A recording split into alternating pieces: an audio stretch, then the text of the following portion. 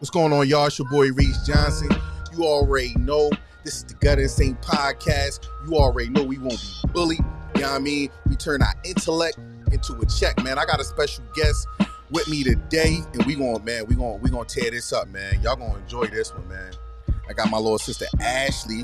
She's a big TikTok creator on TikTok. She's a big creator on TikTok, and she be dropping them gems, man. And she be letting y'all dudes have it. You know what I mean? You had to stand correct when you come to her real rap. I'm gonna bring her up, man. So, introduce yourself to the people, Ash. Dang, I'm not really good at this. It's all good. Hey guys, Ashley, like he said, I built some following on basically talking shit on TikTok, on Instagram. I guess y'all can follow me on both platforms. But yeah, I like the topics about relationships, life. Just growing to be a better person, but toxic along the way. That's really what it be. Yeah. So our tonight's topic is: are you marriage material? Are you a wifey or are you a girlfriend? Are you a wife or are you a girlfriend? And this is something that I needed to hear Ash's opinion on, because there's a lot of discussion going on what man should provide 50-50, man should do this, men should do that, women need to do this, women need to do that. But the conversation is not coming up about whether we should be giving this type of, things to husbands, wives, boyfriends, or girlfriends. Like what it is. Because me personally, I ain't paying no. If I was a single man, I ain't paying no girl bills.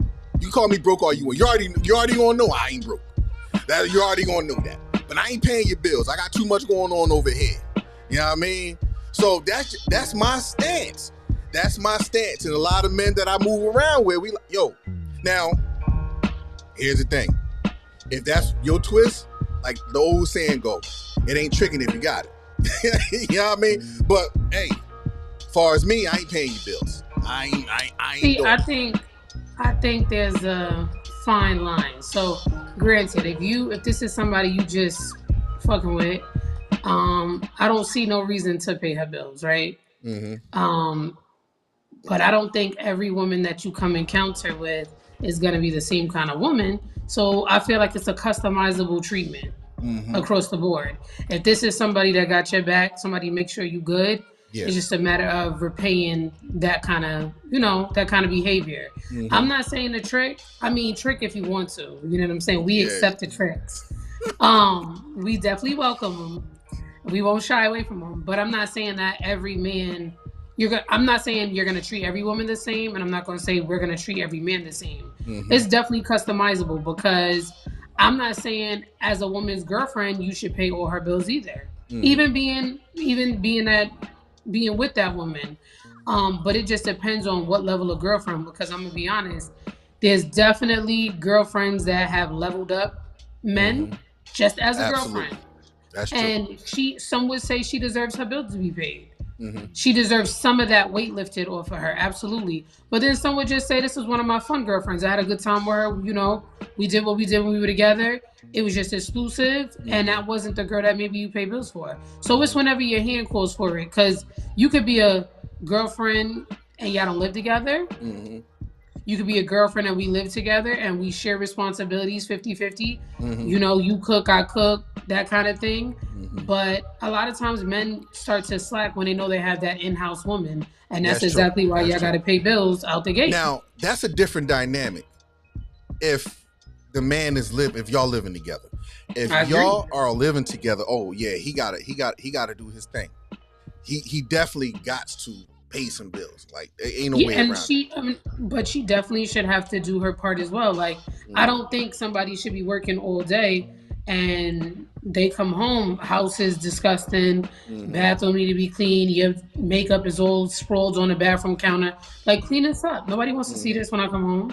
So it's definitely a balance. I think men are so bothered now because it's looking like it's not balanced and it's like a gimme. it's like the dynamic between us is like women are just looking like what they hand out. They just want somebody to take care of them. And you do have women like that. And there are men that will take care of them. But there are men that's going to be like, no, I'm not doing it. But we don't need to argue about it. Yeah. If now, this if is we're what I'm looking for. If we're working towards that in a relationship, right? And that's the goal for us to come together and, and unify. Because like I always tell people, I'm a husband. I'm not a boyfriend material. Our boyfriend and girlfriend situation will be short-lived because I'm thinking ahead. Most rich people that advance is married men. Now, of course, we could talk about some of the celebrities out there, but we know. Yeah, but you can show proven fact. More people want to do business with settled men. Yes. You look more stable. You look more stable. Yes. You look like you're not a high risk. The moment you're a single man, you're a high risk. We know you're gonna we know you're gonna hang out.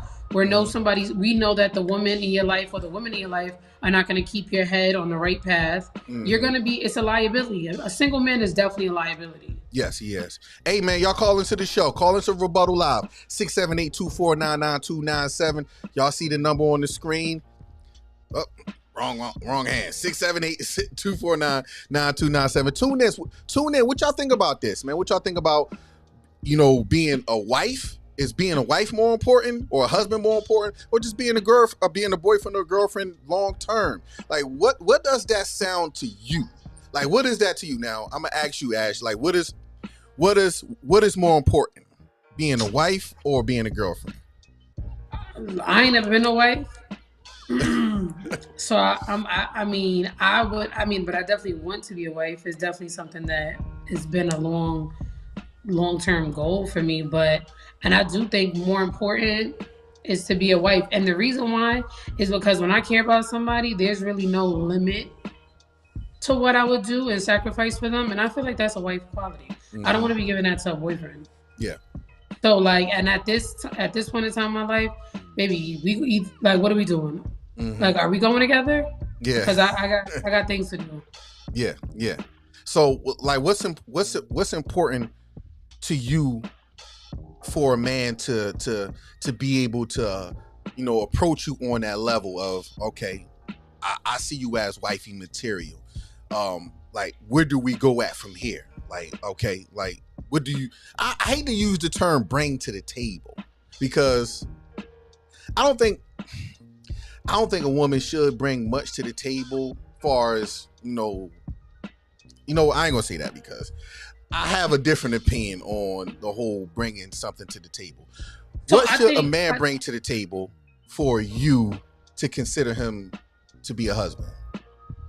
He has to believe in God. He has to be a God-fearing man first and foremost. Because I feel like a lot of our values won't be aligned if you just don't understand and feel like you have a relationship with God. I also feel like I have to have a very I don't want I want a kind and generous man. And people be like, well, that seems like you want a man that's going to give you money. That's not necessarily what I'm talking about, but someone who is giving, who's sacrificial, is very important to me.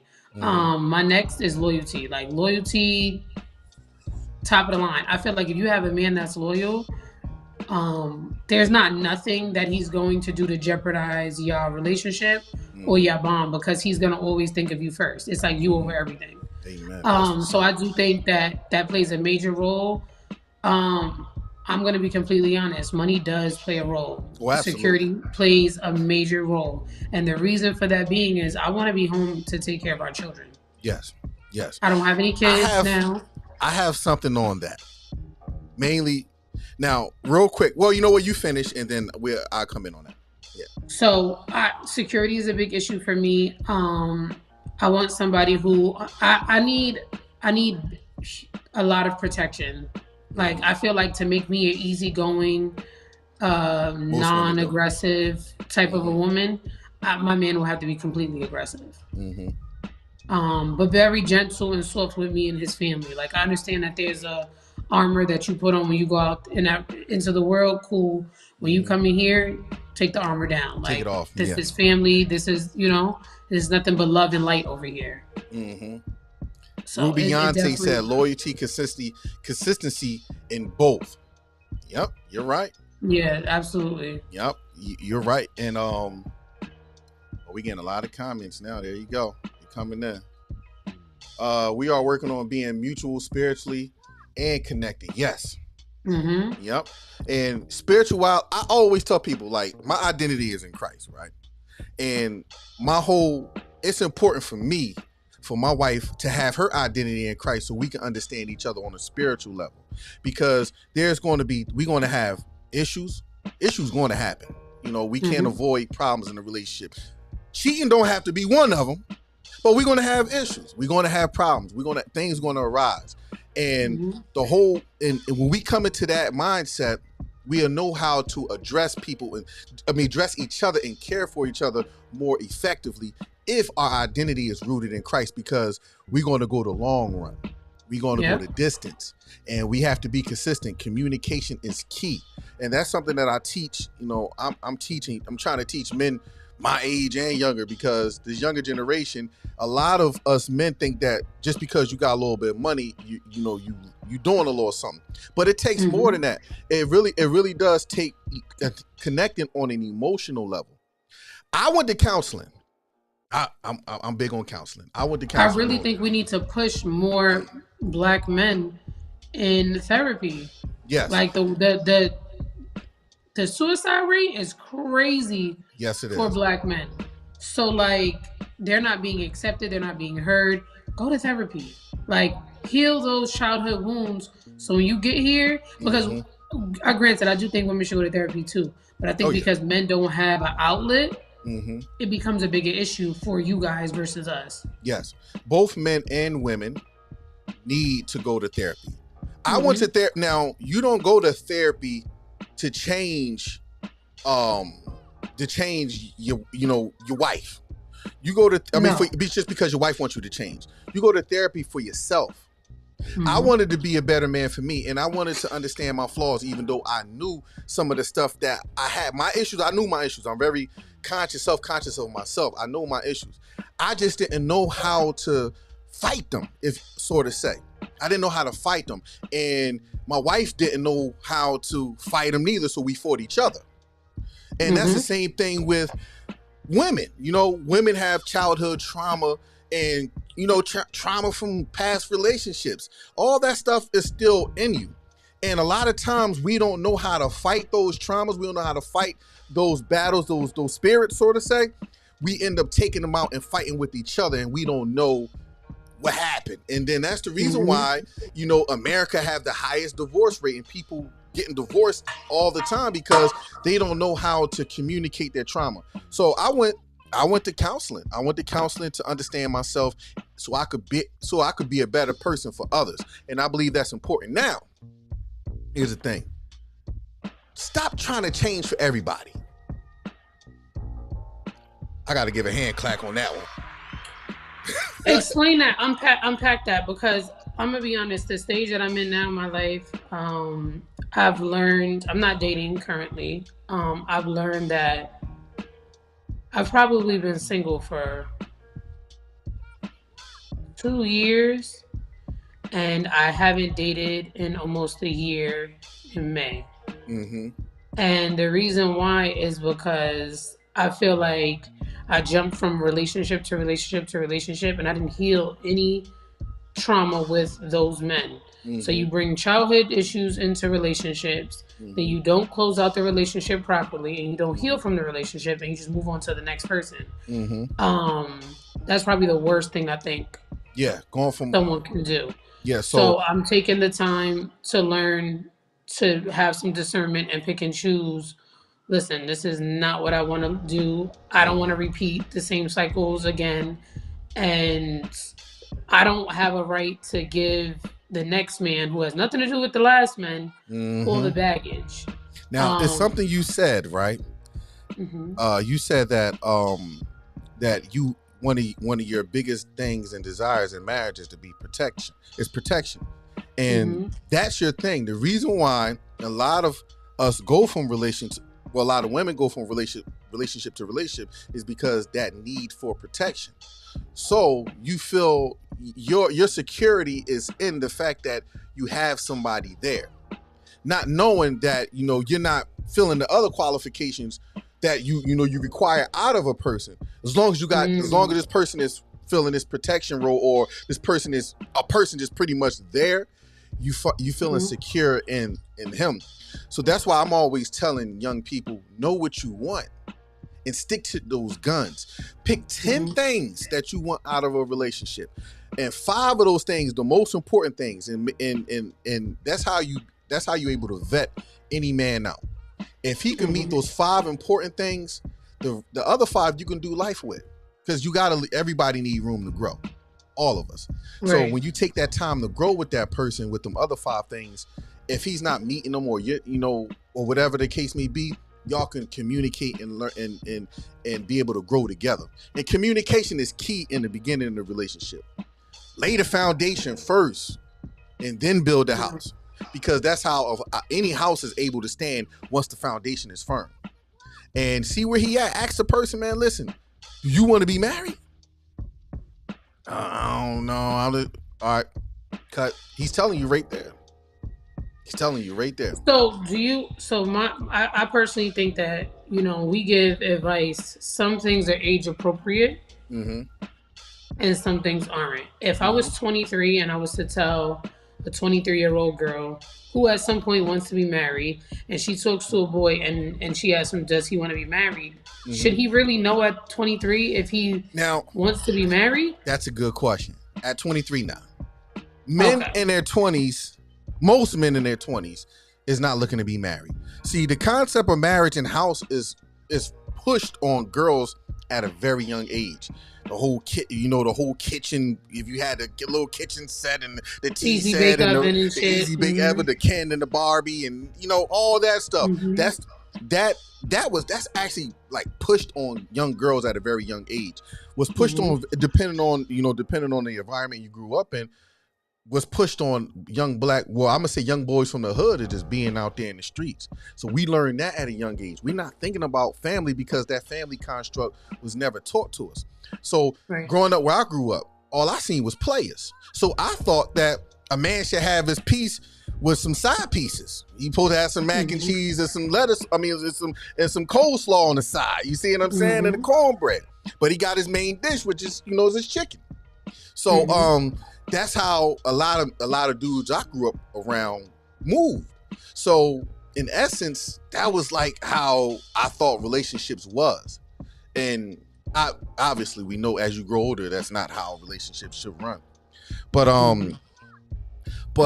if you know what you want and how you want it, and you got to go in those right places to find that type of person. So you might not find that type of person you're looking for in the club. If you want a spiritual man, you got to find a spiritual man where people are spiritual. I have not been in a club.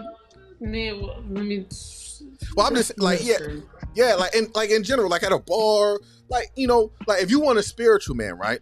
You're gonna find a spiritual man in the spiritual places. If you want a man, but that's another thing that I have a real conflict with, is because I do not want to go to church. Why not? So I grew up in the church. I had private schooling my whole life up until like high school, and it just didn't leave a good taste in my mouth. I didn't have a great experience. I do think there was some benefits to it, absolutely, but I think overall I could have been good without it. I do appreciate how it has built the foundation in my relationship with God, but I definitely don't see me putting my kids in private school. Now this is the caveat, I have such a conflicting feeling about it, is I don't want to go to church. However, when I have children, I want my children raised in church. But how are we going to do that if I don't take them? Yeah, you got to be the leader. So I understand a lot of people have been church hurt, religion hurt, and all the other hurts, right? The thing is, Christ never hurt you. I always tell people that Christ never hurt you. So True. The thing is, we have to get back to Christ. We can open up the church. No, well, I'm gonna say this. It starts with your personal relationship with Christ. I don't push people to church. I push people to Christ, and Christ eventually going to send you to church. And you're gonna have a desire to want to be there. Now, of course, it's important to be a part of the church. I could see that. I could see that. Long term, I could definitely see that. Yeah, and it's important that you will know what church, once you grow and mature in Christ, you will know what church to be a part of. Like I just know. Like, I'm gonna be honest. I probably know how to vet church as well. But my whole thing is that I feel like I put them on such a high standard, being that, and it's probably not a good thing, but I'll put church on such a high standard and such under great scrutiny, just because it's like. As you should. You want to know why? And everybody who's listening, in the book of Revelation, Christ Jesus' address, it was 7 churches. 5 out of those 7 churches Christ had issues with. So it's a good chance that you have a good chance going to a bad church than finding the right church. Like my last experience, I have a very close guy friend, and he's very heavy in the church. And he always invites me to church, of course, and I always find a way to get out of it. And then he was doing like this Christmas special one year, and this was some years back. I want to say like this is like a good like 2015, 16. Last time I went to church. And I went there for the Christmas special, and God has blessed me very well. I'm gonna give my tithes. I'm every time y'all pull that offering cup out, I'm gonna make sure I hit it up, And the pastor seemed like he switched his whole sermon. And I feel like he switched his whole sermon because I was sitting there. Why he started, No, go ahead. I was gonna say, why you say that? Because I'll tell you now, I had on some satin red pants because it's Christmas, a white blouse, and some black heels. I didn't have on anything everything was fitted, of course, but I didn't have anything on that was like ba ba boom. When I stood up, I guess we was doing worship. After that, it became something about, all I remember is this man talking about, it could be the sway of the hips or the nails on the fingertips. And I was just like, you have to be kidding me. And he's looking me dead in my face. Now, this is a single pastor, by the way. I'm not going to say he was a married man, but he was absolutely lusting in the middle of his sermon. And that just turned me off. Like, granted, I know you're a regular man, but you can't hold it together. Yeah. This was not, the subject matter of him starting off the sermon took a turn, a quick right turn into a whole nother subject. And I'm like, Lord Jesus. A man is a man, even if he's in the pulpit. But it's a mighty man. It's a mighty man who fell in the scriptures. Some mighty man. King David fell to a woman, and he even had a husband killed. It happens. Not to say that it should happen, but it happens. Hey, man, y'all tuned into the Rebuttal Live, man. Make sure y'all give us a call if you want to chime in on this topic, 678-249-9297. I got my sister Ash on. She's breaking it down, what it is. Wifey material, girlfriend material. If you have any, thing to say, call in or get inside the, we do got a lot of, send the link. Send me an email. Man. Send me an email. And I'll send you the link. Got some people want to come up and chime in on this. Oh Lord. Yeah. Whenever somebody want to chime in, I'll be like, oh, this where it gets fun. Here you go. But you know what? Like I've been a part of some crazy churches. Well, I ain't gonna say crazy. Churches that hurt me. I've grown in popularity in certain spaces, and certain people put you in certain places when they see you when they know that you in certain places, right? And I got church hurt, but if my identity wasn't rooted in Christ, I'd have like, man, but I understand that Christ is the source of everything I got. I'm gonna be honest though. I have a very, very, very good relationship with God. Like, it's someone I talk to more than I talk to anybody else in this world. It's an all day, every day, Like, I probably talk to God more than a Muslim man does. And, you know, they pray a bunch of times a day. I can guarantee I talk to God more. Like, I spend a lot of time with myself, but I absolutely have a great relationship with God. I hear Him very well. I make very good life decisions. I feel like just basically because I know how to listen. I might not know how to listen to these men. Don't start it. But You I know how to listen to God. You had people on TikTok going crazy last night. You had them going crazy last night. Listen. I'm gonna send you the link. I'm gonna send you the link now, bro. I'm gonna send you the link. Hold on. But yeah, man, if y'all want to come up in the box too, man, send me an email. I'll send you the link. Come up in the box and we can chop it up, man. Or call in at 678-249-9297. That's easy accessible too. Yeah, I mean, you can call in and hit the phone lines, and we can definitely chop this up too, man. Because I think this is a conversation that needs to be talked about, man. Because there's a lot of single people. I know way too many single people. I know way too. Maybe you should matchmake us. You know what? I've known to play matchmaker, but when y'all start having problems, everybody want to call, and I'm like, nah, look, I don't get into people. Nah. Yeah. See, I don't like that. I don't get into people. Oh man, you know what I mean? Yeah. Because it's given. What's the Tyler Perry movie? Where they all went on a trip together. It's given that. Oh yeah. Nah.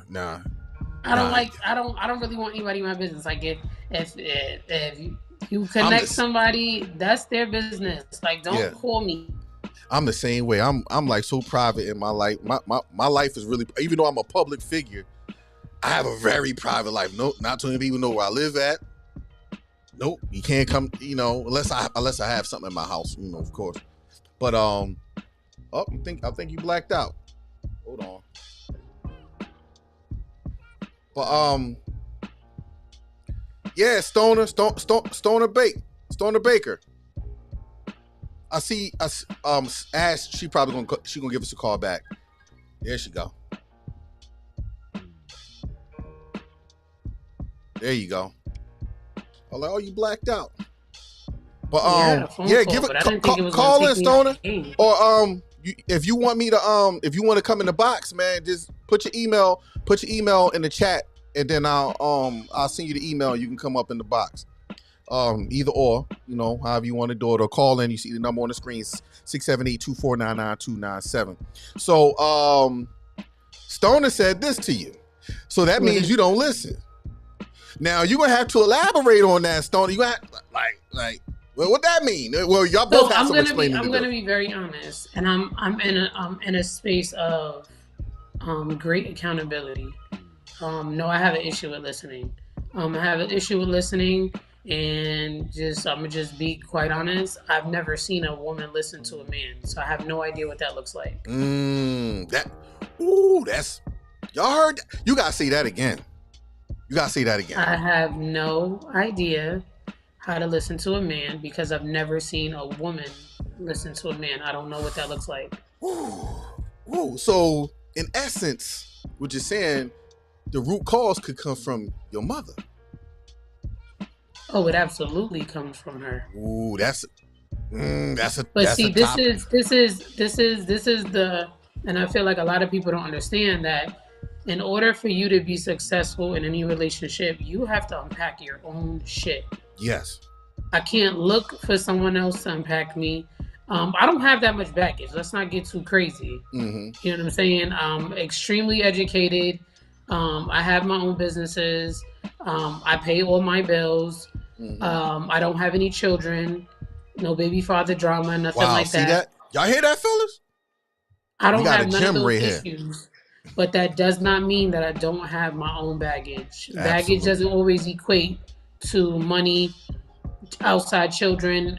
Emotionally, I wouldn't say I'm in the best space to date. So that's why I'm staying single. Mm-hmm. I need to get to a point of what does listening to a man look like? What does trusting a man's judgment look like? I'm going to be honest. I probably would have been better off if men knew how to lead better. It would have been an easier. It would have been an easier transition for me, but I can't put that all on someone else. Hey, because Stone, I still play a role too. If you want to call in, call in. My bad. I'm gonna let you keep going because I didn't get your email. I don't got your email. Put it in the chat. Put it in the chat, and then I get it. But go ahead. My bad.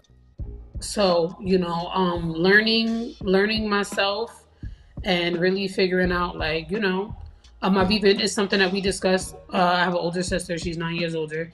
It's something that we discussed. It's something that we now are telling. I have 2 nieces that are young. They're dating. And you need to learn to scale back. If you want to be married, of course, because, everybody doesn't want to be married, or so they claim. I personally feel like women who don't want to be married can't get married or have passed the stage of being an eligible candidate. So now you don't want to get married, which is cool. You could do whatever defense mechanism you got going on. But I'm 33 and I absolutely want to be married. Like, if it's one thing in the world that I know I want to do for sure, it's absolutely get married. But I know that I would have to be in the space to receive said husband. Because being wifey material isn't just cooking, cleaning, taking care of the kids. That has nothing to. That sounds like a mom. Yeah. You know what I'm saying? Being a wife, I need to learn how to support, even if I don't feel like you're making the greatest decisions. And really stay consistent with that support. Because I'll be honest, I can support a man, but the moment it started looking crazy, I'm like, bruh. You want to know what's crazy? I tell people this all the time. For a long time, my wife made way more money than I did. Way more money. And she never held that over me. Never, because my wife is educated. That's a great woman, because I would probably have held that over. Yeah, but here's the thing. Just because I didn't make more money than her, I still made good money. It's just that she had all the levels. She got the education. She got the degrees. I don't have the degrees. The degrees that she had. So we always had a good, made good money. I always made good money. She always made good money, but she made, more money than me early in our relationship. Because, and another thing too, because, she went to school. When she went to school, I pretty much worked and held down the crib. So, and then when she got out of school, of course, she started making some. See, that's a little different. I probably would have relaxed then too, because the simple fact of the matter is I held down the whole front, so you can go get a better education, so that we can swap roles at some point. Because sometimes it's not feasible for the woman to hold it down and the man to go to work. The way life is right now, women are a hot commodity in corporate America. Men are not. Black women are the top hired professionals in any industry. They want us so bad. So even now, if that was the case with a young couple, I would say, like, do the same map out that you had. She let her go to school, you hold down there financially, and then y'all swap. I don't know how, to be honest, because I work in finance, I don't know how that would work these days. Now, my wife and I, we did this in the 90s. So, I mean, not in the 90s, in the early 2000s. I don't know how that will work out these days, because the way inflation is, you almost need a 2-house income. I think it depends on the man, because I'm going to be honest. I'm going to be honest. The men, depending on the man, I'm going to be that's very much so feasible. If a man, I had a ex that currently to this day, if he called me and said that I needed to hand over my bank account to him right now, today, I would hand it over and wouldn't think twice. And that's because of the way he knows how to go get money. It's not only illegal, he knows how to do it every which way you think is possibly to get it done. He can get it done. So, that's very important to me, though. That might not be very important to the next woman. That's very important, dependent, because the way, I don't know how our life is going to look in 10 years. That's but exactly if you know how my that wife... you got a man, if you know that your man can go get a bag, that is absolutely priceless to me. Yep. That's exactly because money goes up and down. Money is definitely going to go up and down. He's not going to always be up. Big bosses take big losses.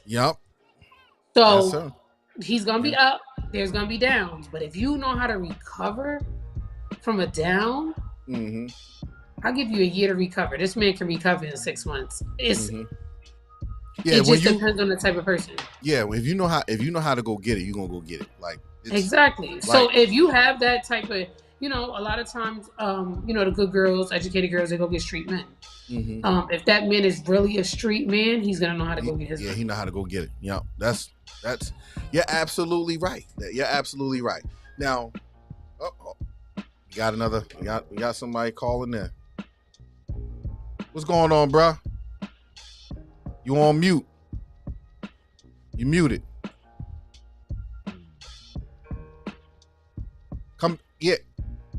Leave out and come back in.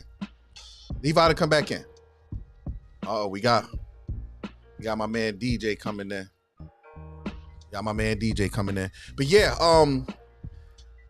it's important, man. It's really important that a man and a woman grow together. I think I really think I'm under the impression, me personally, that like I'm willing to go through anything with a woman.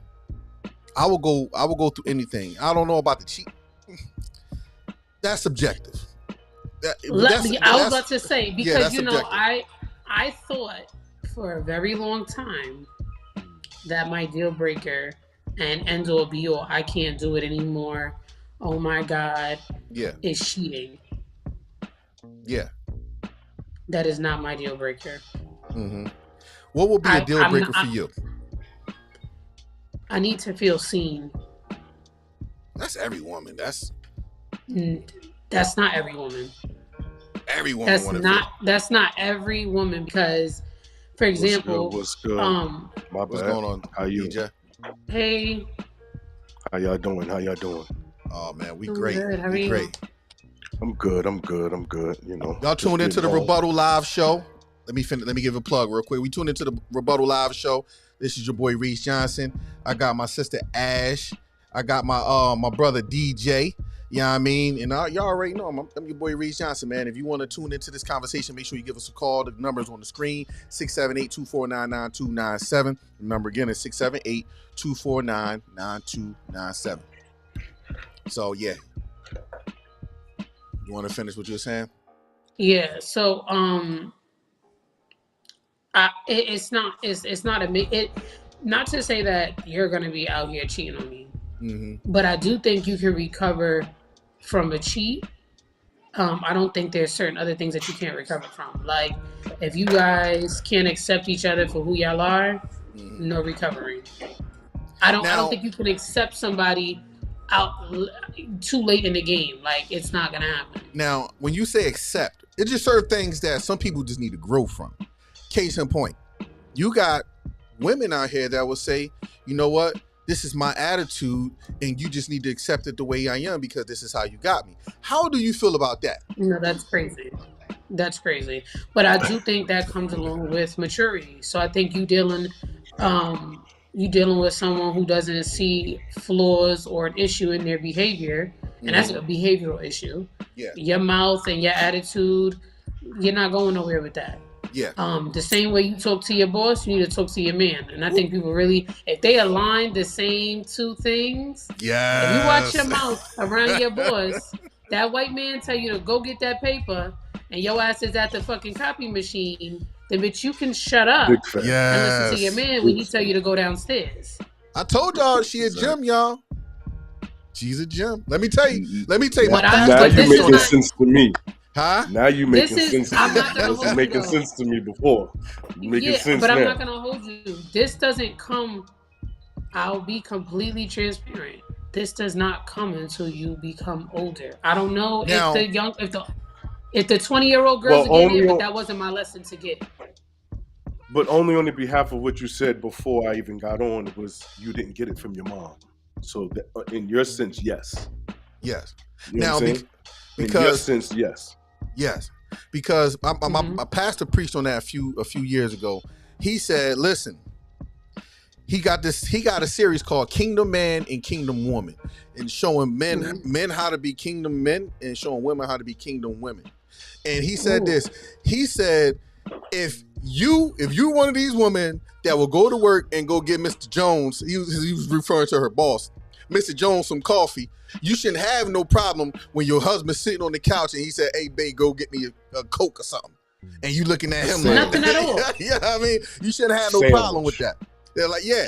So he said, so what's happening is it's a generation of women it's called trauma bonding. So what happens is a woman will go through a hard time in a relationship, and she will build a trauma bond with another woman, and then that woman might not have those issues in her relationship, but because they are bonding, her trauma is being projected onto her. Now she's bringing it into her life. And now subconsciously she almost got that drama in her marriage. And now she's looking at her husband like, well, you ain't take out the trash today. What? Now you're like, what? I think that is a huge issue within women, is that we talk too much to our friends about our relationships. Yes. And this is not to just come at women, because trust me, I comes at the niggas way harder than us because I'm a woman.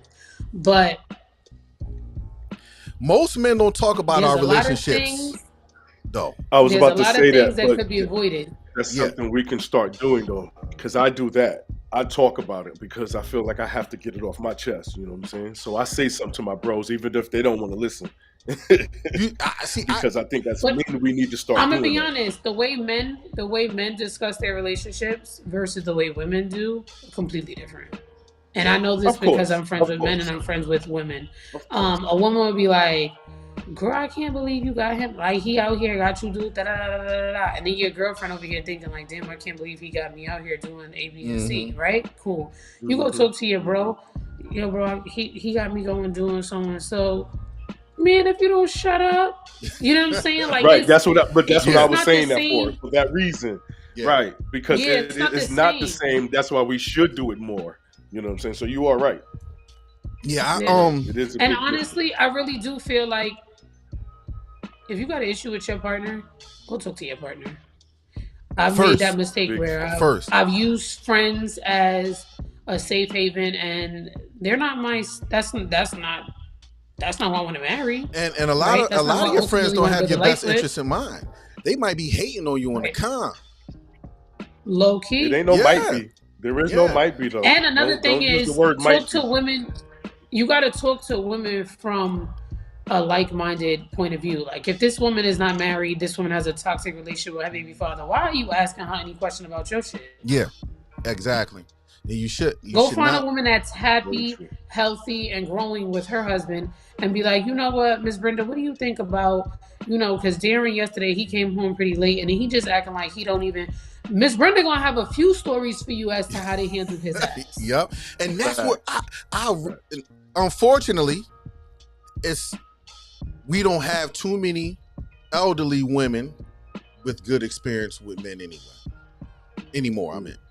That's unfortunate. We got the blind leading blind.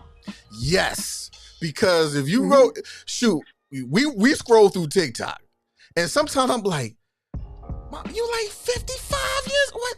You 50? You talking like this, and you 50? I just be scrolling like we so fucking lost as a people. So real quick. I'm gonna just put this out there. I talk to my moms all the time because I feel like that's where we have to start. I talk to my aunt. They don't try to listen to me, but I'm saying it because I have to hit them first because those are the ones who teach me.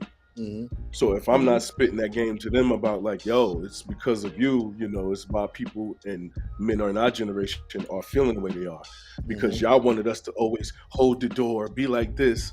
But then when it came for you to show us the love when we got older, you just left us high and dry. Now, so how do you expect the men?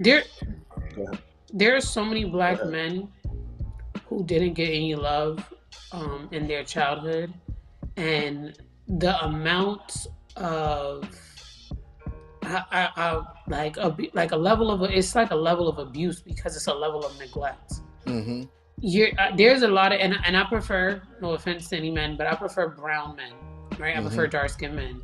And I find that with dating dark-skinned men, there's like some type of chip on their shoulder where they're not told when they were little boys that they were handsome and you're just so great. The way we speak to our kids, women and men, the way we speak to our kids, my self-esteem is great because my mother doesn't even call me by my first name.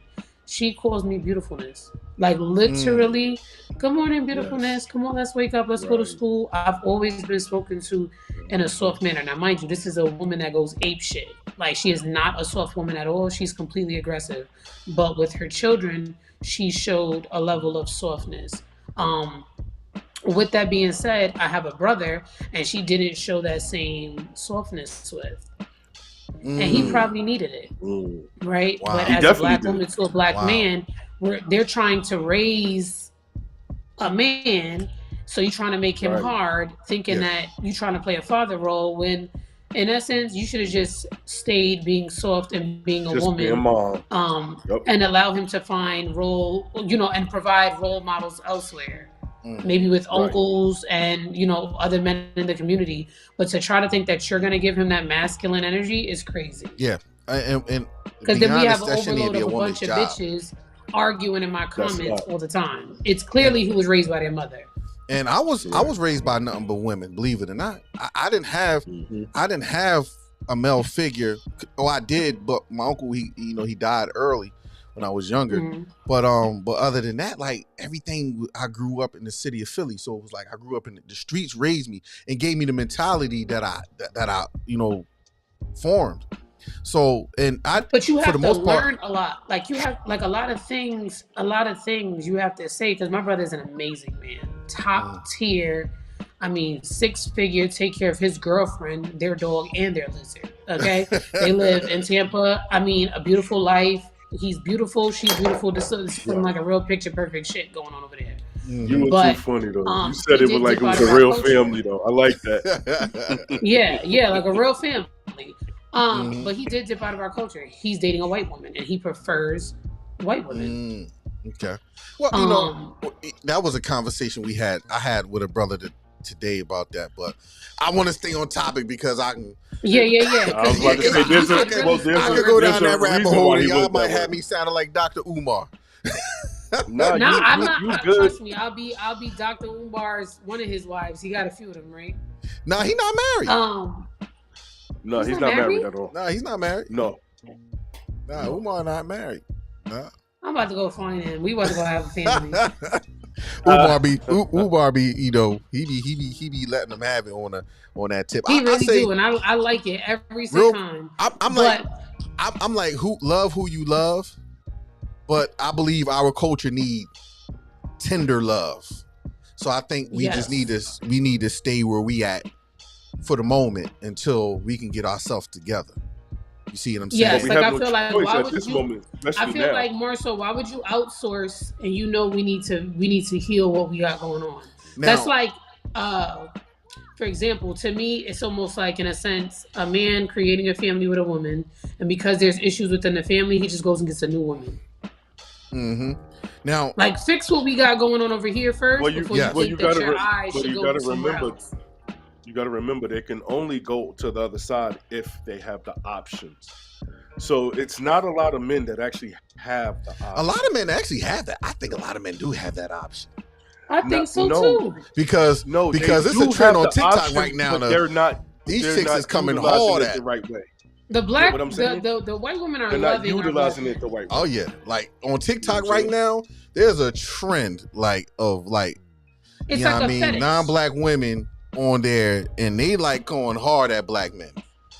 Small, tall, ugly, handsome, all of them. Everybody, every black man. But I'm gonna be honest, they know how, and they've seen it. They see more husband and wife relationship. They know how to shut the fuck up. That's true, but that's still dangerous. Now, I'm just going off the statistics and people that I know personally. Now, this is no shot to a certain community. Don't take this as a shot. I'm only going off I'm about to say something based on my personal experience. I already know where you're going. Yeah, I mean, I got to make that disclosure, because I don't love who you love. But what I'm saying is, I know every black man I know that dated outside his race is divorced. Every last one. Every last one of them. Now, there's a reason for that. Because it start off as a fairy tale, start off beautiful, and we're gonna keep it a bean. A lot of women, non-black women, are very sexual. They will allow you to do pretty much anything that goes on that's supposed to go on in the bedroom. You know what I mean? So do women. So do black women. I need to cut that out. That narrative. Now, wait. I can testify what he's talking about. In the bed is not the case. I have 2 biracial children. That's subjective because I can tell you the truth. Yeah. I already know that. I lived that life. Yeah, I did 8 years with my Caucasian woman. Yeah. Yes, baby. Yes. Let me tell you something. I'm just gonna keep it a bean. Are they a little bit submissive in the bedroom or something? Nah, it's nothing. Can you hear me? Anything goes. Can you hear me? Yeah. I want to make sure you hear me. Hear me. I need to hear. I said yes. Yeah. And to be honest, I'm gonna call my white girlfriends because absolutely. And to be honest, the reason why because it's about what I want. Yeah. Imagine that. Imagine if you gave yourself to a man of what he want. You ain't done that yet. Yep. Yes, I have. No, you didn't. Baby, I ain't never been left and been proposed to. No, you're not. Trust me, it gets done over here. So what happens is, right? Go ahead. We don't want to get a little too spicy. Yeah, be quiet. I got some kids watching. My son's probably watching. Like, Dad, come on. But yeah, I've coming from we talk in the barbershops. Mm-hmm. You know what I mean? We in our man caves when we talk, and we go. Men. That's one thing men like to do. We talk about our war stories, if you know what I mean. We talk about our war stories, and so the men who's been who played in different fields, played on different territories, have pretty much the same. Yeah, you see what I'm saying? But this is what I think it is. I don't think it's actually the actual acts within sex that is better. I think it's the fact of what he's saying is that they're not worried about themselves. They're very much so more pleasing. Yeah, it's not that it's better. It's not that it's better. Nobody's saying it's better. What we're saying is, if you on a playground, right? Let's imagine a playground. We got talking codes. Mm-hmm. I got you, but let me just keep it real simple. All the everything in the park is open and ready to play with. You see what I'm saying? You on the monkey bars, you on the swing, you know what I'm saying? But everything in the park is open for a lot of bitches. Like, let's stop. I mean, that's just find the bitch that got an open playground. That's okay, but can I ask a question real quick? Yeah. So I'm gonna just give off of what. Have you ever did a car ride? Yes. Okay. Yeah. No. Well, hold on. Let me. Okay. I'm just gonna stop right there. But all I'm gonna say is, it has to happen without asking. So that's got it. Okay. So you're saying it's a lot more spontaneous behavior. It's just I don't have to ask for it. Yeah. It's no restrictions. Like that. I don't have to ask for it. So that means at any moment, anytime, I'm going to get pleased because of no one else is going to please me. But now make sure of that. Yeah. So now what happens is a man equates that to, man, you know what? There's something I can settle down with, ignoring the other stuff. And that's where a lot of issues come in. And then what happens is, now we're talking about all this stuff in the beginning stages because subtly all that stuff start dying out. They basically what you're telling me is that them bitches know how to close a deal. They know how to close a deal early in the signing stages. Let me get my notepad out because I'm about to close this. But this is early, but it slowly it start dying out. It only start dying out if the man doesn't hold up to a different stature. So which means you have to grow within that relationship because that's what they're about. Yeah. So they take a man that's down here, but you better start working your way up. And if you don't, it will start changing. I'm not gonna hold you. Y'all gotta be definitely telling the truth because my brother has went from one level to many different levels with his girlfriend, and I love her because of it. And that's why she's still there is because he's leveling. He's leveling up, and she's giving him a reason to want to level up. Yes. So she's fueling him. She's fueling because if most women will understand, Go ahead, brother. Go ahead. Well, if most women will understand that, believe it or not, most men do everything for his lady. Yes. Like real rap. Like just the thought of my wife being happy. And I can give her anything she wants. Outfit. And all I say, look, and I'm like the most easiest person to please because like I don't like I always tell her, don't buy me nothing. I don't need nothing. Like you don't have to worry about if I give you this certain amount of money to go do what you need to do. Don't bring. I ain't asked you to bring me back nothing. I know you is caring, but I really mean it. You see what I'm saying? All I ask is, I think I talked about this last night.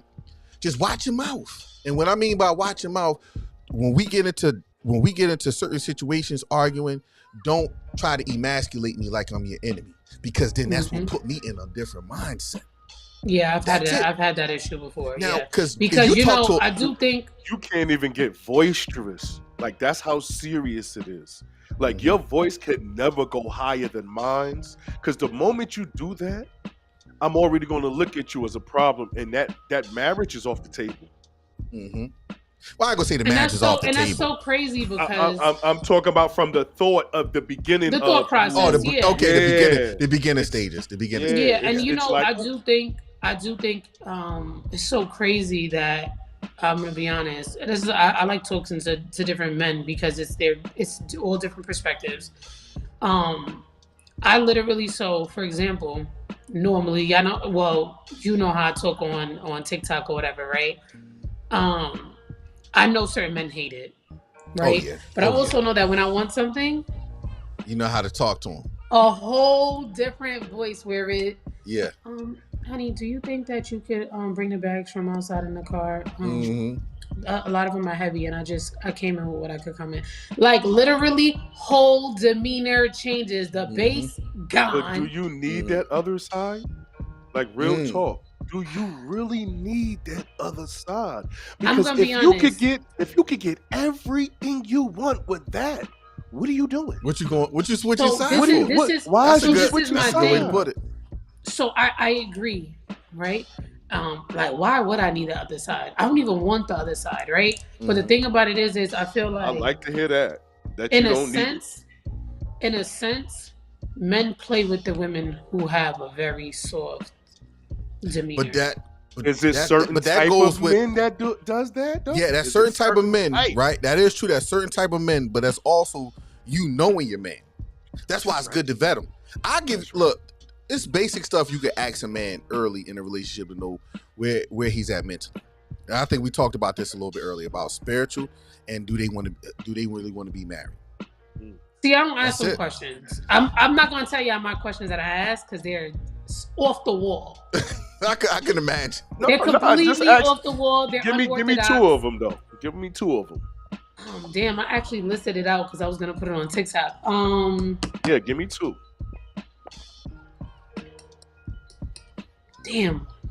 What? Oh my God. I'm trying to give you an unorthodox. Some of them are regular, but they're different. Yeah. I ask a man, does he ask? Yeah, and this is why. It's not of the fact of the matter if you do or you don't, whatever the case is. I ask because, for one, I need to know what kind of levels you put on sex. Now, that's the wrong answer.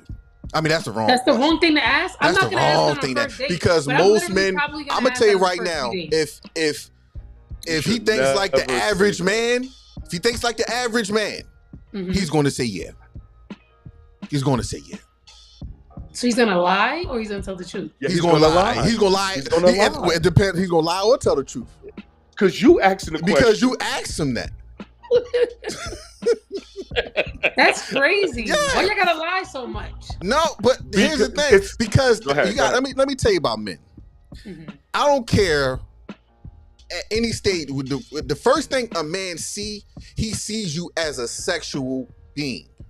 That's it. Cool, I'm cool with that. That don't mean you ever gonna get in the and the fact that you're gonna ask him a question sexual, and that's pretty much what he wanted from 21 Jump Street. Regardless if y'all going on the fourth date, he in his mind he's still trying to get to that point of getting you to the bedroom. Right. So the fact that you ask him, do he do that? That's almost like a home run because it's a guarantee one day. Straight home run. You see what I'm saying? Now, even though you might be thinking, I hear you. I absolutely hear you. But baby, the amount of men that can actually say they've experienced is two totally different things. I I'm understand asking that. for now you can think whatever you want to think, and I would want you to act on however you think it's about to go, because then it really is gonna show me your true colors. I don't need no man that's pressed about some ass that deep. Like, it ain't never that deep. Yeah. Can I ask you a question? But that's it's not deep to. I'm gonna let you go real quick, DJ. Hold on. Yeah. It's not that deep to you, but sex in any man's to any man is a major part in a relationship. Yeah. So like, even though sex is not a big deal to women, to men that's pretty much that's what drives us. I'm gonna keep it a bean. So like, you feel, yeah, I understand most women feel that type. Me as a man, I understand women feel a certain type of way about sex, but it's also important that they know that men feel a certain type of way too, and we often think we're little head than big head. Another question I asked, I just thought about it. Let DJ go real quick, because I know he has something. No, I just wanted to ask you a question. Do you think you ever scared maybe your husband away, your future? Did you ever think that maybe you can have done that already? That you probably scared them away? We talked about that last night. Well, because most women don't get it, that they could have scared them off by something you said or did, and he was right there willing to give you the world, but that moment that he saw... not in that manner. No, not something I did, or not nothing I said. But, no, but you might have not known that, is what I'm saying. You might have not known that. That's what I'm talking about. Like a man that you... Okay. I'm super. The reason why is I'm super analytical. Like, I'm going to analyze every opportunity that I possibly can, any interaction, even if I think about it after the fact. And I don't think I scared someone off from that. I think I checked out prior to it actually being a thing. Mm-hmm. So I wasn't talking about a relationship though. See, you're talking about marriage. I'm talking about somebody you wasn't even in relationship with. Like, you didn't even get into that. That you could have just scared them away just because. Oh, absolutely. Okay. Probably every day. Oh, okay. All right. I just wanted, because a lot of women don't understand that, and it's good that you do understand that.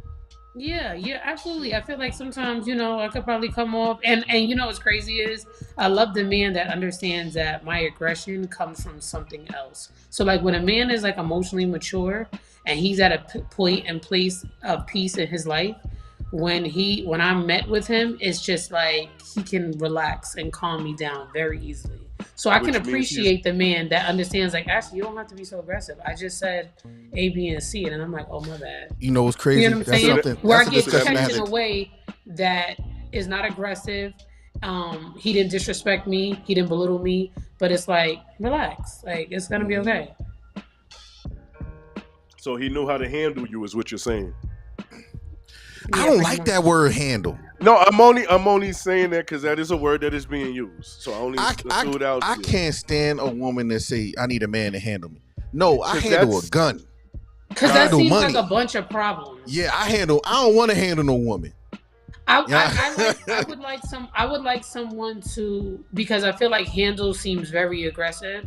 I would like somebody who knows where I'm at maturely, where I'm at emotionally, and just understands that I need a little bit more care than maybe the next person.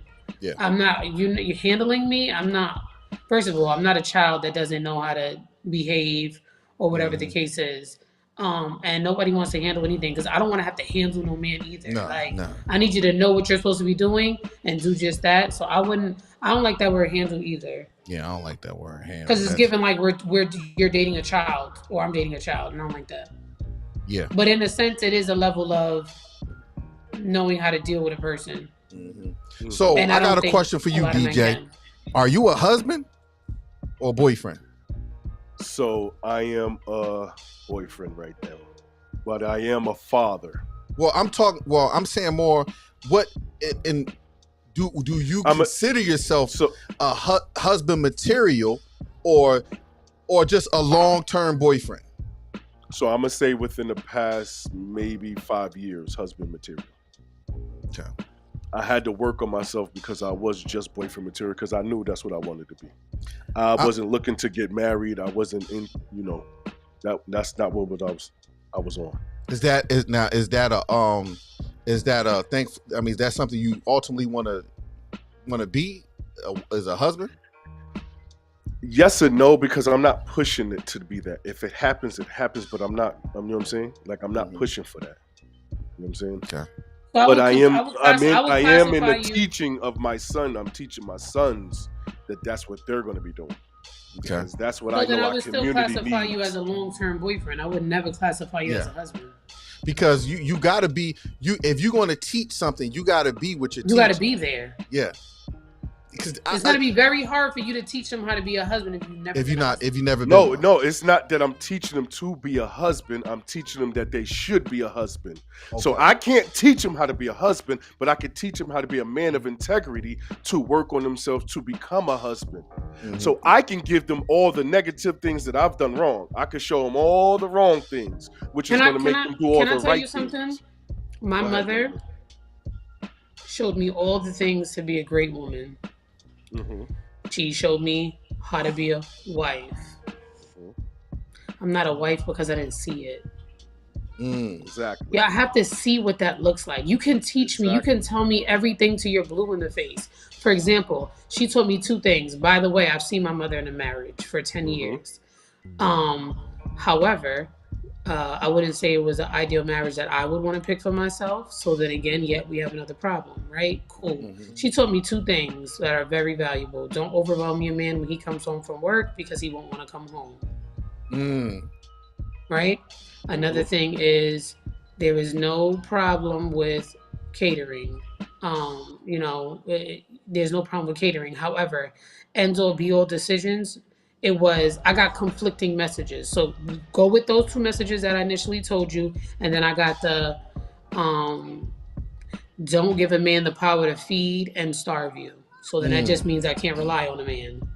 That's tough. Right? Then on top of that, it was, you pay the cost to be the boss. So if you in fact want to be the boss and run shit, you got to pay for it. If he in fact wants to run shit, he has to pay for it. Now, what does that translate to me? If a man is not paying all the bills, now you're not a boss. To be honest, it sounds like a lot of confusion. You can't be the leader to our household. Because I believe a woman should be able to hold it down if her husband was to go down. I agree. If anything was to happen. But I also believe that if you see your husband and you know he's a leader and he's working towards that, that's a man you can submit to. But what does a leader look like? Because I think a lot of times men mismanage a lot of situations. I'm glad you asked that. Which puts us in a state of not feeling very secure in his leadership. Now I'm gonna break it what a leader is. A leader. I was about to say. Go ahead. And then you can pick up. A leader first has to be led. Always remember that. A leader first has to be led. He has to be a great follower. The best leader you ever think of is a great follower. Now, that's first. Is he a great follower or is he a great listener? A great follower of another leader. Not a not a people pleaser. Not a follower of the crowd, but the follower of another leader. So would his counterpart be a leader, or are we talking about following another man? Following another man who's his mentor. Got it. Okay, so mentorship is key for being a great leader. Yes. Okay. And so preferably a man who's spiritual. Now I have a couple great leaders that's been married for long times, and I'm blessed to have those people in my life where I can call them and say, "Hey man, I don't know what I'm doing right here. Can you help me because she's acting like this?" You know what I mean? And they will lead me down. Okay, this is what's going on, and plus they men of God in Christ. So I follow men of God in Christ because Christ provides substance for men and women to understand who they are. So that's why I strategically make sure I follow men who have a spiritual connection to God and Christ because, they have a solid foundation. I know they're not going to lead me the wrong way. That's one. The second thing, he has to have grind. You have to have a grind. You know, like, I got to take care of my family by any means necessary type of mentality. That's very important. What's more important under God? My wife and my family. Because if I'm leading my wife right, she's going to lead my kids right. And I have to make sure she's covered, she's protected, and she's secure. So, and all this stuff men has to do, and it starts with the man. That's why I'm always hard on men.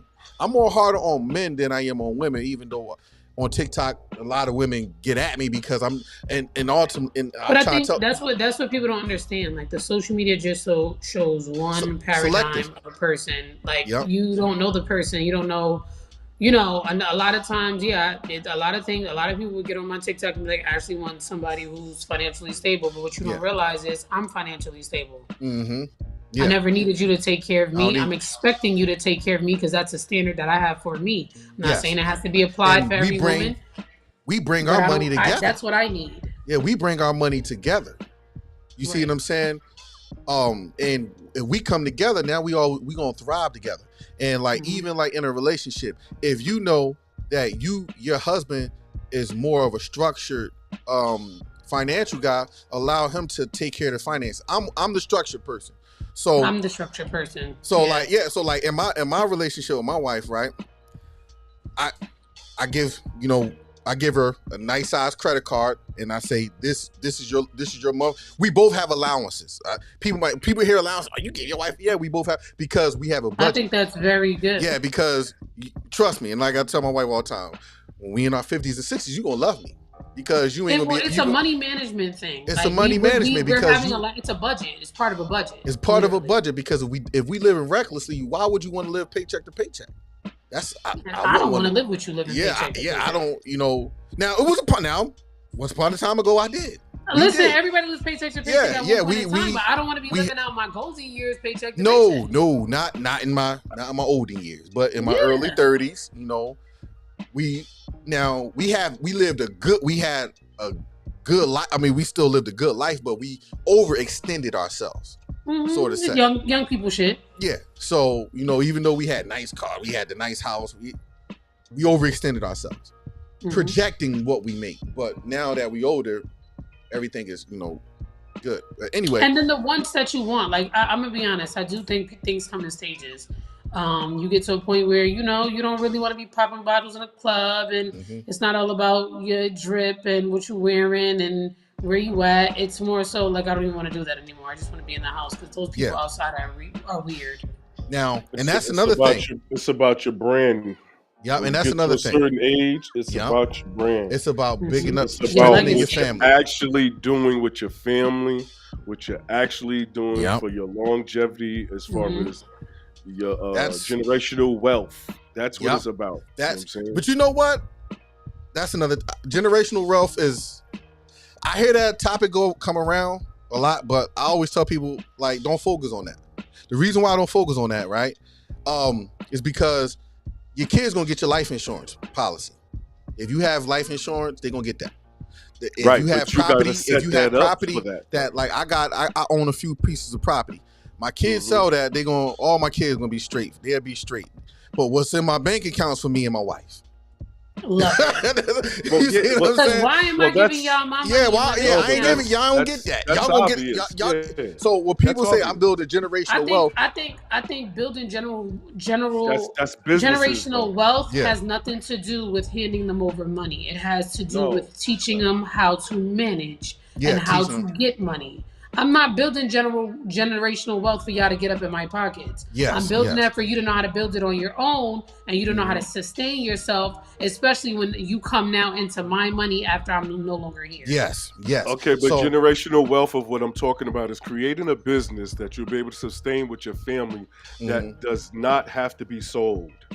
Okay, and that has something to do with as far as how you feed yourself and you clothe yourself. And how you bathe yourself. But you have to understand, every child does not, and the 9 times out of 10, they don't want to follow in their parents' footsteps. Yes. You're going to have a child, people always have the child that goes against the grain. That's not going to stop your business, though. If you understand what I'm saying, even if that child does not perform, that child will get generational wealth from that Well, business that will sustain the family. let me tell you That's why you how have to create something that's going to last. it's And something I that's did what we with keep all my. missing. We just It's want to something I have did an with all my asset, but nothing kids. that's going to generate You can anything. also use an insurance policy to do the same shit. Yeah, you can do the same. You're Yep. supposed to have that. That's too, what I do. young lady. You got to do all of that. I mean, Now, that's now what let me- I'm let- talking me about say- now let me say generational this. wealth, though. That's Let what me I'm say trying this. to get to. I've started businesses that was successful, and I just sold my last business, and I work. I actually got bought out by the company I work for. Now, they gave me an offer. They gave me an offer I couldn't refuse. But let me tell you something I did. I teach my kids, if you're going to be a worker, if you're going to work for somebody, make sure you be the best at it. Now, me personally, when my kids was 18, I gave them the option. If they want to go to college, they can go to college. If not, this is what you're going to do. You can stay home. We got a big enough house for you. You know what I mean? You got your own room, all that stuff. But you got to put up $5,000 to $10,000 a year. And I'm only going to do this as a written agreement. I'm only going to do this till you're 25. Now, you can save $5,000 until, $5,000 a year until you're 25. That's a little over $35,000.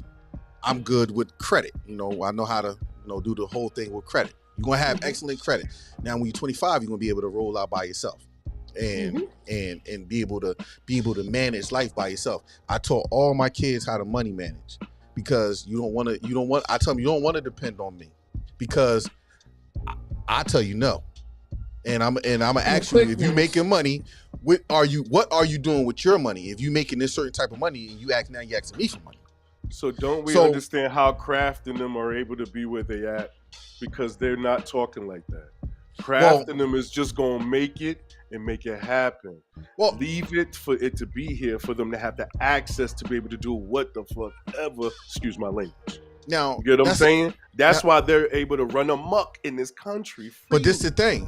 That's the thing. If I'm teaching them, that's why you have to teach them early how to money manage, because the amount of money that my kids will inherit when I'm gone will be a lot of money.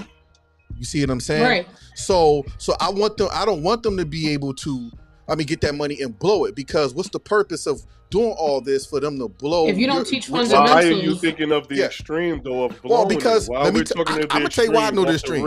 I'm gonna tell you why. Right to the extreme. I'm gonna tell you why the extreme. You ain't gonna blow it, but your kid's gonna blow it. You want to know why? Because most kids who don't have money management and don't have self-control, a lot of them don't want to pick up and do what daddy or mommy did. They don't. A lot of them don't. So they don't have the same tenacity. And they don't have no value, and they don't have no value for their parents either. Yeah, they like, man, look, man, my dad is left. He left us all $500,000, and now we got $500,000. I'm going to buy them. You know what I mean? They going to go crazy. So that's why I teach my kids. But that's why you teach your kids young, or like my son right now. He's 24. He's 24 and got more money than I had in my whole 20s and some of my 30s. And that was just something that he don't have no kids, and he's focused. Just bought him a BMW, and I told him, listen, it's something I always tell. I tell all my sons, you put yourself in a position, women gonna come. Sure is. I don't care how you tell move. My oldest the same thing, 22. Women gonna come. Like, you don't. I don't look. I'm not a flashy person. I'm really not. Yes, I got nice cars. People see the cars I drive. But I'm not a flashy person. You know what I mean? Yeah, it's not a clothing. You're not a clothes guy. Yeah, like, even I can afford this stuff, but I'm like, it don't benefit me to buy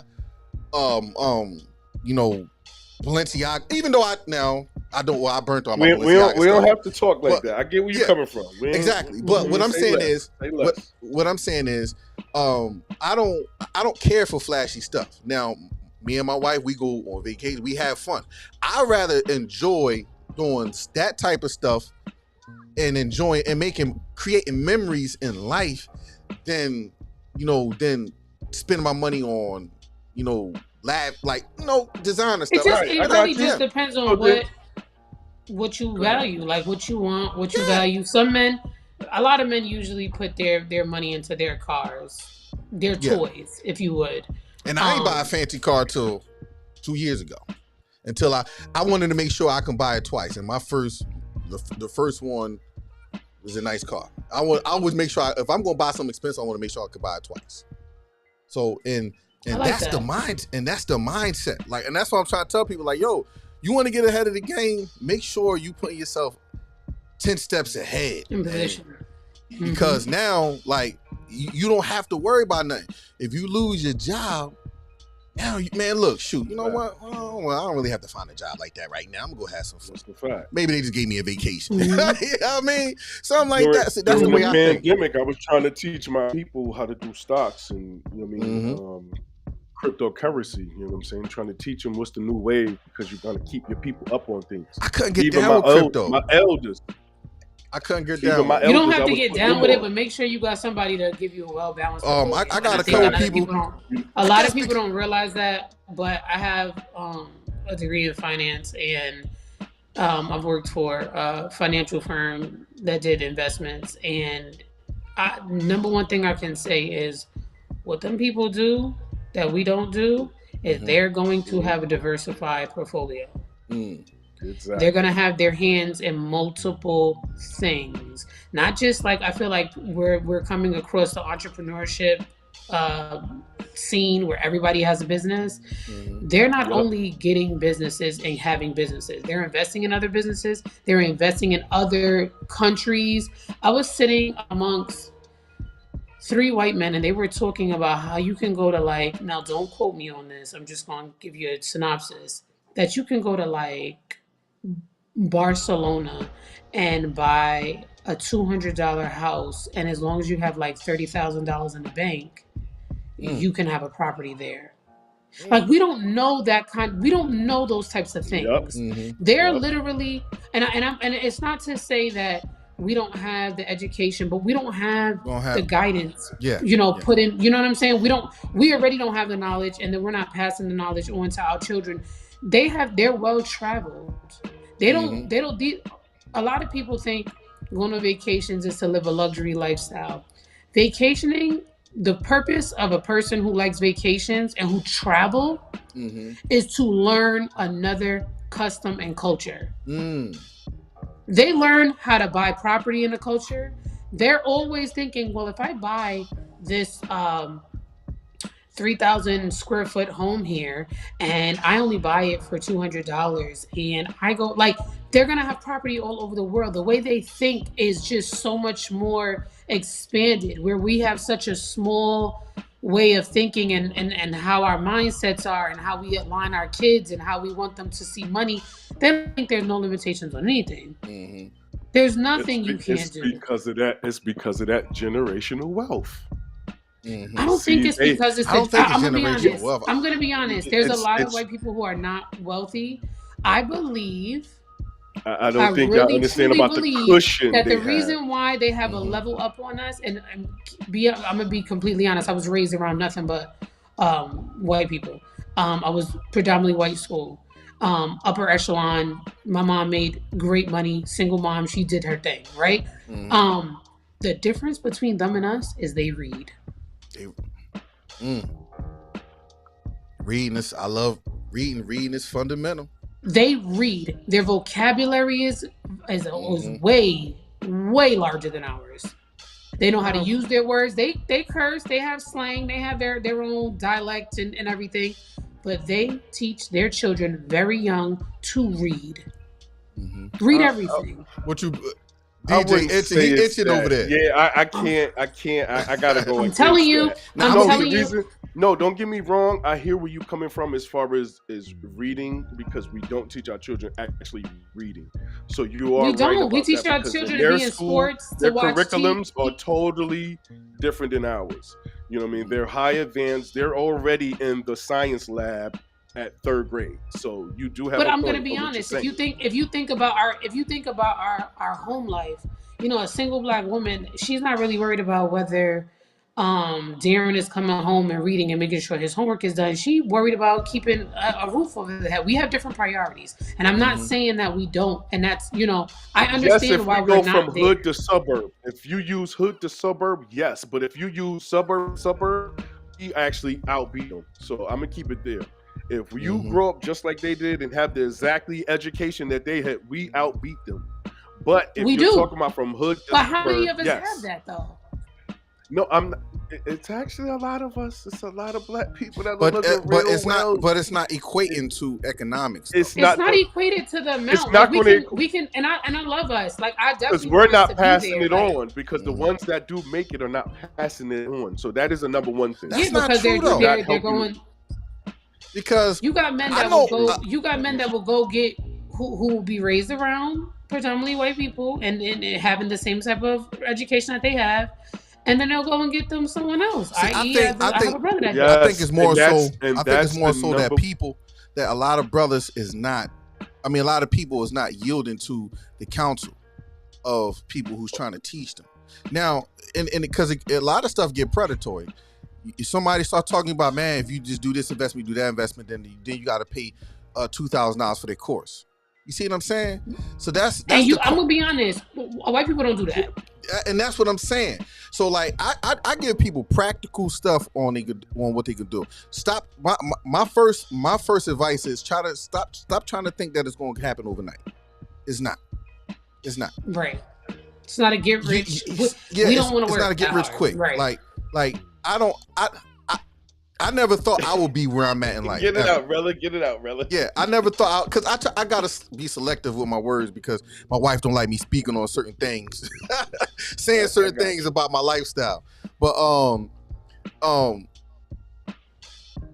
it's a man. I don't want my wife to beat me up, but don't get beat up now. Yeah, I ain't trying to get beat up. But the thing is, fix your credit first, right? Facts. Fix your credit. Understand how credit works. Fix your credit. How about establish your credit? Like, why are you fixing it? How is it already fucked up? Because most people coming from a standpoint is already messed up. It's already messed up. Damn. Yeah. Most people understand how credit works. So, one of the oldest institutions in America history is credit. The barter system. Like for me, for instance, I didn't even establish credit. So I'm sorry to cut you off. I didn't even establish credit. So when I looked at my credit score, it was at 490. Wow. Because you didn't have anything. Yeah, because I didn't have anything. I didn't do anything with it. Like all the way up to 35 years old. Wow. So literally I took it from 490 and skyrocketed to like 720. Wow. Awesome. And then it dropped back down because I neglected it, you know what I mean, let it go. And then, you know what I'm saying, now it's at like 630 now. You know what I'm saying? It's because of being neglect. But I can shoot it back up within 2 years. No problem. Oh, you can get it quicker than that. You can get it quicker than that. You can get it quicker than that. That's true. Hit me up. Hit me up. I can actually do it in 6 months, but I didn't want to say too much. I love helping people when it comes to credit and finances and just doing practical things that you can do. Yeah, like that's the thing. I feel like if we make if you get to a certain point in time in your life, I feel like it's our duty to go give back and go pull back and go. Like I would love where I'm at in my life and I'm still growing, I'm still learning things. I gotta tell a young girl certain things. Like don't do that. Don't do that. Like don't make them please don't do that. Yeah. Don't put yourself in those predicaments. Don't do things. You know what I'm saying? Where do you want to see your life? If there's a goal that you got, where do you see yourself? We have to really go back and get our people. Like there's a lot of I really think there should be more money management classes in high school. Like why is there no credit things and forget somebody having to do it for us. Oh, we should just instill it in our, listen, if you know about it, go what's crazy? The school board and go listen. I want to speak to I want to pull a program together. They need to go get some grants together and go talk to them children about credit. Yeah, they don't teach that. Anybody around you should be listening to you about money management. Don't do that dumb shit. They didn't teach that in our schools. Well, in the schools I went to. They don't teach that in the white schools either, but they're getting taught at home though. Oh. In elementary, they taught us about the stock market, but not in high school. On my 18th birthday, I had a Gold American Express card on my 18th birthday. Wow. But that already goes to show you where my mother was already putting me in position. Yeah. Right? Yep. Everybody don't have that. Yeah, You don't that's even true. you don't even know where to. You don't even. I mean, now I had some learning lessons. I done went on vacation and blew a bag, and she said, "Do you know I have to pay this card at the end of the month? This is not one of the minimum payment bitches. This is a full this is a full cycle shit." Yeah. I said, "Damn, I don't got it, Mom. So I guess you gotta cover it." Oh, she But covered it. I didn't have it. Yeah. But it was a learning lesson that I had at 19. Mm-hmm. And I had somebody to back me. I had somebody to support me. I had somebody to have my back. Yeah, see, you had a support system, and a lot of black people don't have. So when I made system. that big ass, I think it was about a $4,000 credit card. I'm gonna be honest. Wow. The credit card limit, I didn't max it, but that's what I spent on a vacation. I was there for like a week. I was enjoying myself. Mm. And she had to pay that in full. Like, baby girl, you don't have to go into my savings to pull that out. Yeah. To cover this. Don't do this again. Now that's what I did with all my kids. I put all my kids on all my credit cards. I got pretty much I made them authorized users. Yeah, I made them AU trade authorized users and built their credit. You know, they got so when they go out to the world, they'll be able to do what they need to do. And I always tell people you could start at 16 and put your kids on there. You legit. I don't give them a card. I think people don't know that. Like, but I will say, I love, like, this is why I love TikTok. I'm on TikTok more than any other social network. Yeah, I love TikTok because anything you want to know, you're gonna find. They're gonna give you a whole bullet fucking point, like a whole spiel right on the screen. And I'm over here like, hold on, let me make sure I do that today. Let me make sure I call this number because I want to get this.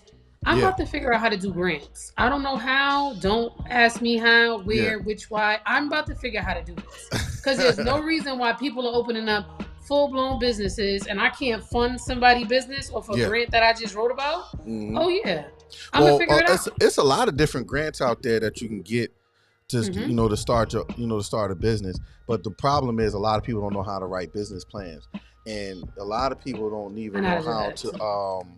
They don't know how to articulate what they want to do.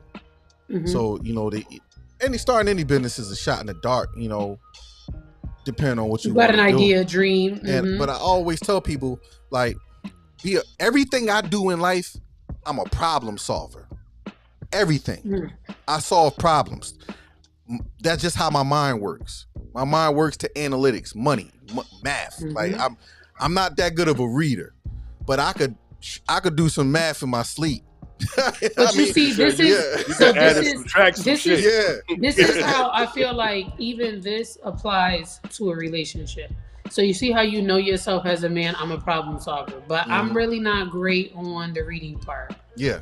You get with a reader, and I'm sure your wife is a reader. She's educated. Now, I am a reader, though. That's the thing. I'm a reader. I love to read. Well, I'm talking about, like, far as, like, I can read, but I'm not saying you got a third grade reader level. I ain't say that. If it's something big, then my mind, like, it's probably just. He's not joining the book club, is what he's saying. Yeah, I'm not joining the reading book club, even though I am a part of one. of a book club. Now we read some financial books. I got some dope financial books. I always get people not readers. That's your reading book club. I feel like a reading club. I mean, I don't think I would want to join that. Well, ours is a bunch of men. It's not given. I would definitely join that. That is a man. It's a bunch of. Maybe it's a man thing. Yeah, it's now the reason why I did it. I joined it because of the men that that lack understanding of simple stuff that we can do just to get the ball rolling into financial liberation. Like I told people, like, I bought my first piece of property when I was 20 and sold it. I made some decent money and I got addicted to it. Right, I bought a piece of property here in Georgia and sat on it for a little bit, and then when I found out how much money it was worth, I was like, "What? How much it accumulated?" I couldn't believe it. I'm like, how? You see what I'm saying? Like, it's certain things, and I always tell people, look, the first thing to do, all people that invest, the first thing they do is buy property, because that's a sustainable income. If you was not sustainable income, a sustainable asset. So, like, if you was to fall on hard times, you can either sell it or take a HELOC out. You could pull out a mortgage. Refinance. No, well, you don't want to refinance because You don't want to refinance refinance. change your APR rate.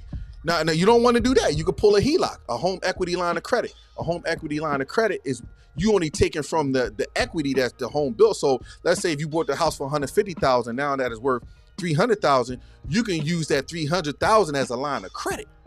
So you say that is again? And that's it's essentially you have a called? credit card. It's called a say HELOC. That again. It's called a HELOC. Home equity line of credit. Thank you. See, look, I'm giving y'all Jim. Now, just imagine if this what they do. I love shit like this. Yeah, thank you, my brother. I appreciate you. I run with a whole team of wealthy people, and they give me all the gems. They like, and that's why I'm always passing. That's why I'm on here, King. That's why I'm on here. We gonna talk. So right, I'm over here learning about husbands, money. Yeah, listen, y'all gonna get me geared up. I'm gonna be the best wife ever. Oh yeah, you gonna be ready. Then when you get your husband, you gonna be like, man, you send him my way. I'm a vetting. And like, all right, you know what? I got him. I get in his head and boom. Mm-hmm. You know HELOC, right? Y'all just call it HELOC, home equity line of credit.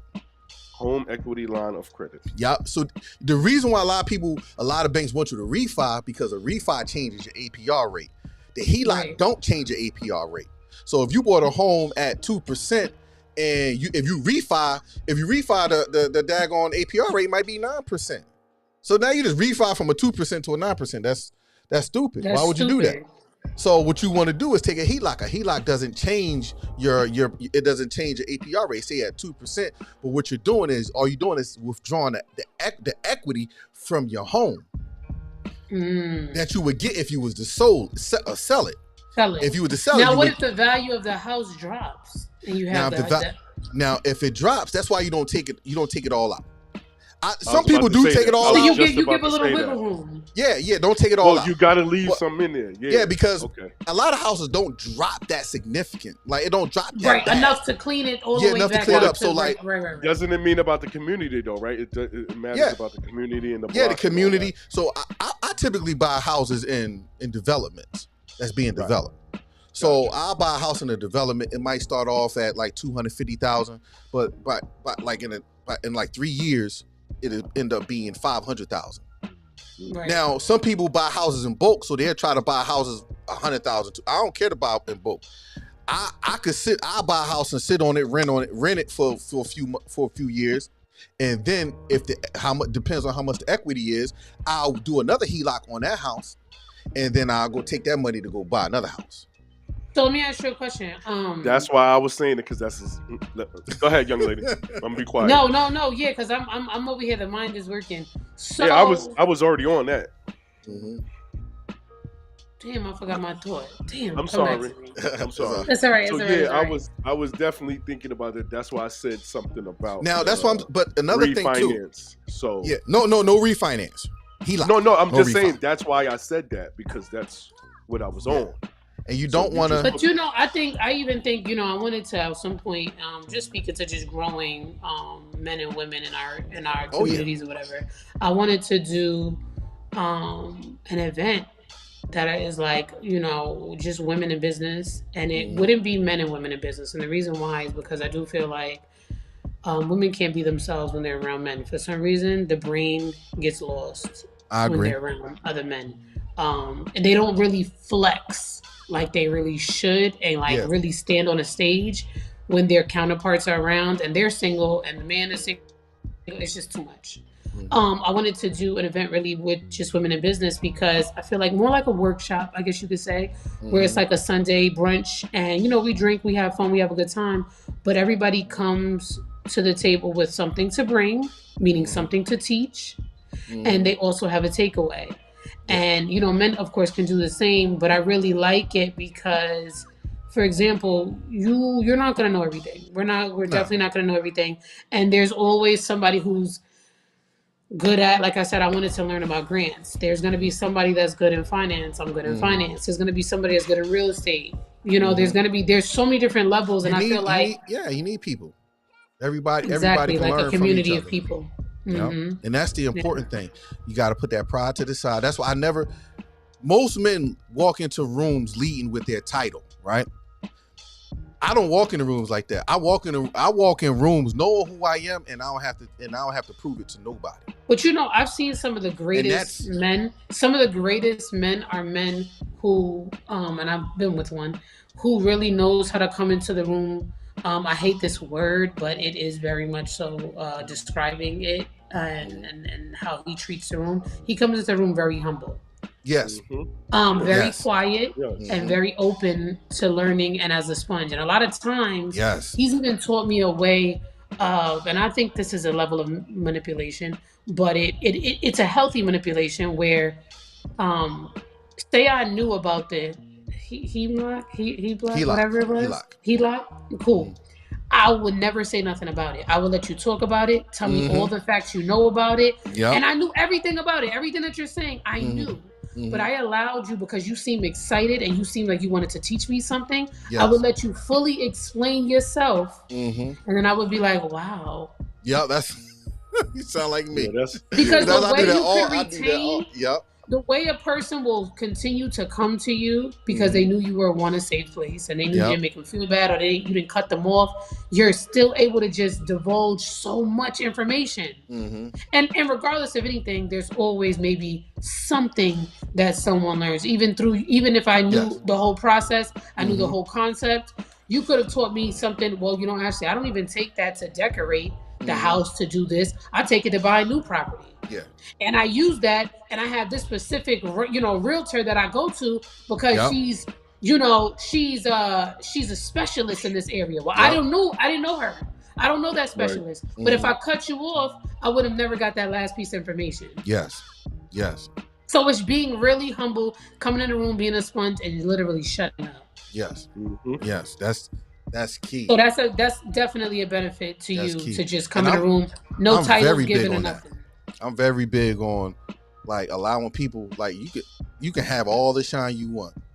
You can have it. You can if you want to be the boss, you can be the boss. As long as my mindset, as long as my check right.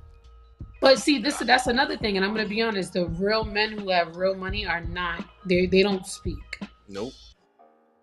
All the men that are very loud in the room, that's just never been my kind of man either. I'm gonna go find a little quiet one in the corner. And why is he so fucking quiet? And I was about to say that I like to be the boss without you. Like what he got going on over there in that brain of his? I know he think about some money. I'm about to go over there and find it out. Yo, and I could tell you by the time think about some money. I was at an event. He might be thinking about robbing you. It's a lot of different ways that man can be quiet, but it's usually about some money. Yeah. That's he said think about robbing. He ain't gonna be in the spaces I'm at, because I ain't look. So as I see somebody shady, I'm that's gone. That's now. But back in the day, you might have been in the spot that they was looking to rob. Yeah. So I used to do events, and when I did the events, I used to act like I wasn't running it. I just act like I was the host. Yep. And no one knew I was running, and that's how you got to be. Yep. What city you from, DJ? NYC. Oh, you want? Oh, okay. You in New York? Where? Don't smile now. I'm in Harlem. Okay. Harlem, USA. Yeah, you already know. You from New York? I'm from New York. You could tell she's from New York. You hear that New York accent? Tell. She sounds like she's from the Bronx. I am from the Bronx. Exactly. I can tell. That's funny. We all East Coasterins. Yeah, honestly, I'm gonna be honest. I hate Atlanta because I don't like Atlanta men. Yeah, Atlanta is. I just can't do it. I cannot do it. I would not. If I was a single man, I would not date in Atlanta. The men and the women. It's so much more beneficial to you guys. Nah, the men and the women is not. Yeah, it's it'd be beneficial if I was a dog. I'm not. I'm not that type of dude. Is not. Yeah, I'm not but that. I know so many good quality women though. I just feel like it might be harder to find us because we in a house. Let me tell you something. Yeah, you might be in the crib, but it's man. You gotta catch me. I mean, you might have to catch me at Publix. What part of town? Well, what part of town you live in? Well, not surrounding area. You know I'm gonna be in the city. Oh, you in the city? Yeah, see. Of course. I'm up in Alpharetta, so I'm up. Oh yeah. No. Now, mind you, let me tell you, I've been in Alpharetta. So you know how y'all had that little Christmas tree lighting? Yeah. Oh. Y'all got money up there. Don't think I don't know that's where the man with money is at. Because that's where the real cash at. Hey.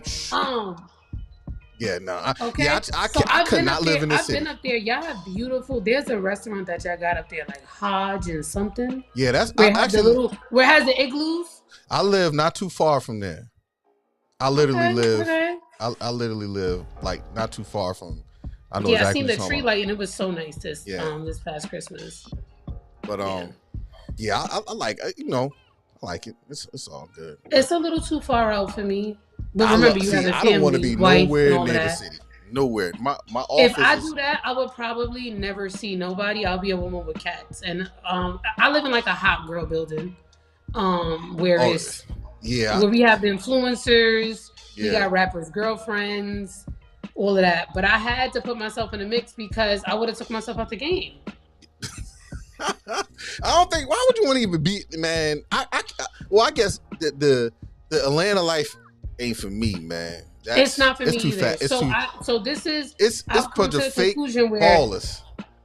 I played the wife role for what 25 to 31, and not that I thought there was more out there. That's not what I thought. It's just that I just knew that I wasn't completely satisfied. And I am 33 now, and I should have stayed my ass right there because this is fucking retarded. I was about to say completely satisfied in what way? I was just about to ask that question. Do you see yourself moving back to New York? Yes. Can I ask you a question? Did you hear me before? What did you not find satisfying though? Like what? I've learned that I'm a person that's very hard to please. So that's so you can't please you at all then. It doesn't matter what a man does. You're not pleased at all, no matter how. I've had it all. I'm gonna be honest. I've had it all. I've had the house. Yeah. I've had the house. I've had the car. I've had the kids. I've had the dogs. I've had this come home, gifts on the bed. I had a good man. I'm not gonna say I have a good man. She her standards is you what you got to do, Ash? What? You have to humble yourself. Yeah, I'm in a humbling era right now. Not too much, because from your mouth to God's ears, and He is whipping my ass. So please. Oh, okay. That's real. But you know what? No, that's not. It could be a good thing. It only could be a good thing if you're yielding to the correction. I am. So as long as the yielding process, because anytime God corrects us is always for our good. But discipline never not hurt. It hurts. Oh my! But the test is going to be the man. But my whole thing is, I'm very intuitive and I'm very analytical. So I feel like it's hurting me way more than it would hurt the average person. Like literally, I feel like every day I'm waking up to fight. And it's not like an aggressive fight, but it's like adjusting things, adjusting the way I speak to people, adjusting the way I handle situations, adjusting the way I think. Like literally, that's like I'm going through like a major transformation.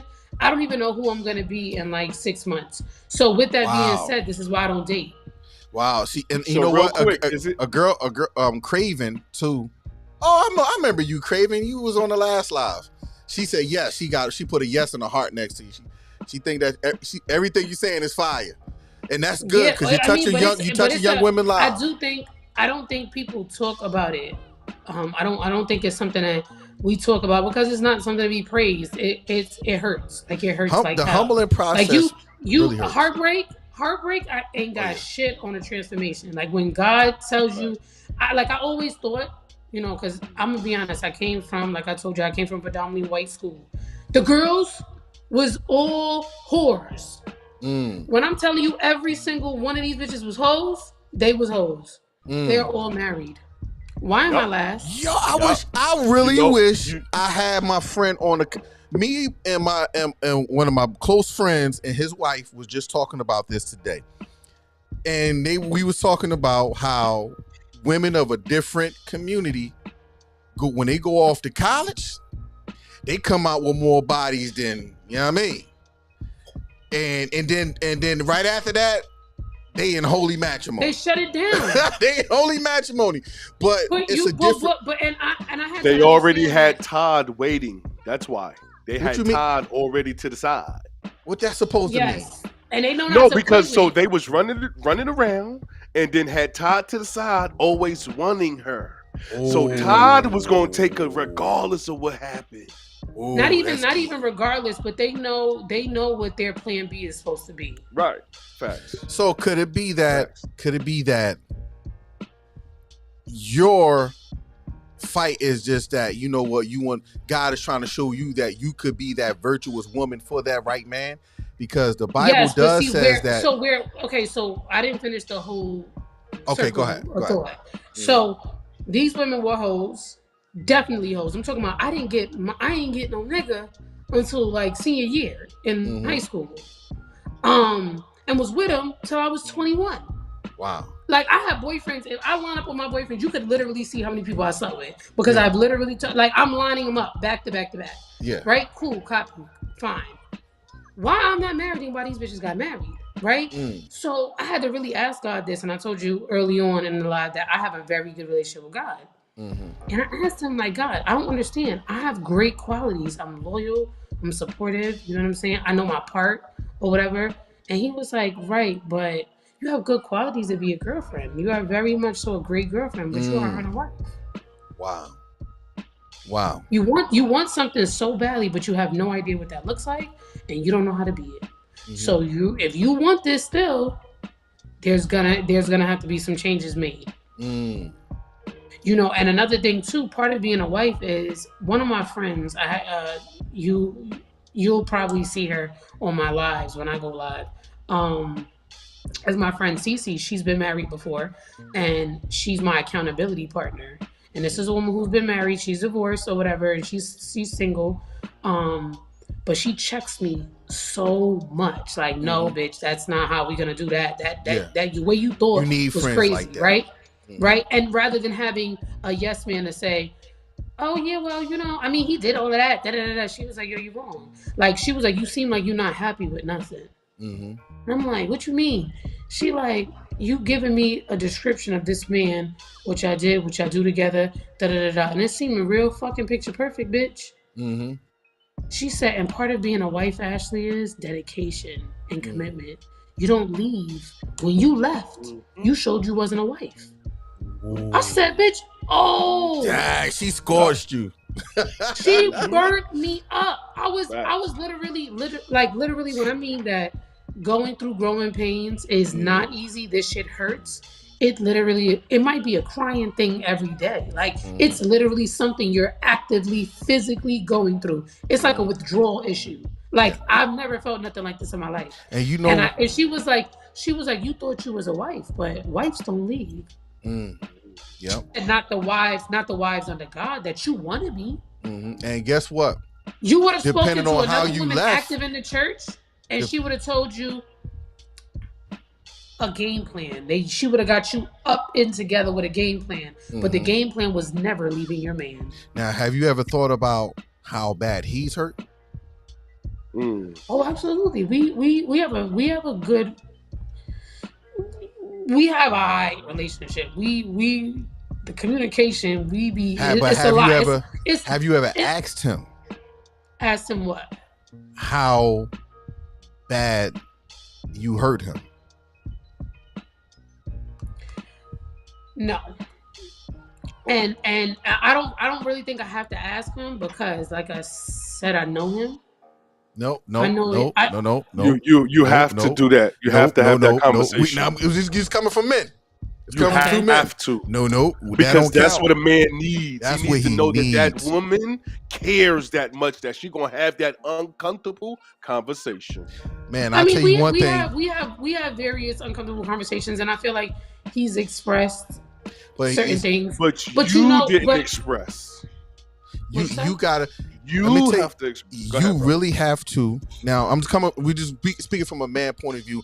If you feel like that relationship is worth fighting for, if you feel like that. If you don't, then let it be. If it is, but I also feel like you also need two people to fight, and I don't think I'm not really in a. That's not true. No, that's not true. That is not. What? That is Y'all don't not think true. two people Yes, fight? this No, is you coming don't. from two men. If two people fighting, then y'all tussling.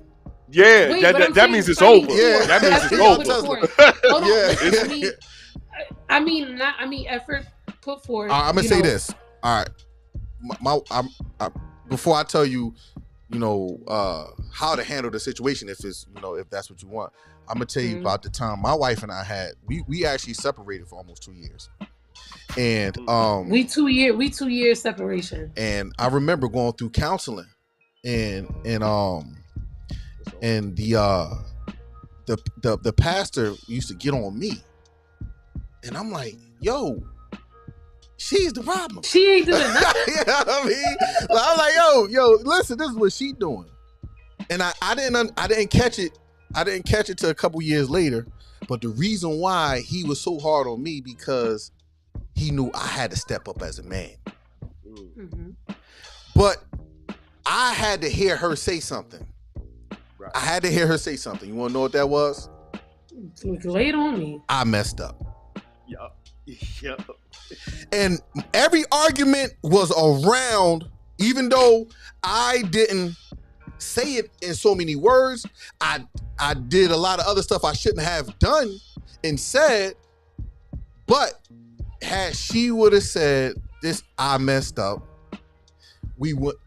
that would have eliminated a lot of stuff, a lot of dumb arguments, a lot of marriage counseling and all that stuff.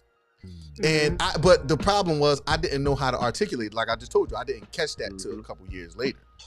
Mm-hmm. And then, but by the grace of God, one day she told me that, and it was like I felt like Superman again, because she was the only one that had my kryptonite. Only one. She was the only one that could break me down to my knees. Other than God. I think I have that. I think I have that capability with that partner. When she told me that,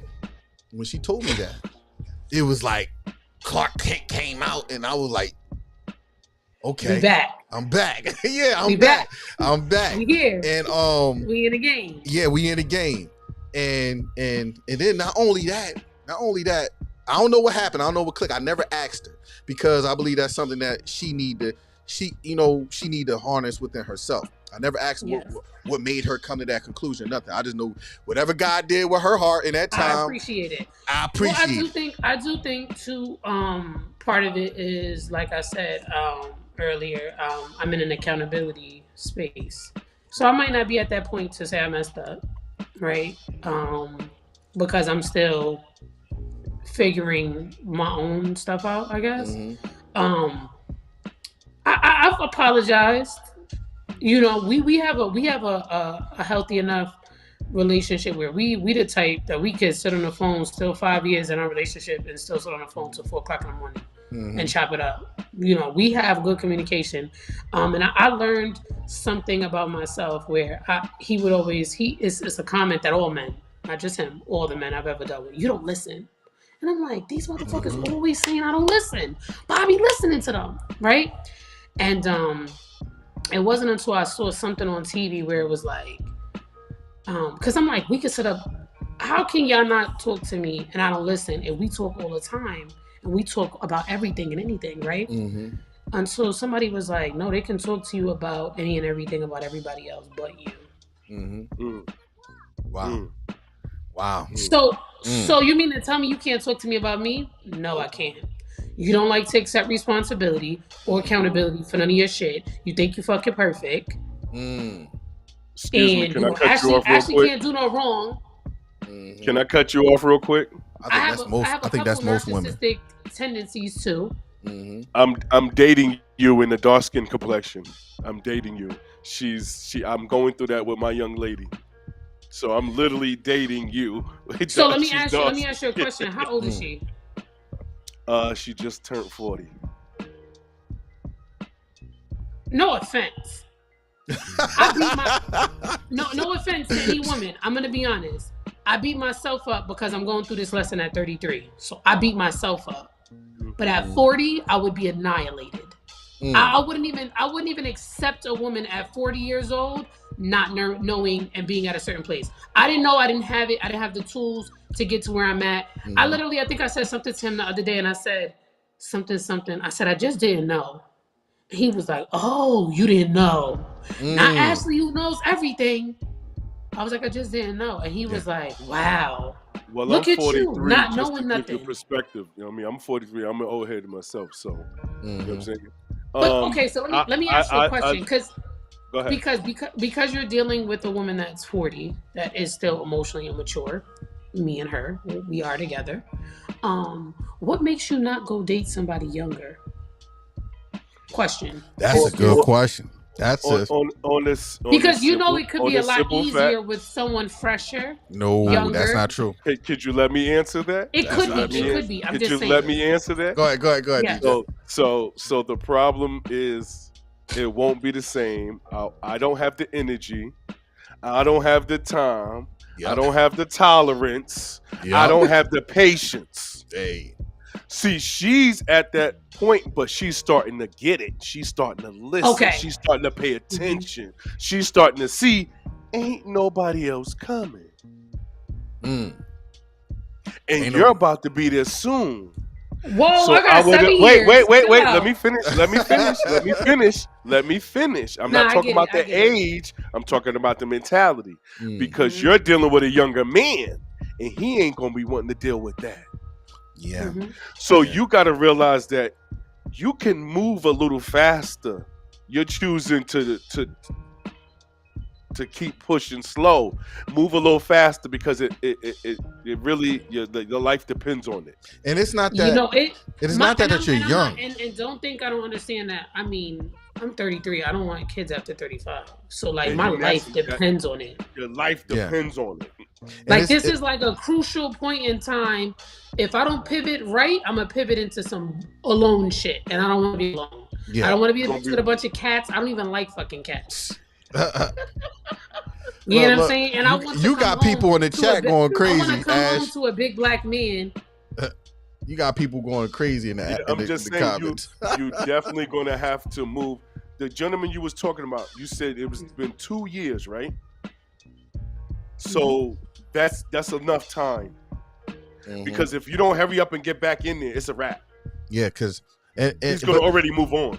Yeah, because who's to necessarily say that? But who's to necessarily? So okay, my whole thing is, but who's to necessarily say even after the 2 years? Because Reese, you mentioned it was 2 years that y'all was not broken up.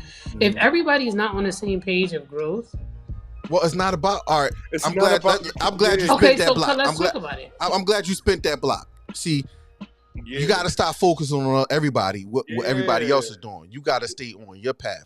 If I didn't, if I fought for my wife, she wasn't fighting. She was, my wife hit that point, she was gone. As a real rap, she was gone. She moved out. She moved out. She was gone. Yeah, I moved out. I left. And I was still left with like a lot of men, I had the pride, like I'm the ideal man. I ain't no cheater. I don't call, me and my wife would tell you, I don't argue. I say what I say and I keep it moving. I never put my hands on her. Like I'm the ideal man. But however, I am stubborn in a lot of ways. I am. Everybody is in some way. We all have our issues. You know what I mean? But I just felt like if I checked off all those boxes, I was good. Apparently I wasn't. And it was enough for her to want to leave. Now, a lot of stuff happened during that time that was like, all right, you know what, this is over. But I wanted to still fight. Now, my thing was, this is the reason why, I'll tell people this story all the time. The main reason why I didn't want to, I felt like I had to fight for my wife so much because before we was married, I was a dog. I keep it a bean. I was a dog. I wasn't. She should have left me. She should have left me before we was married. You see what I'm saying? So I felt. But a lot of men have that. A lot of men are under the impression where women are differing in that understanding is men believe that they don't need to be faithful until they're married. Now that's. And women believe that they should be faithful out the gate. We should be faithful from the gate. We should but having that different viewpoint will have the whole relationship looking a lot different. Oh yeah. But I didn't have a man. I like I told you in the beginning, like, my relationship mindset was you have your main dish and your side pieces. You know what I mean? That was right. I think the best husbands are the husbands that was previously whores. Now, yeah. Now, and I learned. I don't want no man that wasn't a whore. Get it out your system. Yeah, right. So people asking questions in the chat asking, does you still love her? Yes, of course. You can tell. You can tell. And that's a young lady, so she might be going through the same thing. She knows. Absolutely. Yeah, you can That's tell. That same man I would give my whole bank account to. You think I don't love a nigga I give my whole bank account to? So then why don't you make it official to get back to make it happen? What is the point of waiting, especially when you know that clock is ticking? She did say she's still healing. So that's a good thing. Like there's certain things that I have to learn. I'm gonna be honest. I think there's still things that he has to learn too. Yeah. Now, but don't worry about him. But you can't worry about him. Yeah. Y'all can heal together. I think people keep thinking I need to heal by myself. Well, I'm gonna say this. Not because I'm gonna say this. You ever been trying to fix some shit and somebody come through and lean on it and mess it up and you got to start all over? Yeah. Now let me say something. Although I didn't want to separate from my wife, that's probably one of the best things that happened. Because this is one of the greatest things that have ever happened. Because this happened to us. This was in 2010. This was in 2010. So it was been 2 a while. years for you too. Yeah. We separated for a little over a year. It was almost 2 years, pretty much. So that was good 2 years in March. So it was actually a blessing in disguise because I needed it as a man, even though I didn't understand it, because we've always been together. We've been together since we was 15. You see what I'm saying? So we actually grew, and then we grew up in the same neighborhood. So like we always knew each other from youngins. But the thing is that when we separated, I got to understand myself as a man, and I needed that because I got some counseling. I got the counsel I need. I met, some of the lifetime friends that I have now that, that been through, some crazy stuff, and it's a good redemption story because, even though a lot of stuff that happened, came at, her poor decision, she was able to see her own ways. She had that time where you was at, that she had that man in the mirror situation. And now she had to look at herself. It was like, oh snap. Yeah, because she was by herself. Yeah. Yeah. And during them 2 years, you a little toxic over there.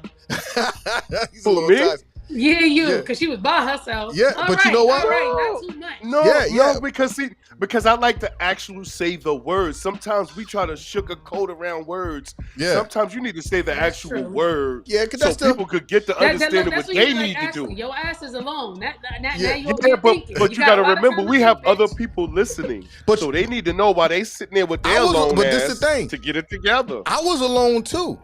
But the thing was, here's what's crazy. Y'all never really be alone. Y'all be having a few bitches. No, I was alone. I now here's I'm gonna tell you, it's up front. My wife know about it. A lot of chicks wanted me because they already knew at the time I was a popular. I know he's going through the same thing, but fuck out of here. So, but I never. But one thing. But I never.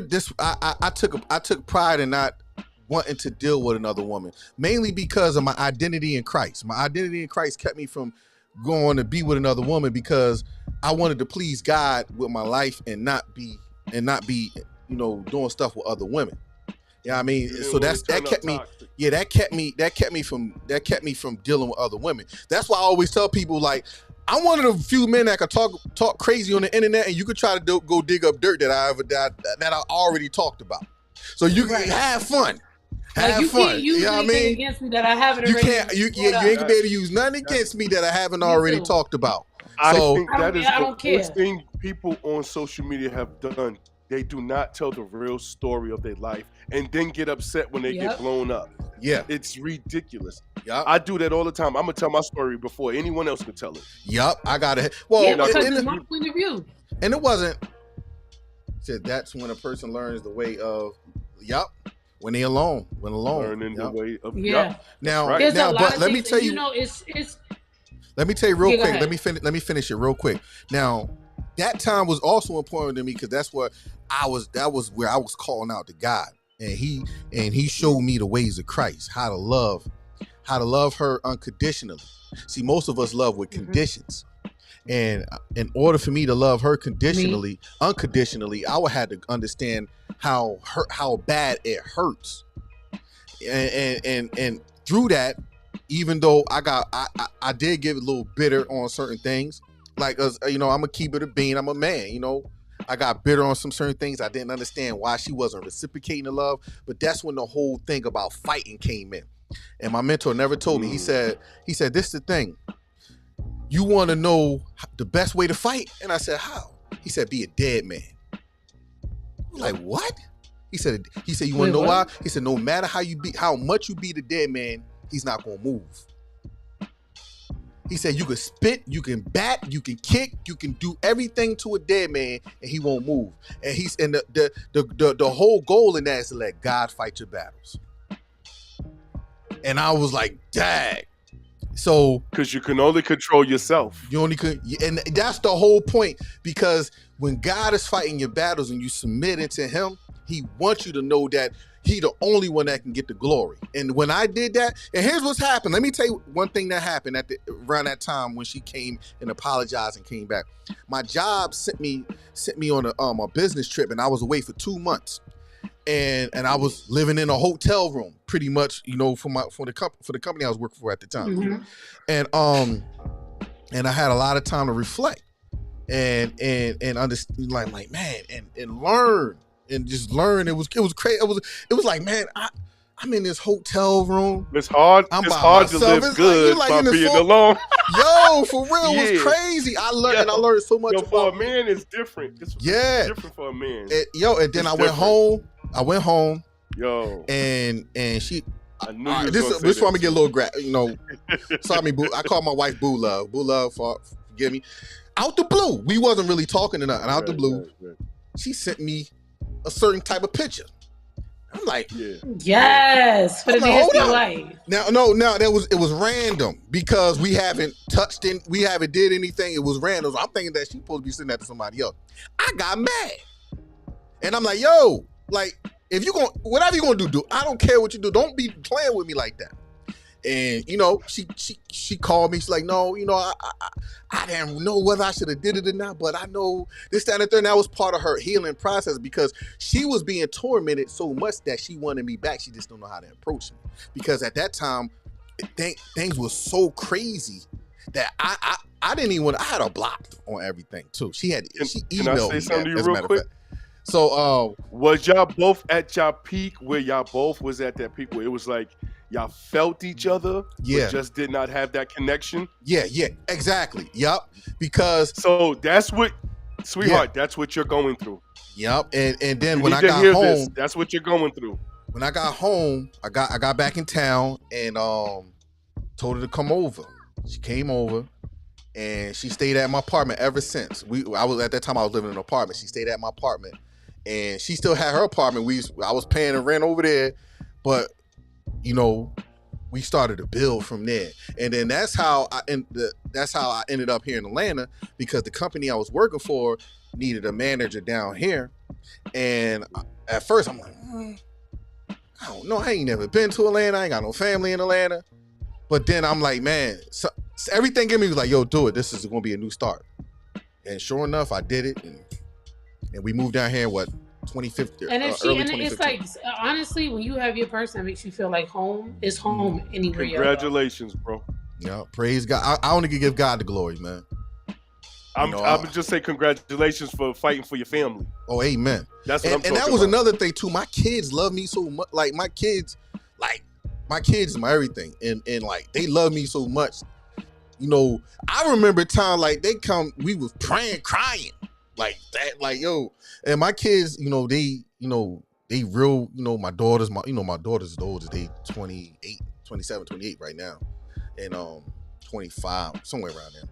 But anyway, that was around it. Like I couldn't stand me personally. I couldn't stand being without my kids. Like, yo, my kids was everything. Like, and you see what I'm saying? But that's a factor that y'all don't have right now. But like my glasses keep blurring out my camera. But anyway, but praise God, God got us through. And where you're at right now, this is what you need to do. And this is important. This is important that you do this. I gotta put my glasses back. I can't see. It's important. By the way, I don't have shades on because I'm trying to be cool. I have a torn cornea. Oh no, you told me that. Yeah, I need my glasses to see. But it keeps blurring out my camera. To protect my bags. Yeah, he said covering up them bags. Yeah, man, the allergies here in Atlanta. Oh my God, they fucked me up so bad. Yeah, I got all this dark around my eyes now. Like it's like because my eyes get all puffy and all this stuff, and now my eyes like all dark around my eyes because the pop. Atlanta's all crazy with all this type of stuff. But anyway, yeah, no, it is. But yeah, man, my wife. I would love for my wife. I would love for my wife to like get on here and tell the story because like she could. I always tell like you have a story that'll help a lot of young women. She really do because me. And she would, and she is such a, because she's such a good woman and a good mother and a good woman to look up to. She's educated. She's a good mother. She knows what to do with her husband and know how to fight for a relationship. And I tell her you have a voice that needs to be heard because a lot of young girls don't have these mentors. They gotta look to the city girls and make the style. Write out something. Help her write out 10 commandments. Actually, we did. Help her write out 10 commandments. I did a podcast. It's called Gutter Love. We was gonna do this joint called Gutter Love and just like, yo, get on there. But she wasn't talking as much. She don't talk. My wife she ain't a talker. But I'm like, yo, we should do this. I feel like I fight myself on because everybody always wants somebody have a podcast or whatever the case is. Yeah. But the level of transparency that you have to be okay with is very uncomfortable to me. Oh, you don't have to be too like it's like I said, it's a lot of stuff that I don't just not for the it's not for the internet. I say stuff that I know I'm comfortable saying. I don't care for the likes and people to say, oh, you got it. No, I say. I'm not about to say nothing crazy. Yeah, I say the stuff that the things that happen with me and my wife because it's a triumphant story. Now, if it didn't end well, I wouldn't be talking about it. It's a try. It's one of those And there's a way to also stay on the surface. There is a way to stay on the surface. Yes, because at the end of the day, like both me and my wife did each other dirty. We did each other bad. And if people would know how to go through trials and tribulations in relationships, they will understand that nobody's exempt. But this is why when my friend ended up telling me like, one of the biggest things that is a telltale sign that you wasn't a wife is you left. Yeah. You got it. There is going, she said, so take the vow right now. If it was in sickness and in health, good, bad, and ugly, what did you do? Yep. You broke the vow. Yep. So then are you then a wife? Yeah. And I was like, That's deep. Like I was so fucked up. I had to get off the phone and internalize that and be like, wow. Oh yeah, let me tell you what you need to do real quick before we go in. You really need to cry out to God because I always tell people if God is your problem, he's your solution. If God is your problem, then only he's your solution. So if you feel like God is taking you through this pruning process, then there's only God who can sculpt you into whatever it is he needs you to be. Now, you might ask, what does that look like? Study the life of Christ. It always start there because how can you say you hear the voice of God if you don't know the voice of God? The voice of God starts with Christ. I think I went through the crying out for God stage. It still is, it's still an active thing. But like I said, I really do. I know I hear God. Like I can hear him very well. Mm-hmm. I can hear him like a very, very well. Like almost as like I even know to the point that Have you ever seen a book? Have you ever read the book Conversations with God? No. So I'm reading this book, and it basically shows you the people that he'll bring in your life, the conversations that you'll hear. You know, people, will think, you think like you'll be like, oh God, can you help me with this, or can you, I need to really get out of this, and he'll send like 5 different people to help you, and you'll bypass all those people, all the help and aid that he done sent to help you out of a situation, but you don't bypass it because you're not listening. And you so want basically, this book is basically an essence of how to hear God, where to know it's God, your discernment on whether it's God or whether it's someone else. You want to know what's crazy? That's one of my prayers. One of my prayers is for God to allow me to help people, whether it's relational. So this could be one of those divine appointments, depending on it, but it all depends on how you see it. Because if you hear how you from receive God, it, and then because you gotta remember, God don't speak outside of His word, especially if you don't know His word, right? So if He knows His word, everybody's gonna always redirect you back. Every man of God, true man of God, woman of God, is always gonna redirect you back to His word, because God, whatever He has for you and whatever it is He's doing in you is big. But you can either decline it or accept it. That's the thing. And you need to go back. And you need to go back to your man. that might. He just keep it 100 because so you can receive God the right way. Huh? Well, what'd you say? Like he could be prepared for a whole nother man. He could be. But where's your heart? You need to go back to this man so you can know that. That's what I'm saying. Huh? My heart is with me. So if your heart is in, when we can't, if her heart is not with homie, then we can't say that's her man, because she's gonna know. But wait, but I feel like you was gonna give him your check. I gotta feel like your heart with me and my heart with you, for my heart to be with you. Cause see, and this is another thing too. Like people don't really realize, but just like you can teach religion at a young age and condition somebody's mind to be, to believe in a particular religion, you can condition some people's mind to believe in certain things. Like my mom told me, don't like nobody unless you know they like you first. Do you know that is like literally ingrained in my mind? I can never like nobody that don't like me. If y'all ever see me with a nigga, just know that he done already told me he liked me first. That's crazy. That's understandable though. So go where you accept it. Go where you celebrate. Go where you're celebrated. Go where you're celebrated. Accepted. Yeah. Where you're wanted. I understand that. So do he want you? Yeah, he love me. Okay, so what's the problem? That's all. I'm just trying to figure out what's the issue. I see that you said that you're working on yourself. Wants what they want. Like everybody is. I feel like we're still in a space of really not like, we love each other, but we in a space of not really liking each other. Okay, but people stay together. Like you ever love somebody, but they love each other, but they don't. Yeah, I'm with the person right now. I love her to death, but I don't like her. But I love her to death. Exactly. You get what I'm saying? He said I like her, but I don't. I love her, but I don't like her. No, I'm gonna keep it because I don't like her ways. Yeah, I love this and there's some things that she like, don't like. She don't like my ways. But we love each other, and we know we want the best for each other, and that's all that matters. Everything else will work itself out because it's a day by day struggle. Like, how do you know that this is like? I need to know. My whole thing is, how do you know that this person is the one?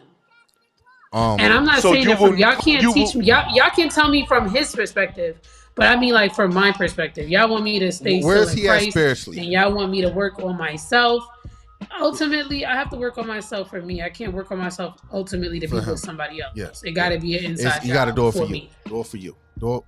So that's why you should be able to work within a relationship as well. But if you got, I understand what Ash saying. Well, she's not there yet. And the good thing is, she shouldn't have to feel pressure to be there. If she wanted to be there, I'm sure she can be there. Am I right? Yeah, but it's not pressure. It's the no if you want to be there with her. You said what? I feel like there are certain things that I just want to be. I'm talking about as far as him. To be, then I'm not taking it. Like there's certain things that are just got to be in line. gotta be together, or I'm not. If I come back, I'm coming back to a smooth landing. I'm not coming back to a bunch of fucking chaos. You can keep it, and I'll just move on. Mm-hmm. So, I feel like along with, we're talking about women should really know their place and know their role and not be so aggressive. Remember you asked me early on, DJ, why can't you just remain soft? Like, why do you have to be aggressive? If I have to come into a space where it is a lot of chaos and it is not smooth, I'm going to be aggressive. But if I could come and sit pretty and know my role, my space, and I'm just, this is what it is. He's going to handle anything that arises, any problems. He's going to check this shit. I'm going to stay just like this. Mm-hmm. But the moment some shit look like it's not about to go this way, I'm going haywire. But then that means it's over. You understand what I'm saying? And that's what I was trying to say before I even was talking about him. I wanted to make sure it was over. And that's what I'm saying. You're done with that. I don't know. I don't know if it is. So Craven said, can she visualize her life without him? Yeah, she already did. No.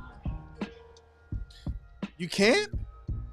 Nope. See, are you confusing me now? You confused? Yeah, that's what I'm saying. It don't make sense. Because you saying. Okay, so you see how people be like, they want. I feel like there has to be a certain. So Craven asks another question. I can't come back to chaos. It gotta be. But I understand what you're saying. I understand what you're saying, that you can't come back to chaos, but you don't know if you're going back to chaos or not. Right. Do you not? Okay, my whole thing is, in the 2 years that you and your wife split up, did y'all not change drastically? Not really. It was still gradual. It was still gradual. That's the difference right there. Mainly because you gotta remember, we were set. You talking to two people who've been together for so long, who thought we knew each other, separated, came back, and we had to almost relearn each other. It was still some trials. Relearning each other. It was still some trials and tribulations, mainly because that residue still lingers. Nobody. Yes, that's what we would have to deal with. Now, but dealing with that gonna come with. That doesn't go away. Yeah, and yes. it goes away. It goes away eventually, but it's not going to be something that is going to go away overnight. So you basically saying, Ashley, it's fairy tale to think that you're going to come back to a picture perfect situation. Yes, Ash. Yes. That's what we saying. That's what we saying. It ain't going to happen. I'm gonna keep doing it for you. So you. you're saying I'm gonna still have to put work in either way. Yes. Maybe you tripping. Hey, you tripping. Hey, and you saying you gonna have to get these nails dirty. You gonna have to get these nails dirty. You're gonna have to get dirty. So you saying your hair gonna be all over the place. You're gonna have to get dirty. So you said I'm gonna have to go get my sexual chocolate. Yup. That's what I was trying to say to you. You said, does he still maintain? Over. Hey, Vern, look, hold on. I got my homie in here. My homie in here remember the dude I was telling you that me and his wife was talking. Him and his wife was talking about something. He in there, but hold on. I'm about to put his comment up there. But Craven said, does he still maintain her consistent thoughts? What meaning? I don't understand it. Does he still maintain her consistent thought? So I'm assuming is he still on my mind consistently? That's what I'm assuming she's saying. Yeah, absolutely.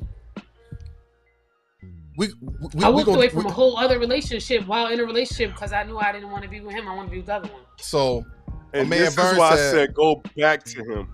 My man Vern said everyone is not meant to be together forever. Hey Vern, come hop on, man. You got the link. Come hop on, Vern. And make sure Jennifer with you. Make sure Jennifer with you. What? Man. I forgot what topic were we talking about. We were talking about women having whole backgrounds and I'm all the bodies. Yeah, the bodies. The whole thing with because that's what him and his wife was talking about that earlier. I'm gonna be honest. When I was younger, you could ask me that question and I would have definitely said that you shouldn't be sleeping with everybody and you need to maintain a certain girl. If I could tell any young girl, sleep with all of them men. What? You would? Sleep with all of them. You want me to tell you Please why? don't tell them that. Hold Please on, don't tell them that. hold on. Please do not tell them that. Hold on, Men hold don't on, want I didn't that. take that route. Listen, But the girls. Nah. No. Let me tell you why. This is the difference between a Lori Harvey and an Asian doll. Class. We're Be not classy talking about it about and take your ass outside. the reason why Lori Harvey can do that because of her parents. If she don't have to depend on no man. No, Lori Harvey can do that because of her. No, her she upbringing. can't. If she was a regular chick on, and I know that she was a moving like that. See, dudes gonna be willing to deal with her because of her status, but dudes ain't gonna tolerate her if she was a regular. I'm gonna tell you. You think the white men don't know that they white women was whores in college and they still marry them? Hold on. I got a lot of comments. Let's get to some of these comments real quick because we're gonna. We're gonna take on a whole nother beast with this comment. I mean, with this conversation. Hey, yo, Ray, she about to make me like this. Hey, like this because of that. What did she say? Her love is complete and complicated. It's all over the place. This is exactly what I gotta say for myself. I'm confused. I confuse my damn self every day. Yeah. Now make sure you do it. Make sure you do it offline because I don't need my jaw getting hit with a strike. Huh? Now I'm talking to DJ. Make sure you go offline with it because you know they be hitting them strikes. No, I'm not. No, I'm not gonna do that. That's why I said she make me want to. All right. All right. Wait, DJ, you think I don't make all the other men want to too? Come on now. Yeah. No, it's okay, love. Go back. See, look, you got a young lady telling you right here. Go back. Talk about it with him. See, that's what I said. Go back. Go back. Look. Let me say this real quick. I don't know. He might be a different person. I feel like people don't really realize. But that's good. You won't know that unless you go back. You have to go back and find out. Yeah. See, you're scared to go back because of what it might not happen to be. You know what? I know. And you can't do that. You can't. Losing at that point. What if a nigga got a whole bitch? You never know. You talk to him, right? You talk to him, right? I do. But niggas be lying every day, B. Come on now. You sound like my man Cameron. Niggas get shot every day, B. Niggas be lying every day, B. Look, he said, Vern said, can't turn a hoe into a housewife. Don't give them that advice. Listen, but Vernon, all I'm saying is I was the girl that saved herself. As you should. All of the girls whose hoes, them bitches got 4 or 5 carat rocks on their hands right now. So you feel like if you would have been out there like that, no. I probably would have known how to handle my man. I was about to say, don't say that. Don't say that. Nah. You I got my own testimony. Here's the thing. You're a treasure. You're a treasure. Right. You're what they call a unicorn. You're a unicorn. Keep that like I've been told I'm a unicorn, but why don't the unicorn got a 5 carat ring on your hand? It could be you could be your but this is the thing, Ash. You're too combative. Ash, you might be your own worst enemy and blaming it on somebody else. I am my own worst enemy. So if I can confuse y'all, can y'all imagine my counterpart, the man that I'm with? And that's what, and that's what means get out the way. Get out the way, Ash. Get out the way. You got you in your own way, and you're projecting your hurt and pain on somebody else that can't do nothing for you. You got to do it yourself. You got to get out your own way. It's crazy. I didn't know this was gonna be a therapy session about Ashley. Hey, no. But you know what? It's all good. You kind of because I like to teach and help people. I'm cool with it. All right, come in. I told you to come in, bruh. You got the code? I'm gonna email it to you right now. Look, Vern and his wife, Vern and his wife gonna come in here. They be getting busy. We be on here clowning all the time, man. Hold on, let me send Vern the link real quick. I'm gonna go off screen for a second. What time is it? Hold on, I know that. We've been on this joint for like 2.5 hours, man. We're staying on for a little. All I do, I took eye drops at, what was that, 7, 8, 9, 10, 11, 12, 1. Okay. Look, Vern trying to come in. I literally right before we went on, I was talking to Vern and his wife. Like literally, we was just talking about. You know what I think is so important? What y'all And was I just talking love. about? I want so badly that when I marry my husband, I want other couple friends. Yeah, most of my I think friends. it's so important to fellowship with other people who are like married. Yeah, she can do it. Look, I you appreciate. You got Craven. So look, listen. Imagine I did a whole series on getting back my boyfriend. Oh my goodness, you gonna have That would TikTok be going. dope. You gonna have TikTok going crazy. But you know what though? And I'm coached by a team of men. Think about it. Like that would be so fire. I'm coached by a team of men on how to get my man back. Yeah. Because he might. Because I wouldn't listen to a bitch because bitch, no. Unless she got her man back. Like, did you successfully get your nigga back or not? Because if not, I'm not listening. And this thing about this, let me tell you something. Like, when my wife, when she do talk to women, and think about this. She tell the women all the time, like, my husband fought for me, and I couldn't understand it, because sometimes it's hard for her to like even like conceptualize that. Did I say that right? Conceptualize. Yes, I said it right. Yeah, but that's another thing. Well, I want him to fight for me. I don't really want to fight for him. But the thing is, I fought in the beginning. I left for a reason. Now I fought in the beginning thinking I was part of the problem, which I was part of the problem, but the major part of the problem is things that she was doing around that time.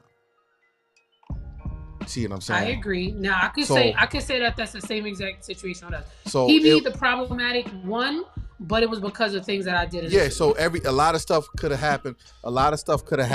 Different out of reaction. So my reactions was because of your actions. Absolutely. That literally is us. So that's like we have certain conversations to say. Jen went to bring world traveler smut doing drugs and then come back from Forrest Gump washing up. Yeah, she did. That's so true. That's exactly what it is. That's so true. Jenny, he talking about Jenny from So Forrest he's talking about Forrest Gump. Yeah. He talking That's about so Jenny. true. She went out into the world. She did everything she wanted to do. Vern, I just sent you the link too. Go ahead. I'll just tell Vern I sent him the link. Yeah. Check your email, Vern. I sent you the link. So much. And all of a sudden, she went right back to Forrest, the simpleton. Yup, and she couldn't even really enjoy life with him. Because it was too late. She burnt everything out. Yep.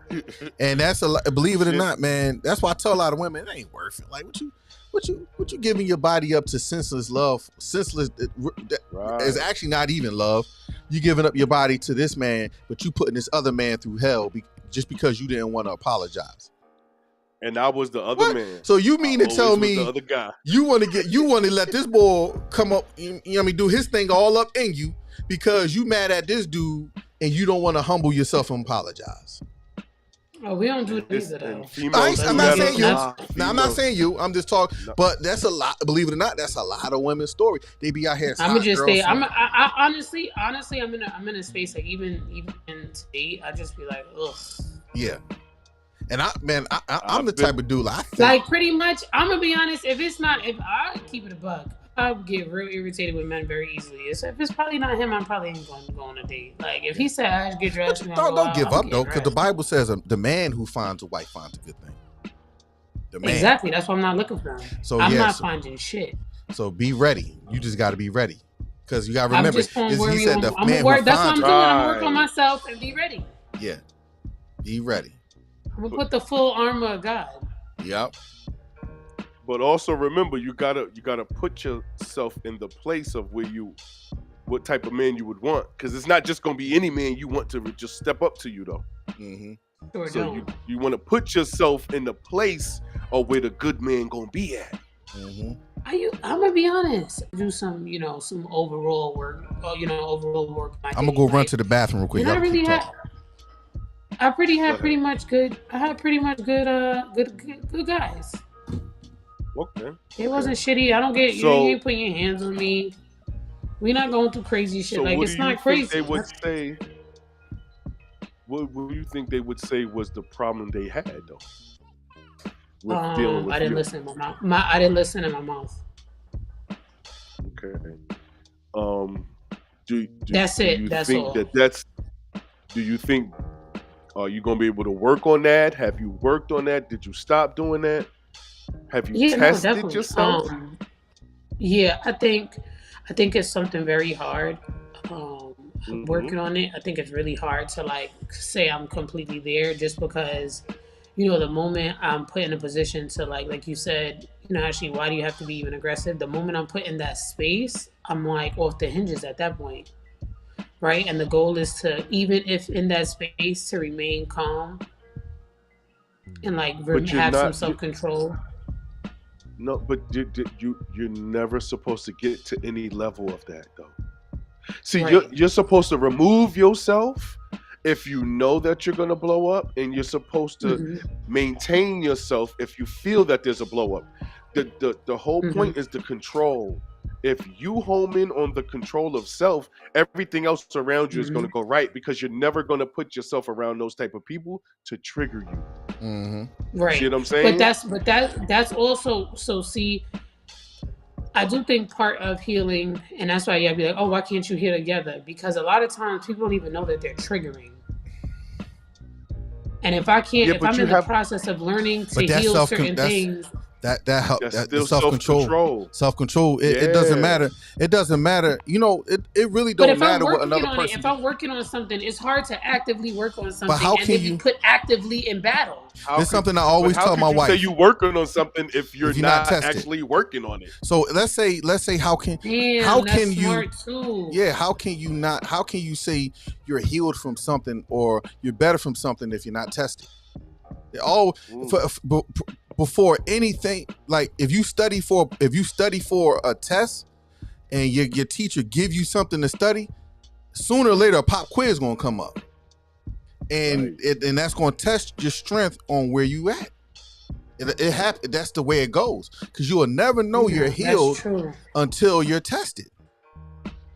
You see what I'm saying? That's just the Yeah, way. because I feel like I'm like the type of person that I'll like I'll go in hiding and like look at my Yeah. own So you're wounds trying to keep rather yourself. than You're trying to keep it. It's like if your teacher gave you a something to study, and man, dang, if I go to this class, that pop quiz might be today. I'm gonna skip class. You know what I mean? I'm gonna right, skip class. So what you're doing, you right. Like I'm skipping trying to class. avoid it rather than go through it. Yeah, exactly. You skipping class. So And I ain't technically, never skipped class. are you learning? Right. Because I'm Right. not being tested. So am I really learning? Mm-hmm. And that's why I said you have to go back and test yourself with this person to see have you Done the work. won the battle. Right. Now if you can keep yourself under control, then you like, wait a minute. And then he'll Just see new. that and he'll understand, uh-oh, she's different. So if I don't step up to be different, she gonna leave me. Got the boy VP in here. So now he understands that how to keep you is by making sure he change his ways. Hi guys.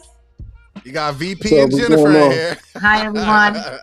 What's good, people? How y'all doing? I'm glad there's Yo, another this look. girl. I ain't Oh, got my computer, man. Oh, you ain't got your computer? Nah, I just came because we in the same room, so Oh. it's gonna make that noise. So I just came on my phone real quick. Oh, okay. Well, everybody introduce themselves. We got boy VP. Got Jennifer. Jennifer. I'm What's Ashley. going on? What's Hi, going on? Ashley. DJ Cuz Gio. What's up? What's going on? Yeah, boy. We got trouble with her. I was telling them about our How you say conversation that? earlier.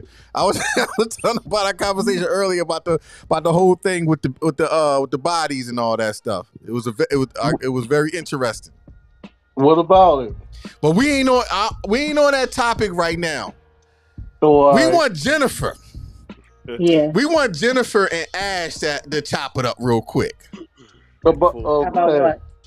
Because y'all all, I think y'all all from the same hood. Are we? What you mean? She from the Bronx? You from the Bronx? No, I'm from Newark. Oh, Newark. Yeah, Newark. Oh. So, From Jersey. Yeah. Yeah. I knew it. As soon as you said Newark, I was like, yeah, I heard it. Yeah. Yeah. So we just talking over some relationship stuff. This is, the relationship aspect of my sister Ashton. She's between a rock and a hard place. Am I though? Because y'all are making me in between a rock and a hard place. I was just between a rock, and I wasn't near the hard place. Yeah, she wasn't in the hard place. Oh, you was in the hard place too. Yeah, Sorry you was in the hard place. You just didn't want to acknowledge it. Right. Yeah. I guess. I mean, I guess the first step is knowing you have the problem. Yeah. Yeah, that's the first step to recovery is acknowledging I have a problem. Mm-hmm. So basically we're at a space where we're talking about essentially me going back to go fight for a relationship. Yeah. And I just feel like I'm in a healing journey. It's been 2 years. I'm in a healing journey. I don't want to date anybody. I'm not really interested. And I don't really I feel like I'm still in a place of healing. So I don't necessarily want to be back in that space and heal within that relationship. I kind of want to heal by myself. But we're just talking about how really do you know if you're healing if you're not ever being tested. So that's really where we left off at. Mm-hmm. I mean, I do think that sometimes it does take for you to separate yourself from the situation to heal. Because when you are in a situation and the person's not giving you space to heal, it's very difficult to heal yourself, right? Mm-hmm. So I don't think you necessarily need to be in a situation to heal. But if you want to still mend that situation, it depends what you're trying to get. Because self-healing takes a long time. Mm-hmm. And it's not going to happen in a year or two. I've been in a self journey for over 10 years. You know what I'm saying? And once you uncover one thing, and then you realize, wait a minute, there's more layers to it. Yep. Yes. Like an onion. And there's more layers to it, and there's more layers to it. And then you're never really fully healed because you're still discovering who you are, what you want, what pleases you. So it's like, it's an ongoing journey. So you have to be mindful of that because finding yourself and self-love and all that stuff, it's a long process. Mm-hmm. And that's what basically they're saying is they're like, Ashley, this is going to be, you're going to be healing, you're going to be growing. This is going to be a long-term thing. But it's like, I don't know if you've ever been in a particular place where it feels like you getting your ass beat by God. Like y'all fighting every day. Like we fight every day. Every day I'm learning something new. Every day, I mean, it could be a simple conversation with someone in the line at the supermarket. And the simple conversation then turned into a whole 15-minute therapy session. And I'm like, God, how many different people you trying to send me right now? Like, I'm trying to work on one thing, and then you send another person to give me a different message. Now I'm thinking I got to work on this other thing. I have like 15 different self things that I'm working on right now. Yeah. I'm very much so overwhelmed. So then for me to go into a relationship with a person, I don't even know if you're working on anything over there, which people be working on themselves too. And then I'm working on myself, you working on yourself. It seems like a bunch of chaos. Yeah. It can be, but then it depends on if the other individual has the patience to deal with that. Yeah. You know what I'm saying? Because the thing is that, and you need to know whether that individual does have the patience, because you have to do that for one another. And that's what it comes down to. One day you're strong, one day he's strong, and it's, and you're not always going to be, it's a wave. Like, and that's one thing I had to learn. Things are not lateral. We always think that things are just straightforward. It's really not. It's really valleys and peaks. Yeah. And it goes up and down. And one day you're happy. It's like really bipolar. Yeah, pretty much. So true. Pretty much. Facts. You do need to, if you know that individual, that you guys are going through it right now, but you know that you can count on him deep down inside. That's someone you want to ride with this journey, called life. Then it's worth you getting together and then working on those things with patience, because it takes patience, understanding, respect. It takes all that in that process for each other. And we all need support. But if you don't feel like that person is that the space key for word. We all need support. Then you already know the answer. That's not your person. Yeah. And that's But basically it what is we were hard. getting to. It's Like we're hard to like, make that decision when you invested so much into something. But sometimes you have to. yeah, I agree, and that's where I'm just basically at a point in time where it's like, okay, listen, I'm working on myself. I really can't worry about what somebody else is doing and what they got going on. And like, I mean, if it's gonna be, it's gonna be. Like, we cool enough. We speak enough on. We have enough communication. Um, I feel like as much as we gonna get. But I'm not. I don't. I'm not in a place of forcing or a space of forcing anything. I really don't. Like Reese was saying, how he fought for his wife. I personally feel like men should fight. They should, Well, because you I gotta feel like when ask. you get to a point where you're fighting, I don't want to fight. Like, I really don't. I'm not even in a position But to you may fight. be, I don't have you the might energy be the You to might be the mature, fight. fighter. you might be that mature one to fight. Right. That's the thing. It's not Mm, about Yeah, I who. it's feel like ego, putting I feel like ego when to women side. fight for relationships, yeah, we end up being in really bad situations. Like, Well, you fighting for something, and then again, you know like, what? You're right, because this is not like y'all are married. Now, if y'all was married, yeah, that'd be a whole different this is not a conversation. marriage. This was a very long relationship. We did get to that point. You know, we bought property together. We've raised kids together. He has 2 kids outside of our relationship, not during our relationship, but prior to. And I definitely helped him raise kids for 5 years. But it's like, listen, if you don't see the value in the relationship too, then Yeah, I'm but not you about to keep be worried sitting here about playing what with. he sees. You can't keep worrying about that. And I think that's where you're basing your judgment. That you keep No, worried she about does what he have to. I sees. disagree with you.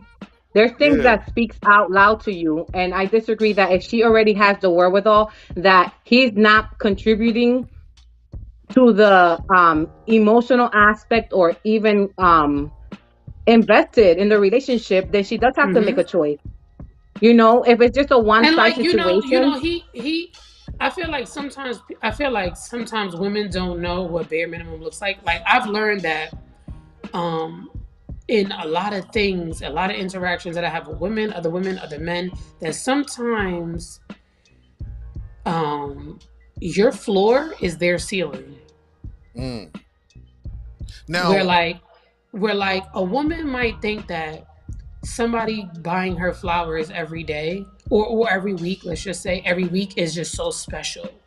mhm. Me, that means absolutely nothing to me, right? That doesn't mean anything to me. You thought of me, I appreciate the thought, but that does not move me the way it moved her, right? Yeah, And there's levels. I'm not no, saying because I there's need, love languages, right? Everybody love language is different. Some different. people it's Yeah, like gift giving, attention, everything. Everybody, the way but your love even language if, may be so for different. example, even if my love language was gift giving and your love language is gift giving, what if you like a Dior bag and I'm just cool with a Michael Kors?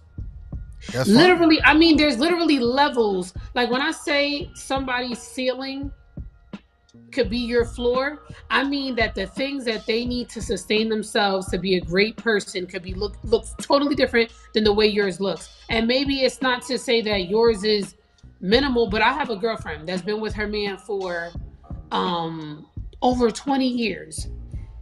The things that she needs in a relationship, to me, I'm like, girl, where is your self-esteem at? Mm.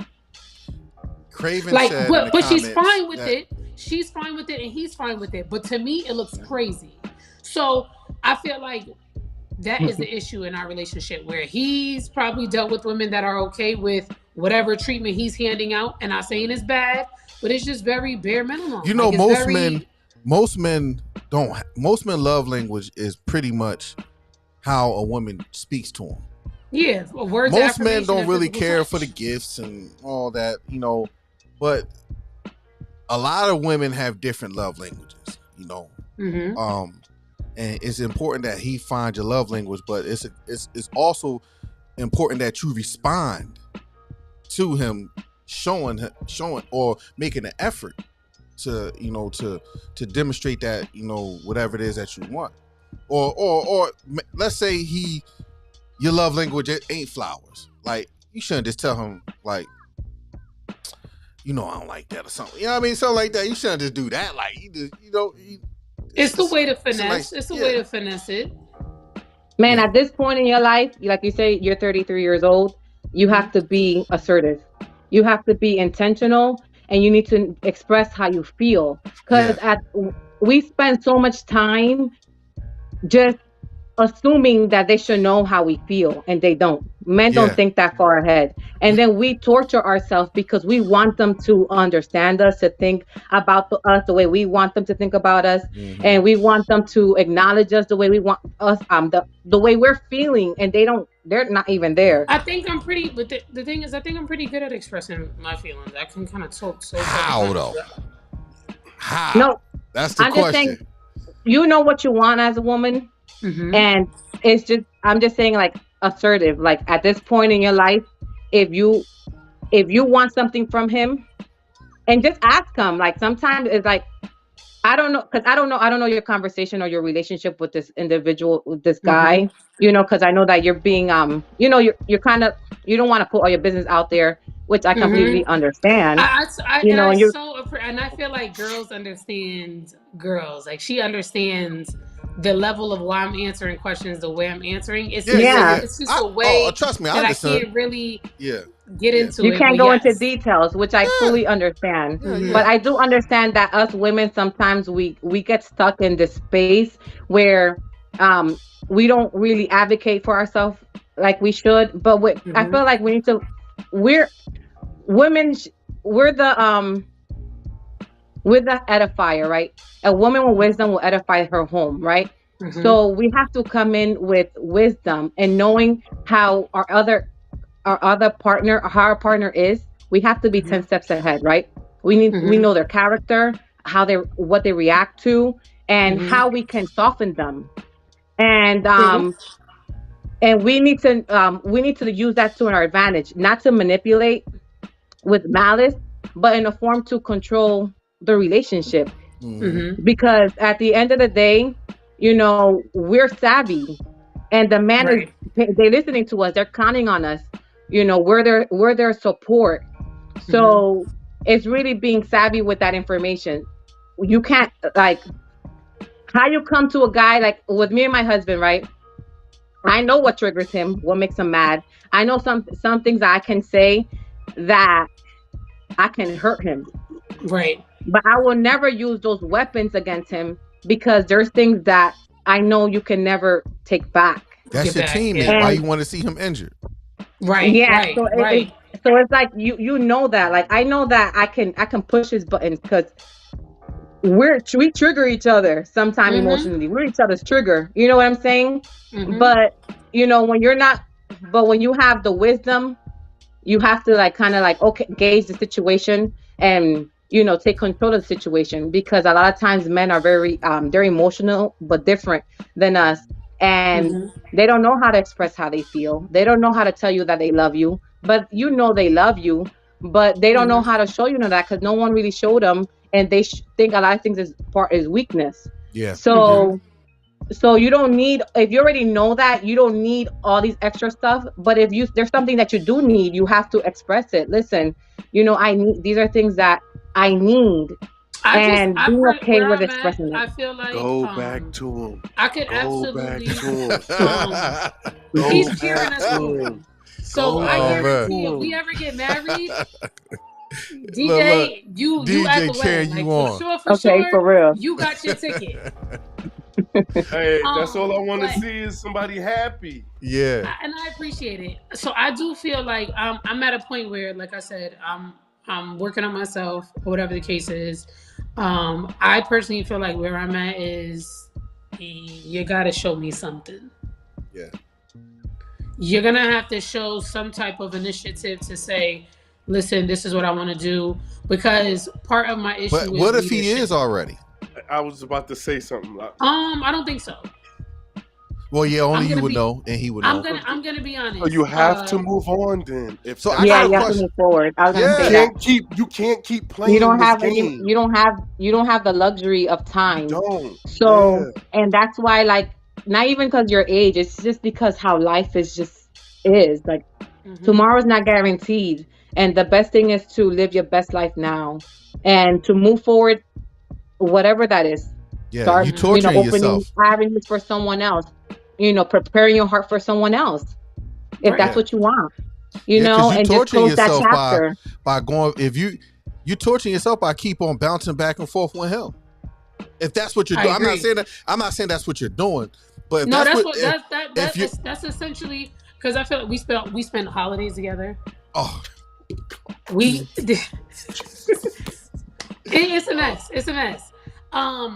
His daughter, I have his youngest daughter. I would say that I had a big part in raising. She'll call me like every week. see, like we still have very much so of a connection, but I just feel like, being that I've had issues with leadership in our relationship, if you are not going to lead this shit, I'm going to jump off the ship. All right. So that's a discussion y'all need to have. So one thing about your partner, you should know his qualifications. I'm not a leader in everything. I'm not. And that's fine, because that's the whole part of having a partner. You see what I'm saying? The whole part of having a partner is being able to pick up where I'm weak. In some areas I'm strong, in some areas I'm not. I'm cool with that, but in this particular area, like, I'm cool with knowing that I'm great at things. Like I said, I'm good at the money, I'm good at the finance, because that's just what I know, right? Cool, I'm good at that. I'm good at taking care of the house. I'm good at decorating. I'm good at certain things in the house, right?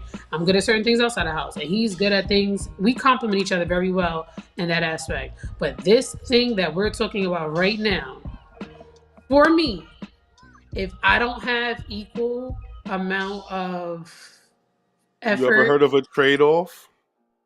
You ever heard of that? You ever heard of a trade-off?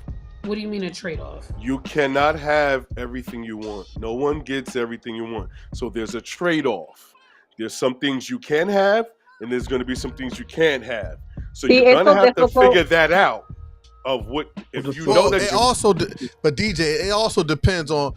And I know she probably don't want to talk about it, so I know, but that's why I'm making it. But whatever it is, it must be like in one of those categories of a must have in a relationship. A must. It's a must have. It's a must.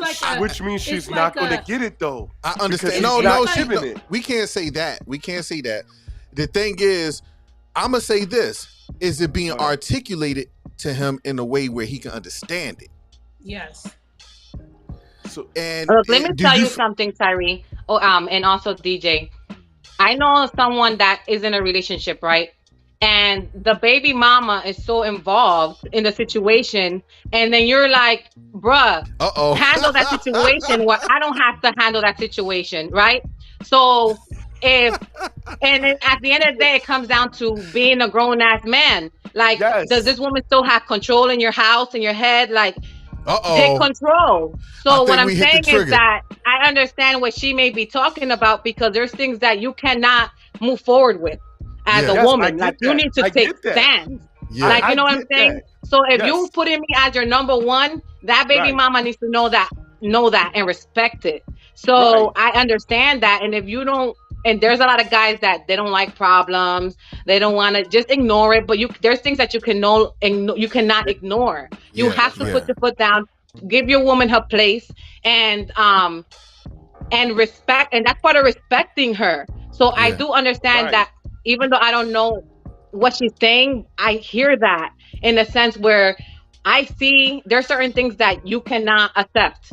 You cannot tolerate, because if it's not fixed early, it's going to be a long-term problem. Yeah. And so a woman shouldn't be put in that position to having... No, don't say nothing. You shouldn't have never been in a position to deal with the baby mama. No. Like, being confrontational, that's bad for the kids. That's just so bad. Leave.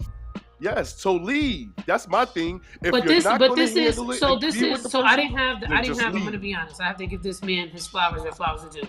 I didn't have the issues with you know how the men be ping ponging between the women. He don't know where you want to be. We didn't have those issues. I didn't have no baby mother issues with that. We had a manipulative person on our hands who used the kids to do a lot of things that caused havoc in our household. Right? Now, when I left, I'm telling you, 2 years. I feel like 2 years changes people, dynamics, other relationships, situations all around. 2 years, I walked away, and where we were. So I'm gonna say this right now. Where we were when I left 2 years ago, the Ashley right now could take that relationship on right now. Where and who we've grown to be now, I might not be able to take this man. Because, for example, and people don't talk about this, when you leave a relationship, people see other things. I've dated other men. I've learned that now. One thing that's to make it or break it for me, I'm not walking out with no man if you're not opening my car door. What's that with that? Wasn't a thing. So I'm gonna say that. I'm gonna say for 5 years he would open it sometimes, but it wasn't a big deal. It is a deal fucking breaker. If you're not opening my car door, I'm gonna. Yo, you're the second person I heard that say that. You're the second person I heard say that this week. Let me tell you what it does. Let me tell you what it does to a woman mentally, because I didn't even realize what was going on in my mind. It was almost like it let off the same endorphins that it does from an orgasm. And I'm going to be completely honest. My doors open. The doors on my car open up automatically. The level of protection. And they close automatically. That's so funny that you said that. The level of protection how it made me feel was it's a level of respect. Yeah. It put me in princess treatment mindset. He opened up the car door, closed the door, which provided security and protection. Mm-hmm. I'm gonna make sure you're in the car first before I get in the car. So you talking some Bronx Tale? You talking Bronx Tale vibes? Mm-hmm. You talking Bronx Tale vibes? It's so funny you said it because my girlfriend looked at me crazy when I did that to her earlier. Oh, when you opened up the car now? Crazy. When I'm talking about she looked at me crazy, her eyes got big and she was like, "Thank you, babe." I'm like, "What the?" I do. This is something I do though. So men want women to have these roles, right? Men want women to be submissive. Men want women to be take this role of like this woman role, right? But then men are not. They're not putting their part either because they also they like the modern women. Yeah. So it's like no. They're used to the modern women. They don't like them. They're used. Hey, Jennifer, stop it. No. We ain't gonna go down that part. We not gonna go down there. Yeah. All right. I'm gonna say this because we don't like them. Like Craven just said this. That's why she's getting an older man. Yeah. Now smart. She is smart. It's smart. Now, how would he know you like that if that wasn't, spoken about? Case in point. This is my thing. I was trying to tell you that within the 2 years of a breakup, people are still. I dated. I'm not gonna say I wasn't. I was sitting here 2 years twiddling my thumbs because I'm not. Yeah. Okay. I'm in Atlanta.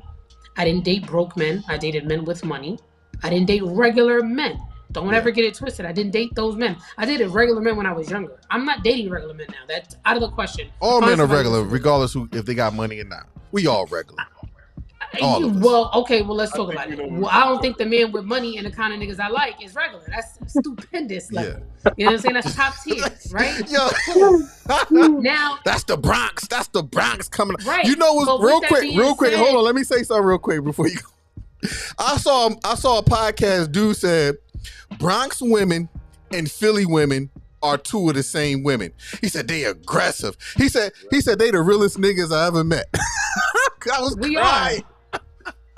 He said Bronx women and Philly women is the realest niggas I ever met. The only reason why they say it's the realest niggas that they ever met is because they're bitches. Who? Because if you go to our other male counterparts, like the men that are raised in the areas that we raised in, they be like, "Oh, that's just a New York female. Like that's just how they are." Like it's taken with a grain of salt. Men and other like down south men. Oh, actually, why are you so aggressive, nigga? Why are you so feminine? Like, what's wrong with you? Like, relax. It's okay. But you know what? A lot of people, they have that country, bumpkin, Southern Belle kind of thing. Yeah, it's one of those things. I personally think we was talking about this. I think it was me and Bert. I think we need a balance. Like you need to know when to bring it out and when to put it away. That's what I'm about to say. You gotta be able to switch it up because it can't always be in the forefront kind of thing. Like, Absolutely. I think me, Kyle, and Vern was talking about this, and I said, me personally, I love aggressive women. I love it. I just don't like. What type of aggression? Don't be. I was just saying that a lot of guys they say that they want. What type of They aggression? like. They say that they like aggressive women, but then they tell you No, that I they just don't like want that. Yeah. No, it's what not. type of The aggression thing you is, talking about? we don't What like. type of What we don't like is if you try to emasculate us. Yes. It's But what do you very mean by hard for a aggressive? woman who's aggressive to not What do you mean emasculate. by aggressive? It's like two of the Right. same things. No, because you could be aggressive to other people and not disrespectful to your man. Because, like case in point, me personally, I have no problem getting aggressive with a woman, not my wife, with a woman who's trying to be overly sexual to me when I already told you what it is. I have no problem. I'm gonna tell you, I might degrade you to the point like, yo, you trying to mess with a married man, and so you pretty much want me to gun you out from here to NYC. Like where you gonna get? What you think you gonna get out of this? Because you ain't gonna get no money out of me. You know what I mean? I might do something like that. Now I won't say that to my wife. You see what I'm saying? But I won't say nothing like that to my wife. This is my thing. It's like you're asking for. I understand, like, for example, I'll be aggressive with my nigga and aggressive with everybody else, right? But let you try to be aggressive with him. But I'll lay you out. I would lay my boyfriend's mother out if you play with him. Stop playing with him because that's deep. this one mine. Yeah. Okay, I like this one. It's hard for me to like somebody. I barely like men. Right? So when I like this one is the one I'm gonna take with me. So I don't need nobody to bother him. Leave him alone. So why? Fine. I don't even want your mother to bother I him. like that. Just I'm tone glad it down you a little said bit, that. But I like that. But just tone it down a little bit. No. But hold up. I like that though. I like that. I'm about to mess your head up. I'm about to mess your head up right now. And this is something I told my wife. Damn. If you wouldn't want nobody to hurt me is that much, then why do you do it? Don't make me because sad, it man. hurts. I could take that from them. I can't take that from you because that's a different type of No, hurt. it's true. Damn. That hurt my feelings. I had to drink some water. But you know what it is?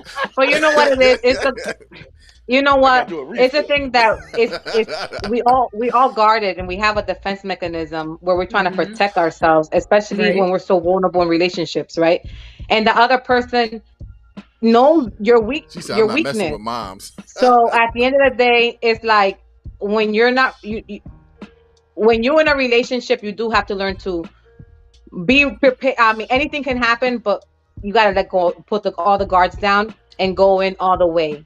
And that's the only way you're gonna fully experience a relationship. Because as long as you have guards up in your relationship, you're never gonna fully experience a relationship, and you're always gonna live in a space of fear. And living in a space of fear is not gonna accomplish anything but bring what you're fearing, which is unhappiness. So. And we a lot of times we're in this space of not giving our all, not going all the way in the relationship because we're like, if I give all myself, then and he walks all over me, then I look stupid. Yeah, that's me. And you gotta let that go because you're never gonna know how far the relationship is gonna go if you never give it your all. Yeah. Right. And at least you can say, even if it fails. Even if it failed, you can say, you know what? I gave it my all, and I'm content with that. You know what I'm saying? And we got to be okay with things failing, because everything, a fail is a lesson learned. It's really not. It's not taking away. It's adding to you. And we need to stop thinking about a failing situation as something that's being taken away from you, more than it's something that is being added to you. You learn so much from it. And when you allow yourself to be fully vulnerable and open, I think you get more out of it. And loving freely, that's something that I have learned more recently, because all that fear, you're taught from a very young age, you can't really trust men, that men gonna do these things to you. You learn that you have to protect yourself at all times. And then it's like you're always living in this space of protecting yourself, and then you're never really vulnerable with that person you're trying to spend the rest of your life with. That's where majority of like the aggression comes from. Never vulnerable. That's So actually true. You know, what me I and my can't wife really had to go be- through counseling for, because she always had to Mhm. felt like she had to protect herself from, and I didn't get it. I'm like, why? But it came from a lot of childhood trauma, and Mhm. you know, a bad perception on men, and feeling like Oh, you man. always had to be And it's guarded. getting the perception is taught by our mothers. Like they Society, so our bitter. mothers. Yeah. There's so much, so much in society that's telling you like, oh, men just gonna do this to you. So you're like, you always feel like, is he gonna do this to me? I'm not gonna be that stupid one that's gonna be played. You're always in that space of, Mhm. he ain't gonna play me. I'm 2 steps ahead of you. You know what I'm Yes. saying? And then at the end of the day, I learned that, you know, I don't have to be in that space anymore. And even if, let's Mhm. say, it doesn't work out at the end, I'm okay with that. Yeah. So it's really Right. having peace, because I feel like Right. where I'm at in my life, peace is ultimate. And Yep. that's where I want to be, Mhm. in the highest space of peace. And that's why right now, that's always like, Yeah, yo, I life say is that so all the short that time. you have to be intentional. Like, if Yep. you know what you want, if this is the man you want, You gotta be go intentional. get your man, girl. Hey. But if you know that's Go not the man back. you want, Go back. then be like, Go and back. you know it, because you know in the pit of your, and your gut tells you, Mm, if Yeah. this yes. is nah, this is not it, then don't spend no more time there, I tell my because wife this all the the time. I say, time doesn't wait for anybody. and think So about you have this. Mm, to decide. Take this with you. If You it do have costs to you your decide. peace, And then if you want marriage, you have to tell him, I am worthy of marriage. Are you gonna give that? right. Don't wait. and Right. You and can't wait. You Ash, have to be assertive. You got to go for what you want, because nobody's going to give you what you want if you don't go for what you want. and Right. Ash, And if you keep Jennifer, waiting on she's somebody speaking else to facts do it, because you're going to waste your whole life. Vern sitting right next to him. She said that. She said Yeah. that to Vern. Vern. I'm a wife. What? She said that to So Vern. what? She said, Vern over there Vern, I'm a like, wife. You gonna put a man. ring on it. And I was, And I I, sure Hey, yo, did. real quick. and I was at I they sure and I was did. at their wedding. like, Tyree, what? And real you know quick. what, Tyree? I sure did. I said, you're not wasting my time. I know what I want.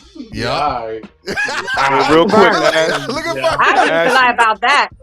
But I'm not Real wasting my quick. youth waiting on you to decide. If you know I'm the one, Real quick, Ashley. bye. Look. You gonna be ready. You gonna be ready when But We I'm were this is ready. now planning our wedding. this is my We were planning our wedding. How many? Mm-hmm. You but gonna this be is my ready when question. I'm Now when ready. you tell somebody, because I feel like it could straddle a little bit of a what is it called? When you give somebody an ultimatum, it could straddle Ultimatum. Yeah. an ultimatum. And I do feel like it's kind of fucked up to put somebody in an ultimatum situation. Now when your life depends on it? Not when your life depends. Right. Okay. Right. What? Right. And you Hey, got to be listen. clear. It's not an ultimatum just to see what he does. You got to be true with what you're saying, because that's how you truly feel. So it's not Right. really testing him. It's really standing up for yourself, knowing Yeah. that Right. you're not taking this anymore. And if there's no change, then I'm moving forward. And that's not an ultimatum. That's really being like, yo, I'm giving This you an is what it opportunity, is. Yeah. and this is what it is. Yeah. And it's not games. It's not games. And you have to really create boundaries, real boundaries. No more Yeah. holidays together. No more, create real boundaries. And the Because fact that when you 1 foot in and 1 foot out, yo, that you can be in that you space wanna for know 10 you wanna know years. what's crazy, You Ash? look back and you be like, wow, cuánto tiempo, how much time I've lost, you Yeah. know, and you can't get that time back. And the fact that he is giving you that time and the holidays and all that stuff, like that says a lot about him. Like that. That Because says a lot I mean, about I'm him. gonna be honest. I don't really think I give anybody a choice to do things. because you got to be in Like, he control. don't really necessarily got a choice to spend a holiday. Bitch, either we together or we not together. Stop fucking playing with me. So then, if you're assertive in that point, then you have to get assertive about the real stuff too, though. Yeah, Yeah, like but how I you don't can't want. I feel Yeah, like you people can't be like, assertive in one place and not assertive the other place. You got to be doing that for the real serious moments that y'all need to have that conversation. You got to be doing that as well. Yeah, but damn, like if I'm assertive on so many other things, can you be assertive on something? Look what Craven But- said. She said you're giving him your truth and waiting a response. Right. because that's ultimately Ash. You look, we are. The goal is to No, be married. Ash, you don't have to be. I think is you need to. What I'm saying is, you don't have to be in a defense anymore. Nah, You I need think to you in let that control. go. I think you have And more no power than you. relationship with nobody. And you don't have to keep trying to fight the world. Let it Mm-hmm. go. And that's something maybe with speaking with therapy. What is it that you're holding on to that's Mm-hmm. making you feel like you're in this war? You know what I'm saying? Because Yeah, I'm Yeah, that's what always you're yeah, feeling saying. I'm You feel like battling you're in a war something. every day. yeah, And you yeah. don't have to be in a war every day. So there's something that you need to kind of let go and find peace with, which I don't know. It's something, that it's in your heart and it's still like Mm-hmm. resurfacing in relationships. Mm-hmm. So what I'm Mm-hmm. saying is that there's something that you do need to kind of work on, where you don't have to be in defense anymore. Like really give God your burdens and really surrender and just be like, like in the Mm-hmm. relationship, you don't have to be when I say when you're assertive, it's not with aggression, it's with peace. I mean, it's with kindness. You still can be assertive with kindness and respect, Mm-hmm. not like nigga, you better or not kind of thing. It has to be like, Yeah, this is where I'm yeah, at, and I'm demanding this is what I'm demanding because I'm worthy of it. you Mm-hmm. yeah. know Right. you're not begging for it. You know Yeah. that you're worthy of it, and you're not going to tolerate nothing less than that. Anything And you less. can say those Mm-hmm. things, with love, with respect, and all those things. But you don't have to be in that space of fighting the world, Mm-hmm. because you don't. Yeah, That's so I Spreading think that exhausting. that's It's what love. makes Just be exhausting. spreading that love right now. It's all I about think that's love. what You makes all the want love, difference. you I gotta mean, spread I love. I think because the way I come with the way I'm not really like that anymore, but the way I normally came at him puts him always in like defense mode. So I've worked a lot of time to really not be so aggressive with him, and I feel like what it does is it puts me in a position of like, okay, well then you got to do it. If I'm not going to be aggressive and you don't want this aggressive person, because I can't straddle the fence of being two different types of people. It's either I'm totally going to fall back and you're going to allow me to just be feminine, or let me, be passive, because I don't mind being this way. I would so much appreciate if I can just relax and shit get handled and I just know he's going to handle it. But when you put me in a space of you're not handling it, I come with the, I'll let you sit in the front seat. You can drive, but the moment it's looking like you swerving and we might hit the wall, get out. Let's switch spots and let me drive, because I'm not tired yet. You might need a rest But have you given him the opportunity to? to drive. Have you given him the opportunity to be assertive without judgment? Mm. Maybe not without judgment. Because Mm. sometimes you're like, I'm waiting for you, when you're gonna do it, but then you're not really giving him the opportunity. You almost like setting him up to fail. And Right. sometimes you have to Yeah, I could probably see really, that. when you say, I'm gonna take the back seat, are you really You're gonna taking the let Like, him are back you drive. gonna You seat? sit gotta let back him there and shut drive. up, or are you gonna Yeah. talk the whole way? Like, you should have made it right You know what there. I'm saying? Mm-hmm. So Yeah, it's but like you you gotta do let him have to drive if be you're gonna let pay him attention to drive. that, because men know that he know that you're just kind of like, you're not really taking the back seat. So he Mm. gonna let you be you. You be you. Right. You're not letting me be a man, so you be the man. Kind of thing. So Mm-hmm. it's like you also have Yes. to No, pay I attention to definitely, that. that's probably part of it. Definitely. Mm. So that's what I'm saying. Like, surrender to whatever you need to surrender, and just be feminine. You don't have to And fight let it go. anymore. And also, Mm-hmm. I think with men, you got to do stroke their ego, kind of thing. Like, when you're allowing him to He's a be in this Leo. He space, wants you to tell him stroke how his great ego he's being in that space. he's big on stroking ego. He wants you to really stroke his ego, and it's fucking sick sometimes. But It is, That's what but you're if gonna That's have he's to a do full with worthwhile, it, be yo. with a That is man a if like full him time though. but it's job. almost like when a woman if want he's to worthwhile, then it's worth doing it. You know why? Because at the end of the day, if this is the Right. person you wanna spend the rest of your life with, then you know what? You have to please them. Find a way to please them. It's not always right. It probably comes hard to you because you're not used to that. But Mm-hmm. if this is your But that's what person, we were talking you about know, initially, and it's like a lot of times men want certain things, and I think these are very important questions to ask while you're dating somebody. Like, what type of dynamic did you grow up? What This household kind camera of thing is dynamic like did you grow annoying. up in? Comes Because to four it's very excuses. hard for me I'm to doing it. take my place in a household, and I've never even seen that. You gonna go through some shit with me, cause I don't know what that's supposed to look like. If you want Yeah. somebody to play a total wife role, you might have needed to go get you a girlfriend that's a two-parent household, and her parents are still together. Mm-hmm. You said But you 22. should, I mean, and you communicate that. You be like, just be patient with me. I'm really trying. I feel like communication is so important in relationships. We need to really work on that, especially in our community. Everybody has their fences up, their guards up. Nobody really wants to listen. Everybody is just stuck in their feelings. And we're never going to solve relationships and grow strong relationships because we do need to take time to really honor each other and listen to each other. And that is a hard thing to do, Mm-hmm. It but it's is. worthwhile working towards, because once you're in that space where you really honor and respect each other, it's like, yo, it's priceless. Yeah. Mm-hmm. But nobody really taught us healthy relationships and healthy communications. But it's worth taking the time to do it, especially if you're with someone that you feel like you can spend the rest of your life with. Yeah, I definitely. Yeah,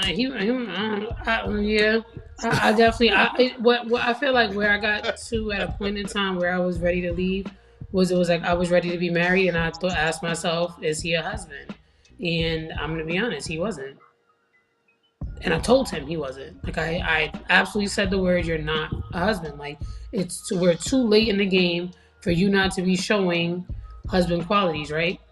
And then I read and I saw something, and somebody said, as men, we could do 90% of things correct. We could be giving you 90% of husband qualities. And the 10% of things that we're not showing or displaying that is a husband quality, you are going to drag that and drag it out to like 50%. And now I'm only 50% of a husband and 50% of a boyfriend. And then I thought about it, and I had to like really do the reevaluation of him as a man. And I'm gonna be honest, he was a husband. That was my bad. He had some husband qualities. I'm not gonna say he was at that point of maybe walking down the aisle to be a husband, but he definitely presented better or more good than not. So that's just like I said, it's just a I whole kind of put marriage. those husband labels and wife label thing because I think it's relationship is, I feel like we put an image to what a wife is, what a husband is. And at the end of the day, that's not real. Your relationship is your relationship, and every marriage Yeah, is it's different. customizable. And I feel like when we keep putting that in a box, we don't allow ourselves to expand the way we can in that space.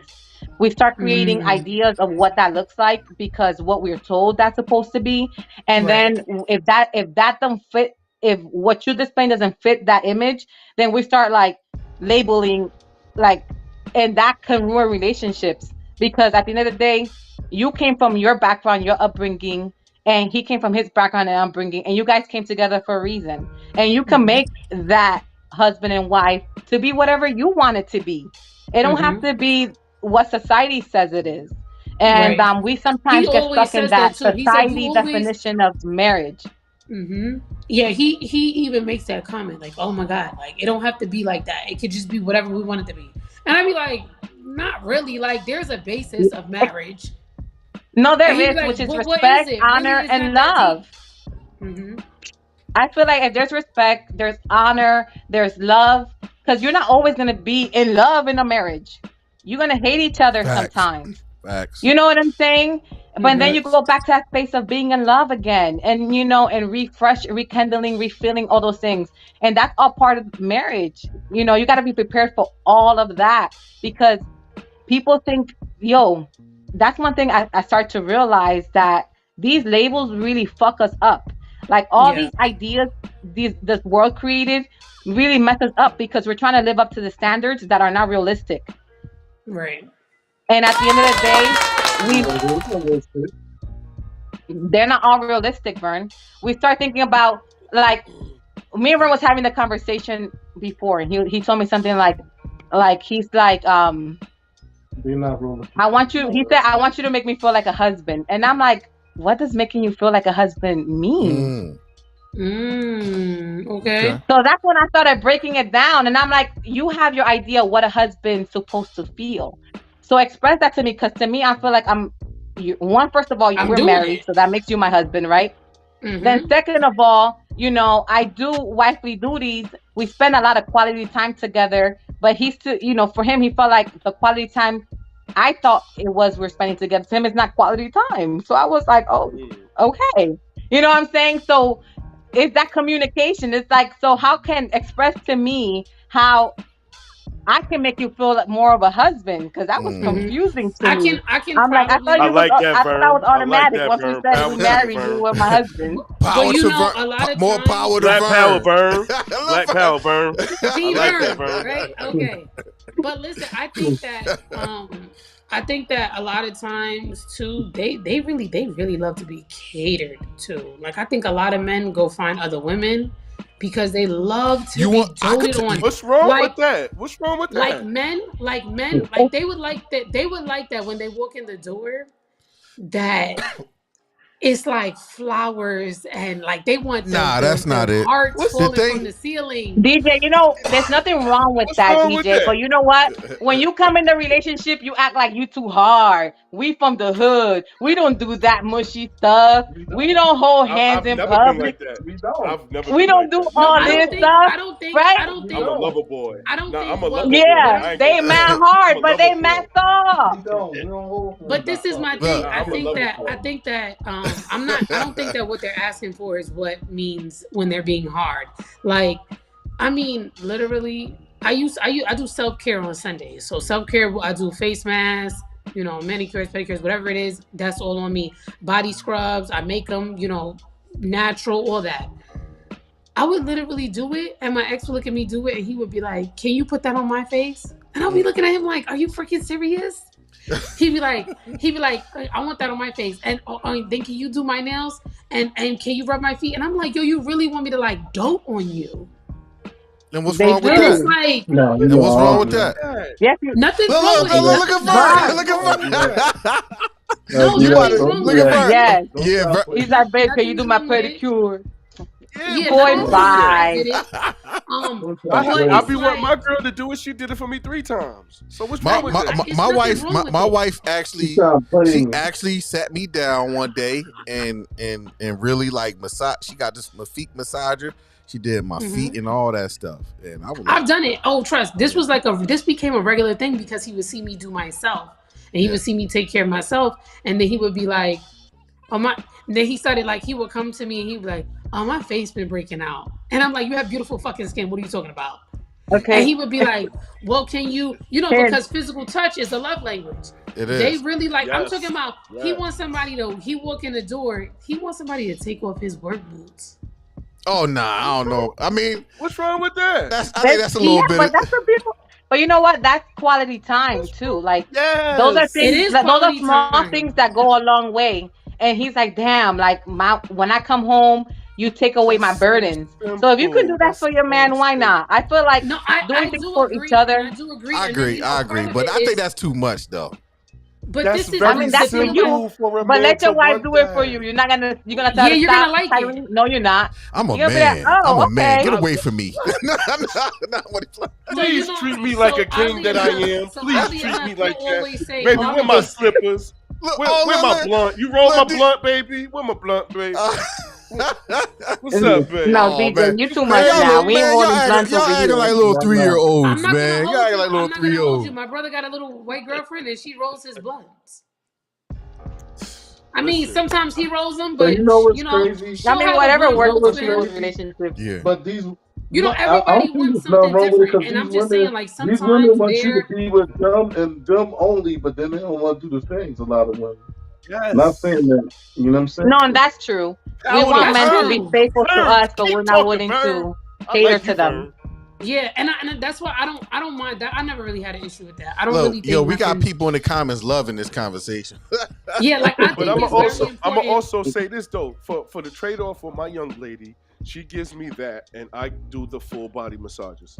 So He there's a does trade that off. too, You see what I'm saying? So you want something from and me? the full I bodies need take you something out of from the you. game. Come You on, said you what? The full listen. bodies what? The Yeah, full but body Never men do the hit. full massage, body that because man's they know they hands get is extra blessed when by they get to Jesus that end of himself. that full body massage. They get their cherry on top. That's it. That's The full it. body massage No, definitely takes me out of the that's game. only if you do it right. That's true. But no, No, if Gotta you do it do too it right, right. you're gonna fall asleep. I'm gonna be knocked Exactly. out. If you do it too right, she go to sleep. Exactly. I'm going to sleep. I'm going to Right. sleep either way. Be Keep out like playing. a light. But no, it is really true. Like they do like to be really catered to.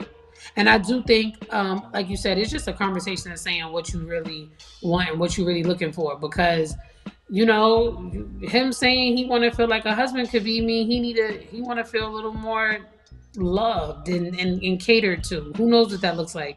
But like, it's just a matter of, yeah, okay, at least you said it, because now you can really say, okay, well, she said it. He told me what it looked like, and I have, the capability of fulfilling, his needs or his wants. I ain't never had a problem with that, but Yeah. Well, do you like, make him watch things my that he issue don't want to really is my watch? mouth. My issue is my Do mouth you? and me not listening. Once I tackle those two things, Well, knowing is half the battle. The other half, Yeah, the other it is half the true. battle was conquering it. That is true. I'm telling you, once I tackle those two things, I'm taking bitches out the game. You're gone. Oh, you thought you was here? Oh, you thought he was feeling you? Yeah. Get out of here. Yeah. Get out of here. I always tell people, I would say you halfway there because because you're acknowledging it. Yeah, So knowledge you're is half halfway the there battle. because you're acknowledging it. But you know what? You So- are a good listener. So I think that you don't have to say that to yourself anymore, that you're not a good listener. You are a good listener. You know what I'm saying? So I feel like once we start taking away those labels, then and stop saying that we are not, saying, creating labels to ourselves, and we start like, Mhm. the whole You I mean am basically thing like is a real powerful thing, right? speaking to myself positively, Mm-hmm. and really just And saying just I'm good, being I'm a great listener. and not only that, like, be kind to yourself. Sometimes we're so harsh on ourselves. We don't have to you be. do got to give I'm The yourself world grace. is already It's harsh one on thing. us. It's one thing to acknowledge the problem, but you got to give yourself grace, forgive yourself, and allow yourself to heal. Got to. Don't keep And speaking just it be over yourself. kind to yourself. Yeah. Sometimes I realized that when like talking with my therapist about it, I didn't realize how me thinking I was taking accountability for my actions, who I am, I was being so mean to me. And I was like, just expressing it to her. I was like, I'm just not as there was things I was talking about me not being consistent and not being what's that word? Like lacking discipline and stuff like that. And I was like, why I keep getting myself in this situation? And I thought I was being raw with her and being like holding myself accountable. But then as she was talking to me, she was telling me, she was like, everything doesn't have to happen at once. Yes. And just take your I'm not really time. there. And I realized how I was just thinking I was being honest and raw with myself. I was being mean to myself. And sometimes we're so mean to ourselves, and we don't give ourselves grace. We're not perfect, and it's okay, and we're learning and we're growing and we're evolving, but we also need to love ourselves in the process. I feel like for me, sometimes I definitely know I'm definitely harsh on myself. I'm my biggest critic. But what ends up happening is, because I feel like we were talking about earlier, because DJ said, his counterpart is 40 and we're like the same person. And I just feel like at a certain point, why am I dealing with this right now? Like, I feel like this was a lesson I probably should have learned in my 20s. And the fact that I'm learning it now, I'm just like, let me hurry up and figure it out. Like, I feel like I'm on a time crunch. Another thing is, I don't have any kids, so I want to bring kids into a situation. I'm like, girl, you might need to figure some shit out before you bring somebody else in here. So it's like, no, girl, the kid's gonna bring it out regardless. So no matter where you're at, when you have children bring something out of you, good and bad. So it's okay. It's like you just have to, like, you can't control everything. You really can't. Everything is not going to be perfect. You just gotta be. battling that. You just gotta be. It's not gonna, because that's what I'm saying. That the self work and self love journey is a journey, and it takes a long time because you're learning. You're kind of like you're first of all, you first have to tear away all that personality you created from a child that was put in you, that was told, oh, you know why you got to be this kind of person, or you're not this kind of person, or you're this kind of like everything that people made you be, that's not who you really are. You created an individual that was to please other people, and that's not who you are. So when you start dealing with breaking down that layer of who am I really? Right. Am I this person that they say I am? And because we live in that space a long time, most of our until our 30s, we start living that life we think people want us to be, and we're not really who we are. So when we get into our 30s, we start realizing, damn, you start that's doing not who I inventory. am. You know what I'm saying? And then you start tearing down those layers of a person that you really wasn't, a person that everybody put on you, the schools put on And you, your parents put on you. It's so And crazy. I have a girlfriend that told me, she was like, because I don't really do the group girlfriend thing. Like, you know how, like, say you have a birthday, and you're like, Ashley, I want you to come to my birthday dinner. I'm gonna come to the birthday dinner, and then we go out after. I'm gonna go out. We're gonna all hang out. But I can guarantee your friends are gonna come to you and say, I don't know if Ashley had a good time, or I don't really know if I really like her like that, or something. It's not gonna be like, it's either gonna be they love me or they can't stand me, right? And part of the females that really don't like me, you really just you don't know me. I didn't let you get that deep. Yeah. And it's always like, I had a girlfriend that said, maybe you should try showing people the person that I see. And I'm like, girl, that's not too much. Because I don't really have no desire in showing everybody who I am. Like, I really, and I still don't feel that way. I just really don't have the need to show everybody who I really am. Like, I don't feel like if you're a friend that I just met, you need to see the same person that I've been friends with somebody for 10 years. It's just levels. I just don't feel like giving I all get what that. you're And I feel like, saying because you're guarded, but when you Be free kind yourself to from that yourself. place, you don't have to worry about that. You just is, and just okay. being is. You know what I'm saying? You don't have to be this person in front of this people. You don't have to be another person in front of other people. You don't have to think about who you're letting in. You're just in. You're just being that person, and it's not for other people. It's just for yourself. It's a freeing space of just being free, and you don't have to have that guard anymore. But that just takes Time. that's something that takes time because you really have to realize where's that thinking coming from. You know what I'm Yeah. saying? Why Where do did I it feel start this from? way? Why am I protecting myself from who? Why? Right. What led me to this space? So that's all levels to it, and things that you have to really look into because you're coming from a place of protecting yourself. I think I And said. I think I told you that in life, earlier. it comes to a point you don't have to do that.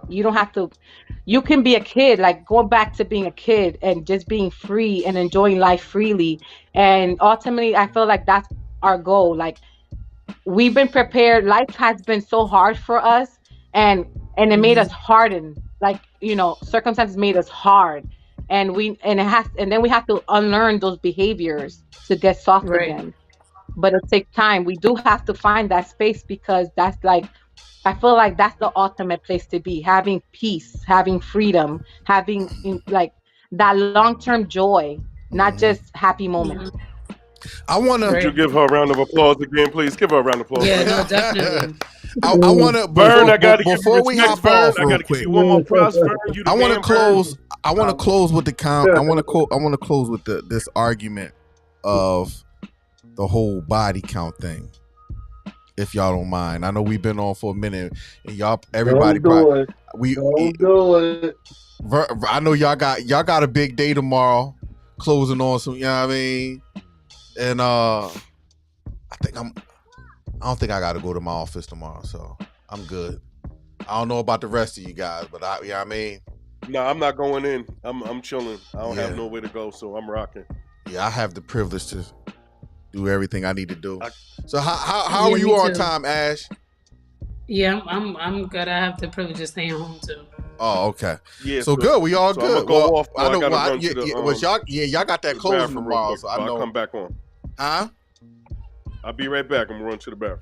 Okay. I'll take you off real quick. Yeah. Go ahead. You can go ahead real quick, man. I'm just saying, man. So hold on. Let me fix my camera real quick. Babe, you need a tripod for this. My hands are tired. Yeah, we got the little phone right For there. real. Maybe you should have held the phone. I'm saying, Yeah, hold the phone. All right. So I know we've been. Oh man, we got some listeners that been on with us for the whole almost 4 hours. Y'all the real So y'all been on for MVPs. 4? You been on for Everybody, 4 hours? Seriously. Yeah, like for real, like Craven and a couple. You been on for 4 hours? Yeah, we've been on for a minute. We've been on for a minute. I'm curious. Look, Craven, like, do it. She's like, I'm off too. Look. She like, look, y'all got to keep on going. So dang, this is the longest live I've ever did, man. Dang, I thank y'all for rocking out with us, man. It's the Rebuttal Live. Y'all already know y'all can still call into the show. The number is 678-24992. I don't know why the screen. Let me make sure I ain't giving out my let me make sure I wasn't giving out myself my real cell phone number. I mean my personal. 678-249-9297. Y'all can call in. Huh? What'd you say? So I'm gonna kind of segue to our conversation. So me, Vern, and Jennifer was talking earlier offline, and we was talking about body count, right? And I come from the standpoint like, look, I don't need to know. As long as you ain't burning, I don't need to know. That ain't none of my business. What you did in your previous life ain't none of my business. You know what I mean? Now, but I do also know. What are you doing? Now you're in the picture down here. You see? Oh, I also know that me as a man, I wouldn't want my wife to have no high mileage on her. You know what I mean? I don't. You know what I mean? But is that a disqualifying factor? Yeah. This is what I think. I do think people don't understand, and I think with women, being that we're the receivers in sex, I feel like a lot of different energies in your space plays a major role. We're a lot more emotional, and to just be willing and accepting of many different men and energies can really mess up your mental. And that's what, and that's what I'm saying. Like soul ties is real. However, soul ties are real. But however, I feel like when they originally came on, my whole argument was, if I could tell females differently, I kind of feel I'm a little torn, because all the women that I was growing up with, they were all hoes and they're all married. See, that don't mean nothing. But you're coming from a personal. Let me say this. They're all happily married. Let me say this. Let me say this right. Why should I accept you? I'm speaking for myself. I don't know how other men feel. Why should I accept you after all these dudes done ran through you? Now you want to come to me washed up. Then you passed your prime. That's like LeBron being past his prime. That's like Tom Brady being past his prime. And now you want to come to me for me to make you whole.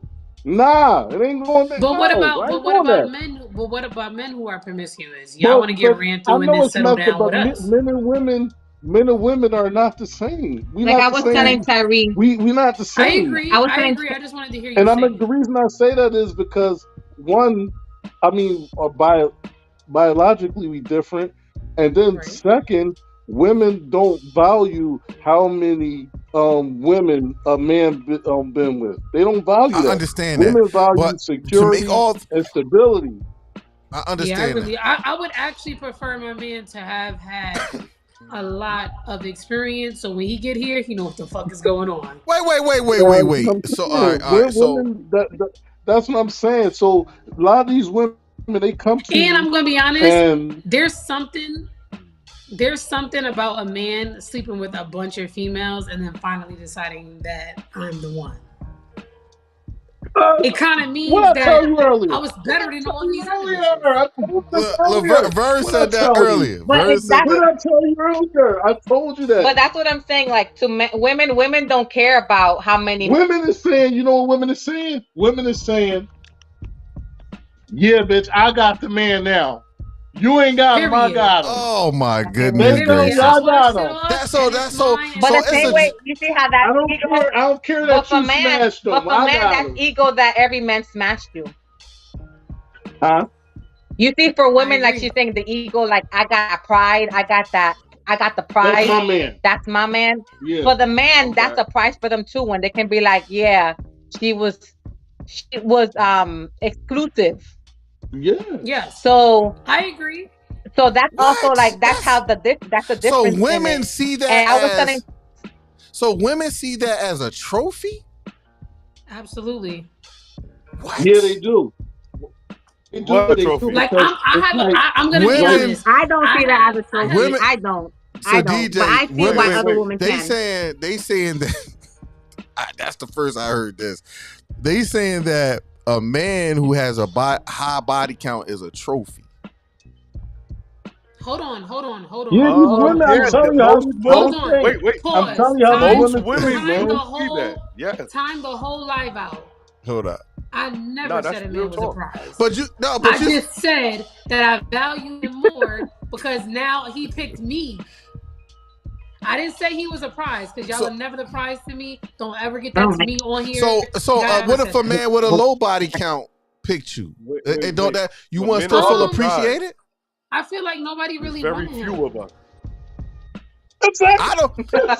Exactly. I'm gonna keep like look. This ain't. Exactly. She I'm said gonna keep it nobody a want beam. him. I don't Exactly. have a. I've been with the same woman for 15 years. Yes, Exactly. I did some stupid stuff in my Yo, 20s, man. but I'm No, still wait. on. I'm still I'm on gonna single disagree. hands, bruh. I rather a guy that had I'm still on. I'm relationships still on versus a single man that hands. just had sex with A women. high body Because count. men that had just Facts. sex with Right. women don't know how to have sex Now that's a in a fact. Right. relationship. That's true. Okay? That's a fact. You Right. said Because they what? Hold only No, on. know that's how to true. pump and that's Because a it. lot of females, They don't know any like when a lot of tenderness. females So I'd hear rather that I've have a been in an guy who 8-year knows a relationship. woman's body and knows relationship Right. because But this is Let the me thing say though. this. Let me say this to the women though. Let me say this to the women, right? You want me to take you all on nobody else. But then when I walk down the street, especially all right, we in this neighborhood, we walking down the street. Every dude done had a piece of you. How am I supposed to feel? Yeah, I agree. Like That's every fucking dude, trash. damn. You introduced me. Oh, that's my homie. That's my cousin. That's my Big buddy fact. right there. You know what I'm saying? Every dude And that I'm gonna had No, a be no, piece no. honest, of it's you. not the Hey, same. Vern, they favorite So It's line is not the what? same So hold on. that's So my hold on. god brother. Every dude. That's So their favorite line. That's my every god dude. brother. That's their favorite line. Hold on. That's my Yeah, he god my brother right god there. brother. Everybody That that had a piece of you. So what am I getting that's special? What am I I agree. getting? I mean For I mean me, Vern, I don't agree with you. Go ahead. I'm sorry. What am I getting that's I special? think for women, Every when dude you walk that with a had man you. and every girl has had him, girl, he's not walking outside with you. You need to calm down. You know he wasn't worried about you. He was not. So it's definitely ego thing, and I have an ego like a man. So I feel like it's it's an ego thing. I don't. But I would rather. I would probably take the man that was more traveled, less likely traveled. Like I would probably take that what? road, just because of the fact of All them the fact soul of the matter ties. Yes. is I really don't want a man when we get married. That you have to keep. He gets too hype about strippers or he gets too hype about a bitch Nah. naked body. Like I need him to see their body and understand that, girl, that's nothing. I done already seen all of that. But What I that's got over all right. here is That's just too this many. is But mine. you're not afraid She's of all exclusive the soul enough that ties. she just remained for me. You not afraid of all the soul ties he gonna come with. Like it's like Men, case of I don't think men No, we keep don't think soul about ties. that, Tyree. We don't think about soul ties. I'm Yeah. sorry. We think about a Yeah. I don't even man think men that's think gonna. about soul ties. I don't even think they got them. Experience. They want I don't experience. but think a look, man could have a soul tie Okay. with a woman. I, Another thing too, by the way, I don't think you can have a soul tie with someone that you have protected sex with. So if you have a man that's outside in the streets, 9 times out of 10 he should be using protection. You're not getting a soul tie You with still someone that you don't you have. s- no, you still can have soul tie with someone you have protection Yeah, with because Absolutely. when I you're don't think so. climaxing, you're releasing. and Yep. you're the most that's when you actually tie your soul tie is in a place of climax Who told you that? Who? because your spirit is in the most vulnerable space. Oh Period. man, Mm-hmm. listen. When you're For climaxing, See, I you women, don't are yes. in think a so. different I realm. think I'm I gonna be just know honest. my Fact. point. I know my I point think is being made. climaxing Now for my point us, is being I think made. climaxing for us is where Yeah, bird. we're most vulnerable. Black power, I don't bird. think climaxing for them is where they're most I'm vulnerable. I telling you think my where they point. hold their Oh, feelings and yo, where I'm they hold telling their you, bro. vulnerabilities to speak on their Bird is- feelings is where they're most vulnerable. No. Spiritually, a man is most vulnerable and a woman is when they're climaxing because they're out of their mind. In that But I space, think that they're no has to be longer raw sex. I there don't think is you an can do out of that with body condom experience. sex. No, it's out of No, body it's the experience. it's the So whole experience, Yes. no, whether it's a it's whole out of protected or body Yeah, not. but you experience. So got to think about you're no okay, longer in so your when you reason. having so when you having sex, when a man is having sex with a random female, he's creating soul ties. Like, come Oh, on, the way they He even absolutely, is. have sex he with a Yes. is. random If female, no, they're they He not is. having soul climax at the ties. no. same time, like she was saying, if they Yes. do it at the same time where it's actually a mutual happening and y'all have that connection, Let me because tell you it can something. happen that Let me way. tell you But she's why a right. soul tie. Let me tell you why soul ties Right. is real. If a man cheat on his wife and have sex with this other girl, then he come back to his wife. I mean, if he cheat on his wife with one woman and she's depressed and hard and all that, she have all these mental Yes, I issues. believe that. He bring that home to us. It's just like an STD. He bring them soul ties back to her. Now He's bringing that spirit. Now she's fighting demons and stuff. Like, why am I depressed all of a sudden? Well, like, why? Mm-hmm. Yo, real rap. But I feel like I honestly feel like that happens with the raw sex. I feel like No, when it men be happens cheating on their wives, whether it's I don't protected or feel. not. It happens. Yes. It's I just just I don't Like know. she said, it's that I'm release like, of that It- moment, who's of really? the release of both that's parties. like a Who priest. really That's like releases? priest putting a priest putting on a uniform and casting out a demon, and expecting the demon still not to enter him because he got on a priestly Right. robe. Nah, just because you got on a condom, that the spiritual So tie Tommy, See, is the thing is that spiritual. It's spiritual. It's not. you A know what condom it is can't too. protect Men that. are so untouched with their spirit that they're just releasing that anywhere, right? Yes. And that's the thing that the men don't realize that they're so vulnerable. That's why women take advantage of men all the time when it comes to that stuff. Because they're Okay. stupid when they're thinking in that space. They don't even think. Women Nah, take it's advantage of dudes all the time because when they want to get all they want to do is get their rocks off and they don't even use their brain.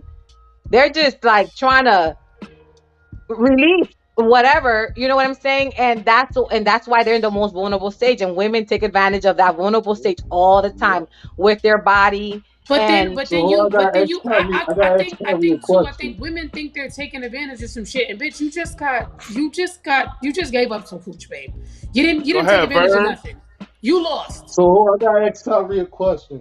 yeah. So you saying you don't, as long you're not gonna ask the question you really don't want to know, so it don't matter. So then, what if it come up like I said before? Come up one day, you find out she done had over 100 partners. Then what you think? We already in too deep. What I already been in there elbow deep. So like what's going like you know what I mean? Like what's going to change? Like I'm already in here. I'm in here. Yeah, Of course it's going nah, to make me feel some type of way. nah, bruh, So nah, bruh. Vern, it's all listen. egos. That you have It's to all balance that ego. Listen. ego. It's all Vern, ego. Yeah, because listen. you're thinking about the ego aspect of it, of other men having her versus what really matters. If she's with you, and you feel like everything was fine until you found that out, then why are you holding that against her? Yeah, like I I'm feel like sorry, we that's Vern all here. has a ego. point. I'm sorry, Vern has a My point. whole thing is we need to Vern really. has a point. I really do I'm sorry think to say that. from a female's point of view, and we could talk about anything in the world. The things that are most valuable are the ones that you can't have a lot of. They don't make it. You can't touch it. Everybody can't have it. The things that are most valuable are the things that are not easily obtainable. So if you're easily able for niggas to get next to you, baby girl, the price drops. Sorry.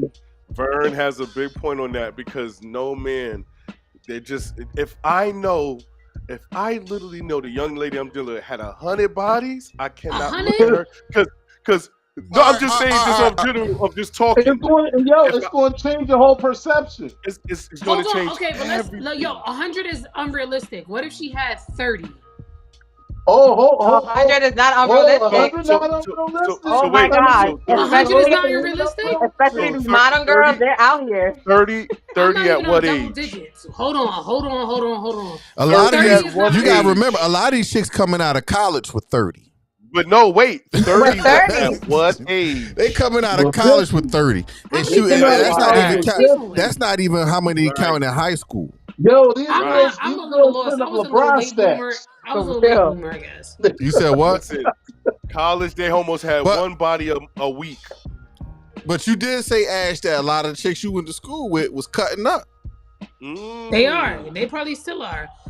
Yo, I'm a little confused because if you just do the math, if DJ said a body a week, we have 52 weeks in 1 year. Yeah, no, I'm serious. We talking about. And I know you know girls who do a body a week.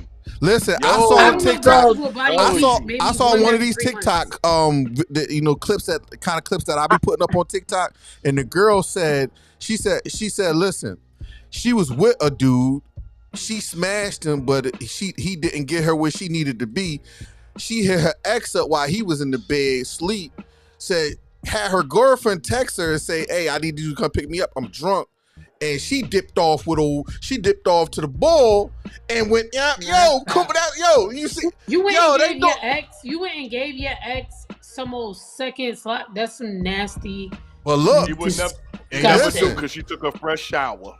Yeah, she probably cleaned up, but it's still residue there. She probably cleaned up. A bitch that's gonna do some shit like that ain't clean her ass up. Yeah, she that's wiped nasty. her ass and she went on to that next man's house. That's almost being ran a train on. That's basically like you indirectly got to look. Craven said her friend has a black book. Exactly. You know what the black book mean, right? No, you know one thing I would say, because I know she was saying earlier, like, because she's second guessing everything. But I do think as women, we do have to, especially how we see society is going, we do have to advise young girls that your purity is your most value. Yes. And you can't just give it away to anybody, because then you become unvaluable. But we're not like men. Men can do that and it won't be held against them. But us women, it will be held against us. And we think that we can be as free as we want until we're 40, single, no children. Women are born with value. Men have to make value, and that's the reason why. Not thinking that my mom always told me there is a double standard, Ashley. I'm not teaching you that there isn't one. There is one. I'm just teaching you how to maneuver. Mm-hmm. I can't teach you how. You're not going to be able to beat it. Don't go out here thinking that you can sleep with just as many girls as your brother can. You cannot. You will not be respected. You will not be held to a certain level. And you don't deserve to be nobody's wife because you're not special. If you don't lay down and share your body with all of these different men, there is nothing special about you from the next woman. Y'all all pretty. Y'all all smart. You can get a girl, line them all up. We can get them smart. We can get them pretty. We can get them to conform. But everybody we can't get to not sleep with everybody. There's some people who just don't have the level of self-control that I'm going to instill in you as a woman. I won't advise you to do it. Yeah. I don't. And you're also carrying all that. Us women, we're very vulnerable when it comes to intimacy. At least me. Me too. When it comes to intimacy, like everybody can't have that. Like, nah, bruh. So it's like you do carry that. I feel like women, you carry that. Yeah. And you'll never forget. You should not be letting any man. You should not be letting any man just run up in you. I don't think so. And I think it's very weird our culture when there's a huge age gap with women and men. And like it's like we're I don't even know if we're promoting it or we're just making it okay. But that 20 to 30 age gap is weird to me. Now 30 to 40 is not weird. Yeah. But that 20-year-old girl to a 30-year-old man is very weird to me. Yeah, Because I was just talking about that when I said It's kind of grooming. I can't. It'd be hard for me to date a younger woman. But a lot of those girls that do that, they're looking for security early, and or they're looking for a father figure. So There's I mean, nothing I'm not wrong with against. that. But I'm not against the it, issue isn't but the it young takes girl. a Because mature girl the to young do that. girl is a kid. The issue isn't the young girl. The girl is a kid. The issue is the grown ass man. Like, what's going on? No, because he's not a grown ass man. Right. That's the problem. Men mature older than women. What do you mean? Yeah, women are We know that. women are naturally 7 years more mature than men. You So already it's know still that. like she's still kind of matching him. That's why I said in a the sense. 30 to 40 is fine, but that 20 to 30 is weird to me. It's still the same, Ash. It's still the same. I don't think so. It's still the same. Because me at 20 could not have handled a 30-year-old man. And to be honest, a 30-year-old man, that's you, though. a 30-year-old man is still a 21 You know what? mind. Me and Vern got together. I was what? I was 7 years. You're 7 years apart, and I was 20, about to be 21, and we're 7 years apart. But I always found myself a matured person, you know. So I like older when I was guys. 19, I dated a 2 of my 25-year-old. children mothers are 8 years younger than me. 2 of them. My wife is older than me. Younger. She got me by 2 years. I don't know, for whatever reason, I always dated somebody in my age bracket. I don't know why. Maybe I need to go. Maybe I need to But you know what? But what's a though, bracket? Like, what's your bracket? What's the bracket? I'm not dating nobody younger than my brother. So I'm 33. He's 30. I'm not dating anybody under 30. Yeah, I could. Now you know what's funny? Me personally. I think we was talking about this. Me, you, and Kyle. Me, Vern, and Kyle. And I'm 42, right? I don't know if I could date a 20-year-old or a girl in their 20s. I don't know if I could date a girl under 35. Mainly because, like, I'm already established minded. Like, it'd be hard for me to. I don't care what nobody said. Men who date young girls, you're just not maturing at the pace that you probably should have at the age that you're at. I think a lot of men like young girls because young girls are easier to control. No. So it depends on the guy and what he wants from the relationship. The thing is, I'm gonna tell you the main reason why older men like younger women. The older man can smash the younger woman and send her back to the crib. With no Tyree, it depends what you want. You said what? Tyree, if you older want dude children, he gonna smash. And young lady gonna suck the life out of him, and he gonna send her back to the crib with a little bit of money. Okay, because you're thinking of a man that you're coming from a space that you already have all your children, and you don't want more children. A lot of men that are 40s and they're 40s, they're just getting to the peak of their career or just getting started, and now they're ready to settle down and start a family. So they do need a young ovaries. Hello. So they may go to a 25-year-old woman who is more liable to be submissive, and they can kind of like the reason why make it'd her be that scary wife for me. It'd be scary for me to, if I was a single man, to date a younger woman who want kids, because all my kids is, except for my youngest who's 14, Cam. You want me to start a new family? Yeah, but you're thinking about because you have kids. But think about if you have kids. She's saying that's the not majority you. of men who don't have any children would probably be more susceptible to go getting somebody younger. Oh, My whole thing is, I'm cool with you going to get somebody younger or whatever the case is, but I personally find that when any man who's older, I don't see it in a positive light. I've always seen it where a man is a lot more. When you think about why he wants a younger girl, he always is stating like, "Oh well, she's fun and she listens and it's like, bruh. So you didn't find no bitches in your age bracket that do the same shit? But that is true though. The thing is that older women are very set in their ways. A lot of these older women are very stuck in their ways, and then some of these younger women is more mature than these older women. A lot of women, especially if they've been single for a long time, they're very set in their ways, And at the end of the day, men want flexibility, right? Flexibility, yeah. And men don't want headache. Men, see, women, we're Yeah. very difficult, right? And the older we get and the longer we've been single, the more difficult we become. So men just Absolutely. want an easy situation, and when they're younger, they're easier. That's Honestly, why I they're easy said, to deal with. oh, They don't oh, have all So Clarence. this I'm gonna work be honest. mentality So of the world. I have two They're more nieces. naive. So I have two nieces. They're both in the prime age. They're 21 and 22. Beautiful girls. And I'm gonna be honest. The discussion that they have about you old niggas is just that. Oh yeah, this old nigga about to come pick me. I'll be like, the old nigga, what you mean? I thought he was nice to you. Yeah, but he's still an old man. They all Yeah, think but y'all she's old. And we but it know don't that. matter. She's But still we giving them that know time. that. We know we She's old. still giving them that time They're because she using still you for wants money. something from No, him. but the thing is, But they she give still They're wants using you something. for your status. That's all right. Well, it seems like It's I'm a just like, trade-off. you're with over it that guys you're being that's used, strict. and it's cool. Because let me tell you what It's a this older trade-off. man is thinking. This exactly how he thinking. Mhm. Listen, it's cheaper for me to just give her this little $1,000. I swear to God, Yeah. it's cheaper. Yeah, I give her this little $1,000. She gonna come do what she do. I'll see in about 2 weeks. Yeah, and I send her off. Yeah, Yeah, but I you can mean- go get you an old bitch that's struggling. That No, can but give these her old $1,000. No. Oh no, they don't want $1,000. They want all their bills No. paid. They They want want all the time in the They want world. all your time.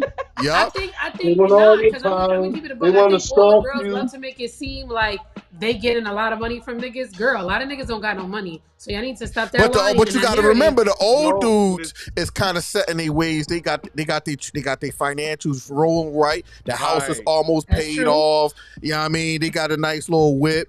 And Right. you know what I mean? 'Cause Old most Cletus, men don't he mature could go to the financially bar until without 45. he could go to the bar without the young buck hitting him up talking about where you at. He over there doing his 2-step.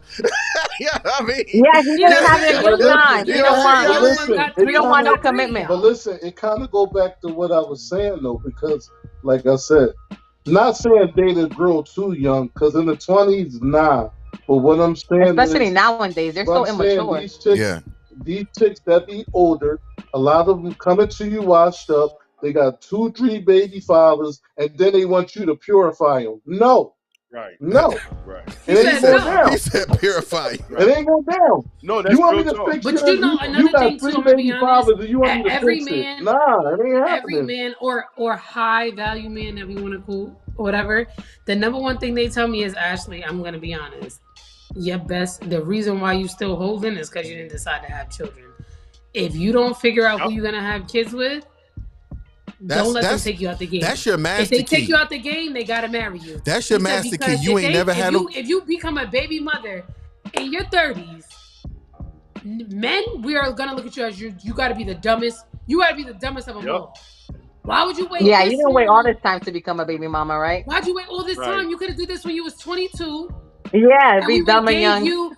Yeah, We would have gave you the. Oh, okay, she was just young. She didn't know any better. Mhm. But at 33, Yeah. you gonna be somebody's baby mother, not nobody's wife. You're a dummy. Don't let Yeah. anybody do You that got- to you got Wait the till key they 'cause marry if you come to me almost 40 years old and you got young kids I still gotta raise, that's not mine? Nah, you Right. Yeah, that's crazy. facts. Nah, you And you know Yeah, what? 'cause everybody Remember on vacation on our right live now. when we was on TikTok, right? And right after you got cut off, the girl came in there and she was like, she kind of got mad with me when I said, "Listen, I'm 42. If I was a single man, it'd be hard for me to date a woman with young kids because then I'm gonna be about 60 when your kids. Now hold I'll up, be about Tyree. 60 when your kids. So Now hold up, Right. Tyree. Now if the girl come to me and she got kids like Tyree age, I might could accept it because they close to being out the crib. I ain't Yeah, really yeah. got to deal with that. yeah, They close to being out the crib. I ain't got to deal with it. she said So, her cousin but is if you come to 24 me- dating a 45-year-old with 3 kids. 45-year-old man. She loves him like no tomorrow, and he doesn't have any money. I'm sorry, I ain't laughing. Why is she God. dating that old man with no money? Is the problem? Because he might be filling in other gaps. What? Read that again. He's- Read What that other again, gaps Tyree. could there possibly be? You're old. Where's the She money? said- Laying that my cousin- pipe. What you My mean? cousin is 24, dating a 45-year-old with 3 kids. Yeah, he laying that pipe. Like no tomorrow, and he doesn't have any money. His father was a He got speed fitter. something. Yeah, he filling in some gaps. He's filling in some Father gaps. was a Whatever speed he fitter. feeling, not be the I'm with financial whatever gap. type of feeling that she is. with a If it's jelly, 45? I don't want it. Why she with a Because he 45-year-old he dude? could be But you broke, gotta but he got realize his a I lot mean, of own people way. women do like things older for guys. different reasons. Yeah. A lot If of that's women, what a she lot got. of young girls like older guys because of the father figure aspect. Now I'm Yep. gonna tell you right there, that girl is silly. Why is she with a 45-year-old dude with That's 3 what I'm kids with saying. no Maybe money? that's what you can get, Vern. No, she got 3 Because of the kids. kids. You know what? You know what? Oh. That Because what of the you just said kids. right there is a lot He of women don't babysits the realize kids. is that what they want and what they could get is two different things. Right. Oh, and the girl has Right. the Oh, kids, Yes. or he got he's the the kids. Yes. babysitter. He's the in-house babysitter. She ain't got to pay for it. Oh, She's the so babysitter. she had the kids, or the dude had the kids. She got She Craven. got Do the kids. I thought he had your the cousin kids. got the kids? I thought or she do- got the kids. No, With they 3 ain't a kids. No. 45-year-old Oh, with with 3 the kids. Oh, Yeah, he got the 3 kids. kids. Oh. Oh So yeah, he he got the 3 babysitter. kids. He got the 3 kids. Yeah, like that means she's So I silly. guess she the babysitter. She the She the babysitter. babysitter. Yeah. Yeah, and guess I mean, what? maybe But hold up. maybe they're his, But hold up. I'm maybe gonna they're tell not you living this. with him. I'm gonna tell you this. He's treating her like a queen. Oh, of course. He's Of treating course. because How? He don't makes got her no bath money. water. he It don't don't have matter to if have he no broke. money. You want to know why? His prized treasure is He how said, he. yeah, he's filling all the gaps, all See? kinds of Yup. gaps. Boom. Hmm? There you go. So you mean So to tell me it's- she can't find a 30-year-old man that know how to fill in some gaps? Hey, They don't want her. Give her my number. I'll find her 2 30-year-olds that can Oh fill in my the God. gaps. Yo, She happy. What you mean? She happy. Hey, That's why you great. try? Why you trying to mess up? 42 with 3 Yo, kids, She filling happy gaps? though. stop throwing hate on the guy. Happy. They're adults now. Now that for me, Yeah. She's it'll be 24, wasting her youth. No, I need to She's go not save wasting her. her youth. He got 3 He got kids life already. insurance on him. Don't worry. Yeah. there He's you about go. to got die in like 3 years. No offense. I'm just joking. It was just a joke. I'm about to say 40, I 45 was is just still joking. I young. was just Boy. joking. Yeah, I'm 43. Don't do that. that's I what know, I'm That saying. ain't I'm nice. joking. Damn. Yo, you Yeah, see I how just you- had like you 3 see people how the around older me man pass make it away. Don't do personal? that. Get that off. Listen, 45 is still young. I know. I know was because just you guys are joking. now in your 40s. You still feel young. You know But what's back funny? when you look at somebody in your 20s that they're in the 40s, When I, you feel when they I were was in old my as hell. 20s, I ain't gonna front. I'm like, that dude, oh, he 40. Dang, he old. Hell Now here I yeah. am. Yeah. I'm But telling look, you, my nieces say all the time, that old dated nigga. a I be like, 40-year-old. damn, he but only 42. 35. But like, if you see me and my son, right? Me and my son look a lot alike. Like, and he 24. Everybody think we brothers. Like, that's your son. That's I'm a like, good yeah, that's thing. my son. We built. I We don't think you know It's funny. brothers, man. Yo, No, they don't think- everywhere we go, people think we Cut brothers. it out. They Bro, don't think you know I kid brothers, you not. man. I kid you not. Yo, You might everywhere. be an uncle. Nah, 'cause I don't look- I gotta I take don't- the K9 downstairs. I don't look like I'm 42. Like I do look like I'm still in my 30s. No, you do look like you're 42, but 42 don't look old anymore. So I don't know what you're saying. No. Because 42, you do not look like 42-year-olds you're compared to the 42-year-olds I've seen from back in the day. I look. But you know that's what what I'm saying. 40 I still people in the get 40s don't carded look as when old I as they when I used go to. buy some wine or something like that. I still get I'm caught. not gonna hold you. I think the younger girls look older. Like my niece, when we both get dressed to go out to the club, we went there last year for her birthday. We went out. I said, "Girl, I'm about to bag these young joys. What you thought? You thought they was all here for you? They here for me too." Look. She said she's stunning too. Green eyes and all. That. She's stunned. Well, look, she Let might me like an save older. her. Hey, look. Let me save her as the duty you of never a fellow know. woman. Yo. There's no reason why she should be with that bum. No, because most of you young But why is chicks he a bum? is dating. He's probably not a bum. Look, Jeffers. Oh, most because of he you. don't got a job. Wait, let me Jeffers, think about it. Jeffers, Because he she don't was- got a He, job. yeah, what? Nah, see now that one. He don't Nah, got that no that money. one. He That got one. baggage. That girl is silly. She with a she's That girl is 24 with a silly. Come on now. 45-year-old dude with no money. With a 45-year-old dude with no money. That's silly. And 3 kids. I mean, it's the math is not adding. I don't know what it is that. Listen, That's silly. And she Listen, said she's stunning too, so I'm surprised. a lot of these chicks is dating these young dudes that ain't got nothing. That still Yeah, he got they, 3 kids. sleeping in a Hellcat. But that's why she could date somebody with nothing. You're already in a stage of nothing. Why would you jump but a what if he stage broke? where All he's right, what- supposed to all have right, something Craven. and you don't have nothing? What if he broke and got a house and got a Yeah. job? He you know, he I just fuck with making. it. That's potential. I could work with. I mean, me not right now, no. But her, yes. But that's what I'm saying. Like he could be broke, as in my bills are paid and I But own why my you house. That's not going? what Why she I you got a said. going? job. Reese, Why you would a over here young reading too woman? I deep. mean, if he has She said he assets, was then that's not 42, me. I He's three know, not but kids, broke. and why broke. would a young woman take on All right, 3 Craven. kids Craven, that's I'm gonna ask not you this. hers at 24? All right, hold on. Well, Let me that ask doesn't mean Craven that she's this. taking on 3 When kids. you say he's What you broke, mean? You are got we 3 broke kids. as in he just stay at the house and ain't got nothing? Or living off her? Oh, he And has assets. she said her father is sick and over it too. Mm. But okay, let's say this. All right, My whole thing is she got a father and picking niggas like this? What's going on? all right. Hold on, Craven. If you could answer this, you ain't got to get too detailed. But is he broke as in he got a job, he got a house, and they just winging it, or is he broke as in he living with her, or they living with she got an apartment, he living with her, he's driving her car, and at the house just chilling. Like is he that type of broke? Like what kind of broke is he? So Man, broke at 42 is fucking broke. I mean, we only give everybody excuses in their technically youth. what's You don't get broke? excuses in your old age. Like technically what's broke? No, I think she said that don't work, but that doesn't mean that he's broke. She didn't say he was broke. She said he don't work. Yes, she Okay. did. If you don't work, that He means you Don't work lives don't. means with his what? grandmother because of child support. There you Oh go. yeah. All right. Case closed. Exactly. Y'all was trying. Case You was closed. trying to help him out so bad, Exactly. Reese. Huh?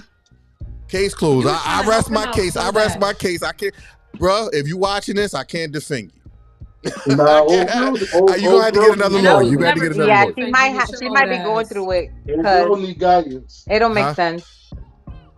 Yeah. Especially if she's super. She says she's stunning and all this stuff. It just don't make She's sense. You need beautiful. She guidance. has a father, obviously, that wants to be involved enough that he's sick of the whole situation. Well, look, What he happened? got a job. He got a job. So he just made poor life choices with the baby mothers, and they got him on child support. So now he's living at home. Seems right. Oh, okay. He got a That girl job. better roll out. That girl better roll out. I mean, she's probably looking for father figures. She better roll Even though out. she probably had her father in her life. I mean, we don't know how long her father been in her life. And if he been in her life, sometimes They go to the they go hotel. to the hotel. Oh, Jesus. Yeah. No, Um, She better he roll might- out. he might have. Everybody fall on hard times, man. Let's not. I've no, been at there. 45, I've been at there. 45, I I've mean, been there. listen, he lucked out. He got a lottery. He got a 24, Hey, he got a 24, some people- 25-year-old Some women people with make no poor. children. Look, some people make poor investments willing to deal with and that. lose it all. Some people make poor investments and lose it all. But you know it's what? A lot it's of no women, issue. Tyree, a lot of women with He low also self-esteem. might look like Tyson. No matter So how we beautiful need- they are, there's guys that know how to Manipulate. fish them. He might look like They know Morris how to fish Chestnut. them You know what I I'm agree. saying? and then manipulate them to take care of everything they, because a lot of women have low self-esteem, no matter how beautiful they may agree. be. I think I'm just sometimes saying, even some of the most beautiful women are the ones who have the worst self-esteem. Yeah. But funny, And for her to be with a 45-year-old, that means she has daddy issues. no, she Big might. time. No, Look, that means listen, he no, look don't like say that. Tyrese or Morris Chestnut. That's what it means. Hold on, Morris No. Chestnut. I'm A totally taking him off the hands. 24-year-old with a 45-year-old, that's 20 years. Yeah, but that means that he must look like something. He ain't. I don't care what he looked like. I don't care what he looked like. It's the mentality. Bro, you in your mother's house. I mean, you in your grandmother's house. With 3 kids. And I which can makes it guarantee they're worse. all not by one woman. He must got something going on that he got 3 Yeah, kids and good a pee because he been 24-year-old. using it for so Her many father years. raised her braces Listen, and all with the mom. What you that mean? mean? Braces and Yeah, all. braces and all. I don't know what that means. Braces, like like on he your raised teeth? her. Like her he raised father her. raised so, her. but well, my whole thing is Yeah. people be always acting like just because you With the got mom. raised by a parent Yeah. that don't mean you got nothing, some yeah. type of extra Yeah, guidance. that don't mean anything. All right, but what if Because sometimes she A guy wanted can him? manipulate you. What if she wanted A him guy more can than he wanted manipulate her? What if she? Right. Because look, it's Right. some of That these happens. women like older men. Period. That's true. Mm-hmm. So like, I you like know, older men, but not like that old. Not past 10 years old. But my why you whole gonna thing be with an is, But older that's but a it man? doesn't even Hold matter. on, Even why if you she gonna likes be? older Why you men, gonna even if be? she likes older men, I think there's still some type of 10 years is not that old. That's not a great age gap.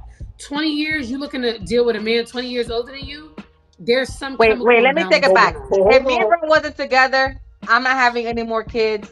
I'm okay with Yeah, with an I'm older guy. 36. I'm 36. I don't mind being 45, 50. How old is that? I That's not would even date a 10 years. 45-year-old, 50-year-old man right I'm now. just I'm But saying what I'm He just got saying to be is, willing to have children. You said why you does you shit, said you why said does you shit would date a gonna be? 50-year-old I absolutely would date a 50-year-old. at the age you at now? so Yes. that's exactly the same thing. That's almost 20 Nah, I'm years. No, 33. because She's she said at her 24. age is different. She said 30 from 20 is But different. what I'm That saying is, them girls in why their she You gonna just 20s, be said with a guy? leave them alone. You said she lived The a good girls in their life, 20s, leave them alone. so They she need to lived find a good themselves. life I'm as at in my past. 30s. No, I'll go get me. Matter of fact, go get me a 50-year-old man so I could relax. House is going to I'm what? really trying On to and the a be lake. house cute. on the I lake. want She to have a chef. house on the Yeah, lake. But now I'm gonna be honest. So yeah, what? She If I living off dated the? a good. That means 50-year-old she living man, off the the grandma. criteria for She dating somebody 40, for dating somebody 50, I'll even date a 6-year-old. All A that there's six. gonna be different criteria. The bank just gotta go higher and higher. But The why? shit But that I why would is it have to conditioned do, on his my bankroll? responsibilities would get lower and lower. But why? Yes, Why is that's it a fact. conditioned on how much money he got? It That's absolutely always would the condition on condition. how much money he It has shouldn't be. and what That role shouldn't did be a he think I was condition. gonna play. As long as he can, long as he can. See, that's my thing, right? I don't want. If I was a single man, I don't want no woman to want me for my money. And if I feel like that's a sense, That's that's like a crazy. no. Now the reason why is yes, I could provide a good life for you. I could, Mhm. but the thing is, I don't want to feel like that. That's the reason why I got to keep you, and subconsciously, that's what's Right. in my mind. Like I got to keep you as long as I'm Let, earning. let, let me Now, let's at talk some about point, this. Well, Let's you talk know, about this. Tyrese, Let's talk about this. most men who are older and with younger women, they know that's what they got to do. yeah. and I don't It's want to Yes. do that. automatic. You want to know why? So, Because like me personally, right? This is my mind thing. This is my mind. I'm grinding. I want to be able to retire when I'm about 50. And Cool. and I'm at the point of okay, I already know how much money I need to go to set myself up. Now, if I got a wife that wants to just live very loosely and spend money because we got it at the moment, that's Yeah, making me think that but that's making bro, me if you 50, 60 years old dating a younger woman, you gotta have some money. You know what's up? yeah. no, you You gotta have don't. some money. You know that. Exactly. No, you You don't. know Yes, what You you're you gotta have getting. do. some You paper, Now, you bro. you want young things? nah, It Yeah, comes you with a I want ain't see. cost. That's the yeah, thing. you gotta Me have You know what personally, it I'm is? not in Listen, the. what you're not understanding, Reese, what you're not understanding is one thing you could never buy. And I had a discussion at the salon earlier today. One thing you could never buy that's priceless. I don't care what you think you can do, how much money you got, you can never buy youth. You Yes, can never get it back. I Every day understand we're that. getting older. These girls are literally perfection. I don't have any children. I don't have saggy titties. I don't have no stretch marks. I don't have nothing. I have no kids yet. What makes me think I should go date a 60-year-old man that's about to put me in the same position as a 35-year-old man? Are you fucking nuts? He has But saggy Yeah, balls. the His man fucking gotta have skin, some and money. he's shedding He every gotta have fucking some night. money. What makes she you think said I he's want to lay shedding. up next to his old ass? No, But and he Have can him die that's any listen what you moment. chose to You have do. to deal with that. Like, That's what you No, chose to I don't do, Tyree, gotta he though. deal gotta with have that. some. I can No, go get my Tyree, young boyfriend yo, that's the 60 same year age old, he as gotta have me, some and we paper. can grow old especially you together. making No, his but that's the his thing. final days It's not happy. to say that he. It's not You to say. making his best. You giving him his best final days. That comes with a Now, price. it's not to say that he don't got money. Yeah, The thing is, in order for me to be comfortable, I got a nice size house. Mm-hmm. Hopefully, it'll be paid off by then. Now, if the house is paid off and I still have a pension coming in and I got income coming in, then okay. But if I'm set, let's say I just set myself up and I have a certain amount of money sitting here, so when I'm Then you around, don't need no young bitch, baby. but that's Right. the thing. That But was gonna hold be my on. But next thing. that's why I say like for Stay me, with your wife, Tyree. Stay no, with your wife. Don't leave I her. ain't going nowhere. I ain't going Stay nowhere. with your No, wife, no, baby. yeah, You deserve a wife. exactly. But that's why I'm See, saying. You that's don't why I But that's said why I I you don't. said don't That's deserve why I no don't care. I don't mess with 23-year-old no young bitch. chicks. I don't want. That's the thing. That's why I say I have no desire for no young buck. But you have I to have understand, absolutely no desire for no young buck. for every supply, there is a demand. There's a demand for as to why there are young girls dating older men. they know that they're not gonna. Me personally, I would actually seriously, no joke, I would probably seriously date a man up to about 50. Seriously. However, the criteria would be different because I knew you should be already established. So by the But time that's you the come thing. to He me and is. you're 50, Let's say the man is I would established. seriously date you. That doesn't mean I'm not gonna love you. That doesn't mean anything. That just means that the criteria of you being you would have to be better. You're gonna tell me, actually, you know, we might struggle in the next 2 years, bitch. Oh no. why? I'm talking about I'm talking about a 50-year-old. No, I that get what you're saying. he's He stable. should be financially secured, not for He's necessarily stable. for her He's to he's be riding his taken wave, care of. right? Like, He's riding his wave. You get the young buck, and you see that he's stable, and this will be the conversation. This will be the conversation. Listen, I'm riding my wave, and this is gonna last me for the rest of my life. I already know. We can go have fun. We can go on trips, but just know this: you ain't gonna be buying no $1,200, $2,000 bags. You ain't gonna be walking around in no, you know what I mean? No Dior. Like I live on the I live on a strict budget. Crazy. I want a $2,000 bag because you're old, bro. Give me some Nah, money. these old school players, man. That's crazy. Now that's what I'm saying. You'll have to go get you an old head that's gonna provide that. You old school player, you gotta spin, man. You gotta go with that, but it would be very unfair for you to really, literally ask this young girl to scale back and live your no, old but years that's with the you thing, and bring though. you joy. I'm not joy asking is her. something that you can't. You want this young girl No, to but scale that's back what y'all and got. live your Y'all old got life. the game messed up. I'm not. Look, like y'all already know, Vern. I'm a stubborn person. no, there's Look, Tyree, don't worry. and There is young girls like that 25-year-old who's willing to deal with that. And so hold don't on. worry. There's people Well, out there for you, Tyree. But hold on. If I wasn't married, and me personally, even if I That wasn't married, 45-year-old found somebody that was willing to deal with that, listen. and she got no Found kids. him a unicorn. But guess what? But guess what? I could, even though I could change. But this is what I'm saying. Like this is what I'm saying. Like if I was a single man, want the young buck to be in the house watch TV with listen, Vern, me and Vern grew up together. Like everybody know that. Me and Vern grew. I'm a loner. Like I'm reserved. I could be by myself. Like at the crib. I don't club. I don't do any of that stuff. I built. Y'all see my crib. I built my house into everything a person is dream of. Every section of my house, you don't have to go outside. I don't have to go outside for nothing. You know what I mean? So you want her to stay inside with you. If a woman was to come to my house, like he want her to stay in the house with him. No vacations, baby. No vacations. No. We gonna go. No, we'll go on vacations. I'm talking about like I built this to how this. My wife just told me this the other day. She said, "I don't know why you made our room look like this because she never want to leave our room." Like it's like yes, that's because somebody who's grown with you has grown to see your she's grown, she's seen your growth, she's seen you grow from a boy to a man. She loves you in that whole entirety of your life. Bitch, I'm over here for a good time. Where is the cash at?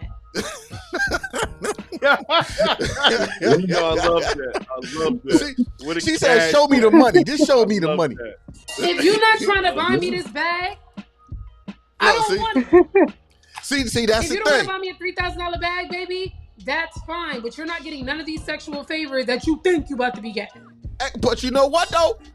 As long as that is established in the beginning, I'm cool. Right. You know what I mean? Everything I'm cool should be established in the beginning. The fact of the matter is if you want somebody younger, you should have to pay for it. Well, Tyrese, you're never going to get to second base with a chick. But that's the reason why I say I don't care. She don't cut it quick in a hurry. I guarantee you. Right, I guarantee you. But hold up. But that's 60, not true. That's not true. Let me tell you something, bro. I know for a fact. Hold on, Tyree, listen. If you 60 and a chick 35, what did you expecting, bro? Dog, I understand, but that's why I say that's not my cup of tea.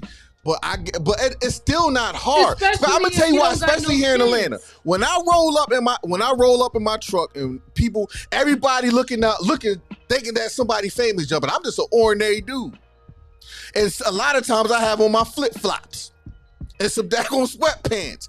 It ain't hard. It's really not hard. Bitches don't like old niggas, nice cars, and flip flops. That's what I'm saying. And all I got, it ain't. And trust me, it won't be hard. It won't be hard to find somebody to lay with that you ain't got to spend no check on. But you're also You know very what I mean? still young. We're talking about an old man. We're You talking talking about about? old I'll men. be Yeah, 50 Yeah, in I'm talking about 8 I'll be 60-year-olds. 50 in yeah, we 8 talking about years. old men. You see what I'm Hold on. saying? That's I'll be 8 50 Nah, in years. 8 years. And black he don't do cap got a a point in saying 50-year-old that he black could be man. able to That's what I get some told you. I just would off the date a status. 50-year-old black man. But Yeah. for example, a white man. I was at a pizza, literally a pizza shop. I was in Buckhead at the pizza shop down the street, and he was driving a Bentley. Pulled up to the pizza shop to get his pizza, and this man had the nerve to want to sit next to me. Mm. I looked at him and I asked him, "Can I help you?" Well, I was just thinking we could have lunch together. How? When did you think that? You thought that? How? I'm sitting here alone, and this is where I chose to be. Yeah. You brought your old ass over here. What are we gonna? You think this is where we're gonna eat and talk, and you're gonna take up my time? You old ass bitch. Get your ass up out here. But that's you. But he probably he struck out with you. He was testing No, you. he He probably actually was testing he probably you. struck out. Yeah, he struck out with you. But Listen. shoot, I've been to all the little spots and the little breakfast spots and little spots over there in Buckhead on Betty Peachtree Sue Road, Allen right? gave him a chance down the And way. I'm always in my the guy the I ain't guy gonna hold you. My favorite spot in Buckhead is Whiskey Mississippi. They got all the old niggas there. Oh, yo, that's funny. That's funny. That's just neither here nor there. And But they got trust me, all that the old old niggas guy. in Whiskey Trust me, that Mississippi. old guy. I'm always he at strike out with Chops. everybody. I'm always got at Chops. That's somebody. my spot. He Well, definitely strike out got with somebody, everybody. but there Huh? was never going to be a I time where feel you like thought you was going. I You feel was like gonna pull that up shit with a don't impress Bentley me. I and don't sit care and what eat car pizza you're with me. driving. A lot of these dudes are phony driving rentals. Yeah, a lot of dudes drive rentals. They Yo, dudes be phony. yeah, That a lot shit of don't dudes do impress drive me. rentals. A lot of dudes do drive Not rentals. at all, Yeah, at all. But the fact of the matter is I'd that you rather you thought drive a Honda and you have a house and you have shit. but I'm saying, Show me your that's a assets fact. and good credit. I yeah, don't want to That's a know. fact. I don't care what car you're driving. That shit don't do shit for me. but that's the thing. But You're my talking from a thought process was, how dare you sit next to me driving this you car and talking thought we was from a going to have y'all a talking conversation from at the pizza y'all talking spot. from a woman in your 30s. I'm talking about these young bucks. These young bucks in their 20s. Oh, they don't even realize that the men be having mad rentals down here. Yeah, they be doing. Oh, I know that for a fact. I don't drive I know, no rentals. No, All my they- cars let's is have owned, one but conversation. I'll know. yeah. No, but those girls just want to be they just want to be they just want to be flown they wanna sit somewhere. They passenger. want a good time. They don't want nothing more than just a good time They anyway. just want to So be and the guy's gonna keep arm flexing. candy. Yup. Yeah, they just want to that sit arm passenger. candy treatment. They know that men got to keep up that lifestyle, so they just want to sit Yeah, they got the And passenger dude got to and keep get out the flexing car that. at the spot and floss a little bit And to their friends and shit. that's I my got point. time. About that status. And that's my point about It's all trying for to the keep gram. up, trying to keep up with the lifestyle. When I got my truck, it was I made sure I can buy it over again. Like I told y'all before. A lot of people don't understand how money works. A lot of these young dudes, they get these chicks, they want to blow money fast on these on stuff and they can't even really afford. That's why I'm always telling them, like, yo, bro, you better stop doing that. Like, you trying to look good for these chicks. Like, you gonna go broke. You gonna go broke. That's why I tell dog, it ain't just go get your crib. Be, you know what I mean? Be where you gonna be and stay out the way, bro. They ain't going nowhere, man. They is not going nowhere. But I understand what y'all saying. If I'm gonna mangle with an older guy, I want to make sure he's gonna be able to do something. Yeah, and I'm just saying, I literally the I'm not that guy. Changes. Like, for example, if I decided right now, I'm 33, and I don't really want to be date anybody seriously, but say I wanted to sleep with someone, and I dated a 25-year-old. Y'all think I'm gonna put the same stipulations on him that I would put on a 35-year-old man? That would make no sense. You should. You should. Why? Look, Craven said I No, like but old people. it's just I don't sexual. want him. She said I like old I people. don't The want mindset him- is beautiful. I want mine middle class or trying. I have enough and material. Yup. There you go. So that's the What did thing. she Like say? you want Put to that do. comment back up. What did she say? Hold on, let me put it back up. I like old people. The mindset is beautiful, and I want mine. She's not trying to have. She said See, I don't want anybody even looking at my materials. My materials that I got are my materials. like if you all right, let's say you get an older guy and you want to live a certain lifestyle. Me personally, I just don't feel the need to feel like I have to maintain your lifestyle with my money. Just because Why? you should be because you giving up a little bit of booty, because that's my hard-earned money. I'm I'm up not late giving up a nights. little bit of booty. I'm giving up my youth. No, you giving. That's all You're you giving getting up is my a little bit of time. booty. You're getting my youth. And I'm not going to be. and my mindset is to like it. I guess I'm at the point where Vernon Counter was clowning me for this, because we had this conversation, and my mindset, booty is booty. Booty is not booty. You need to cut that out. Yes, it is. You ain't doing nothing no different. Look, you want me to tell you why it's not? Listen. See, you could say that. A lot of chicks say they got the magic you, they got the power you. You ain't. If you had the power you, the last dude that had that power you wouldn't have did what he did to you. If that was cheating or whatever. Ain't no such thing as, listen, it's all mental with men. It's like it's all mental with women. Men, here's the thing about men. Men we anticipate smashing that pretty girl. The anticipation of that is what makes us feel good. The anticipation of that stay feel married good. to Nicole I and ain't going not nowhere. leave his wife, because I ain't he going gonna be nowhere. alone. He gonna be the man with the dog, because at the end of the day, even older women want things. How the game I don't goes know what right he's now. talking about. I already said if me and Nicole, I already said if me and my wife was to ever divorce, I am not getting married again. No. Because I understand that I am take him around the world. I understand that I am a complex person. I understand that. I trust me. I understand that I'm a complex person. I am not pressed over no booty. I am not. Look, it's going. I know. Like I always say, I know I ain't the best looking man in the world. You ain't pressed about no booty because you married. But what about the men who married? Even who don't got no wife? Even if I wasn't married, listen, Tyree, if you ain't have no call or nobody, and after a while you're gonna get pressed about some booty. Hell yeah. I'm gonna say this. If I wasn't a man that, okay, if I know what's readily available to me. Because it's really not hard being in certain positions that you in. It's really not hard to go. From your perspective, we're talking about an old 60-year-old man who is not married, who hasn't had sex in like 8 months. He's dying right now.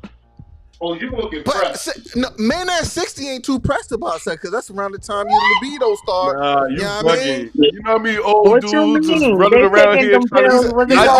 They don't. What do you mean? Hold on. Wait, ladies. They taking them blue pills. Hold up, real quick.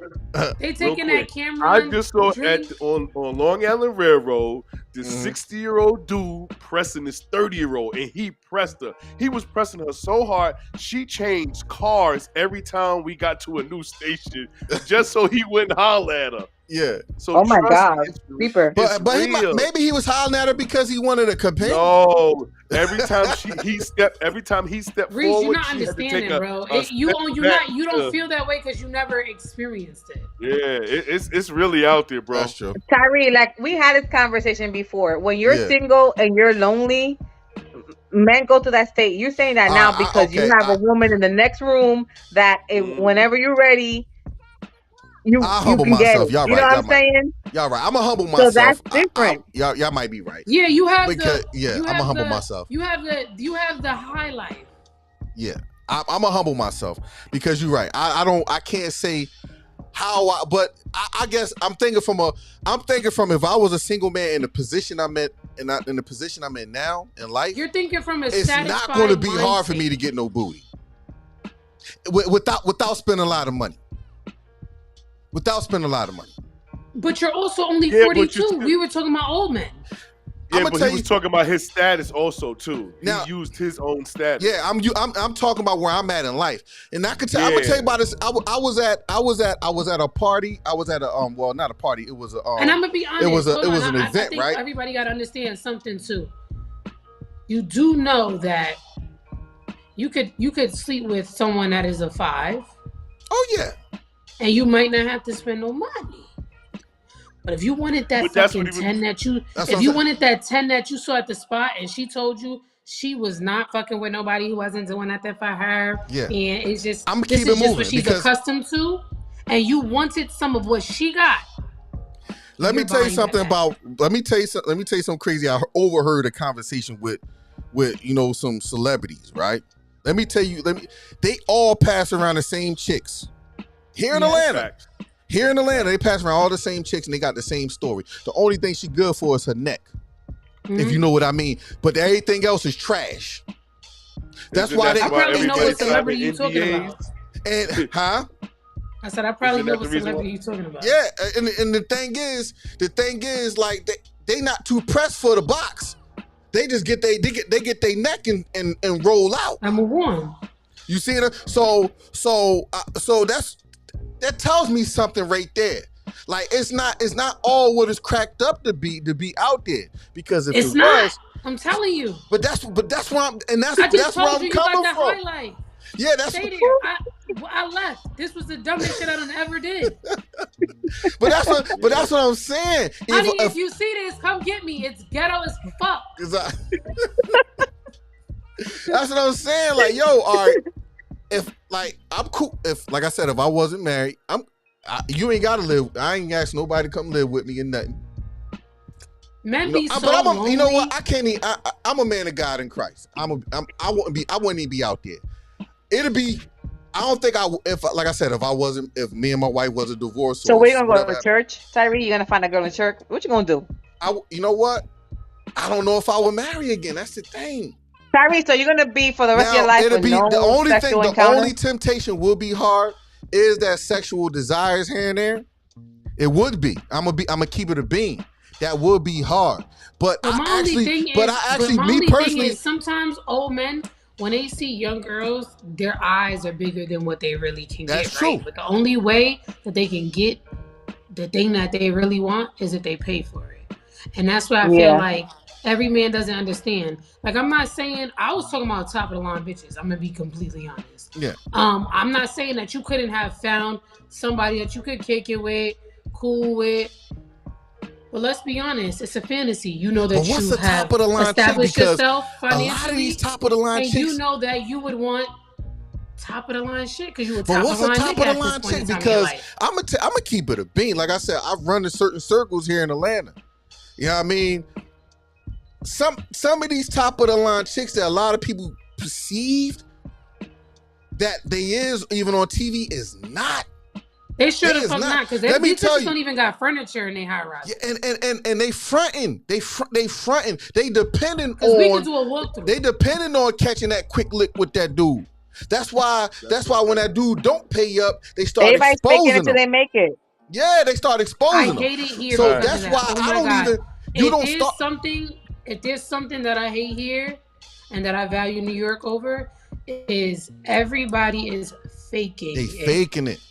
They fake. I see down to your clothes, your jewelry. I know the jeweler. I wouldn't even at this point give me a regular man. I'll take the man in the fucking regular ass outfit with the fucking flip flops at this point because I don't even know if your Balenciaga is real.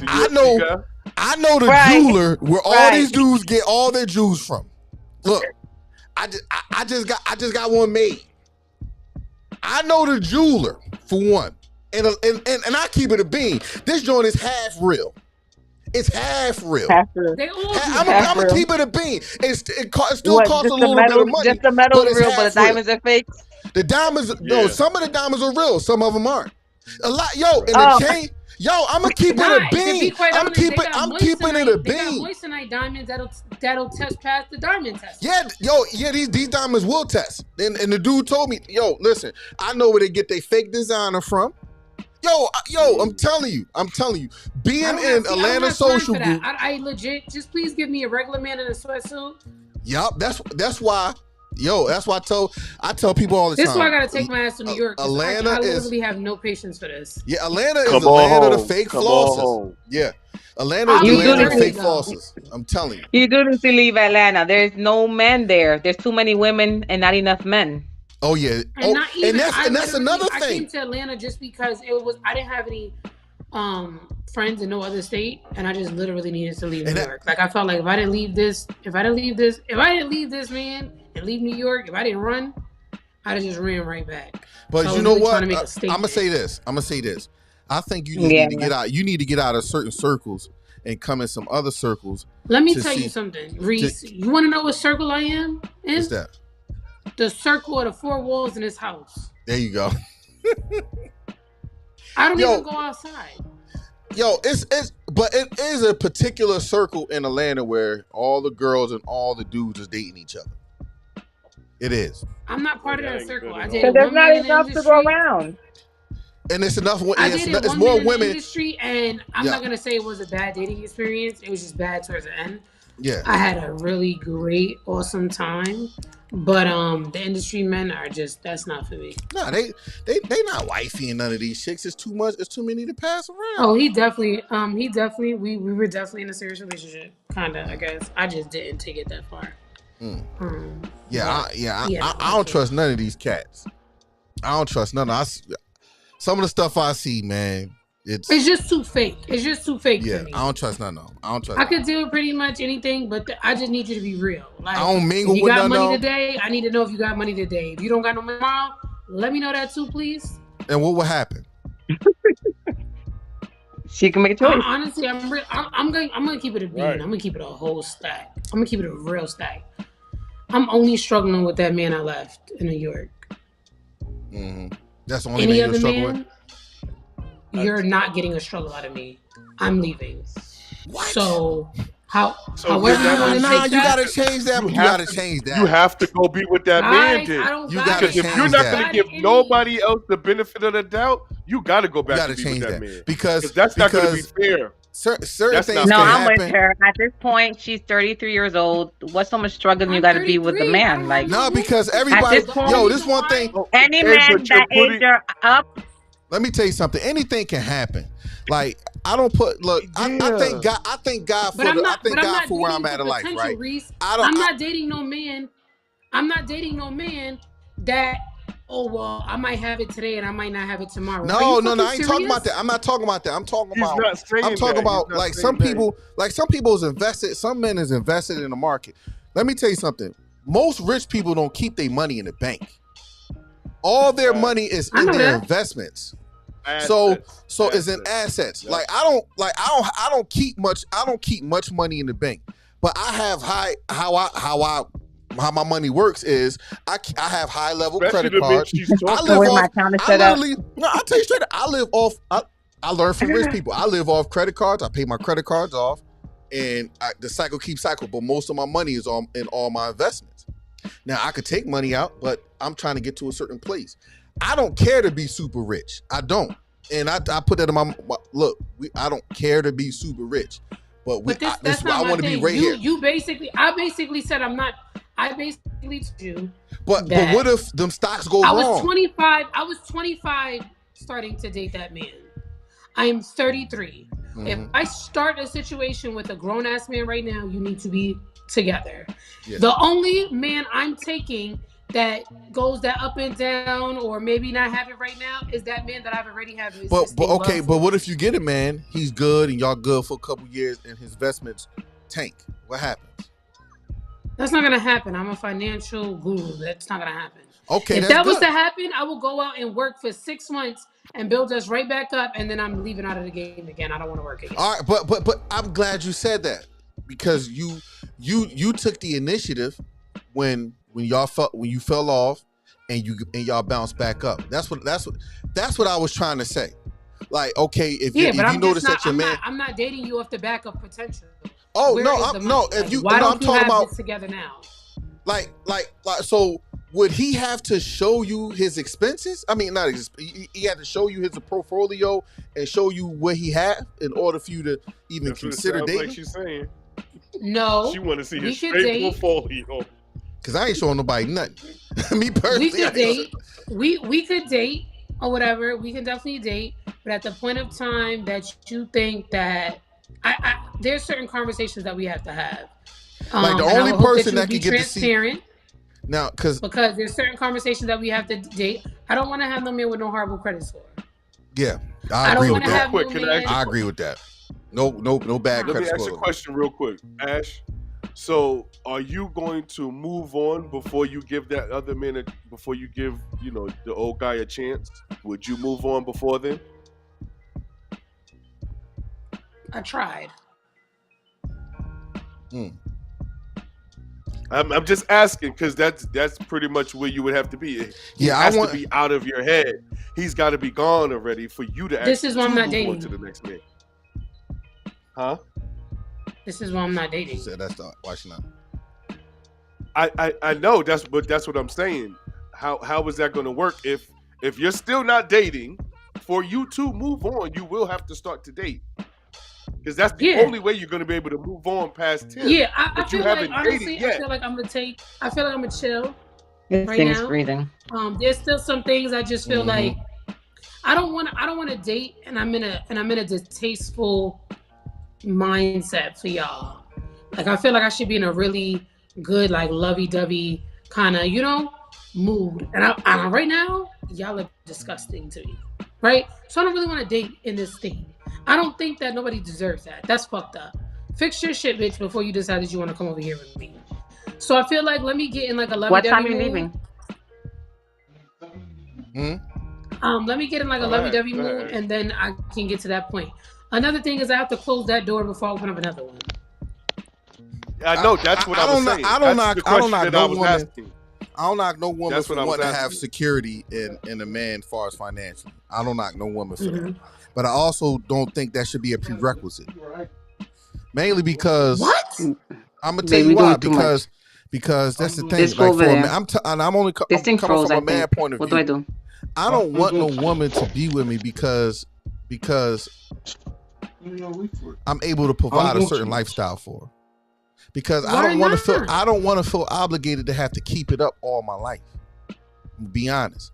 Yep. I don't like to feel. I don't want that pressure. But I wouldn't make that. That's not the thing, though. Pressure. Like this, we have to be very clear. But you just said it, Ash. But that's why we have to have a conversation. Like I'm not saying that I'm leaving the moment it's not, fucking flowers and hearts and shit. I'm saying that don't come to the table with nothing. Like don't feel like somebody's with you because of your money. That's not. I'm not with you because of your money. But I'm 33, Reese. I want to have a baby. Where are we gonna? I need to stay home. Yeah. You got to think about where I'm at mentally.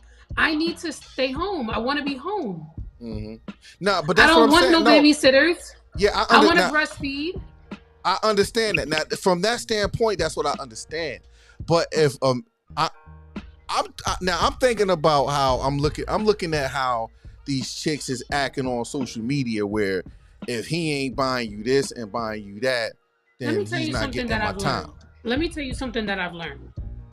The girls who are doing that be coming from a poverty side of life. You know what I'm saying? It's always bitches that's struggling. They need the $40 that's really talking and popping that shit online.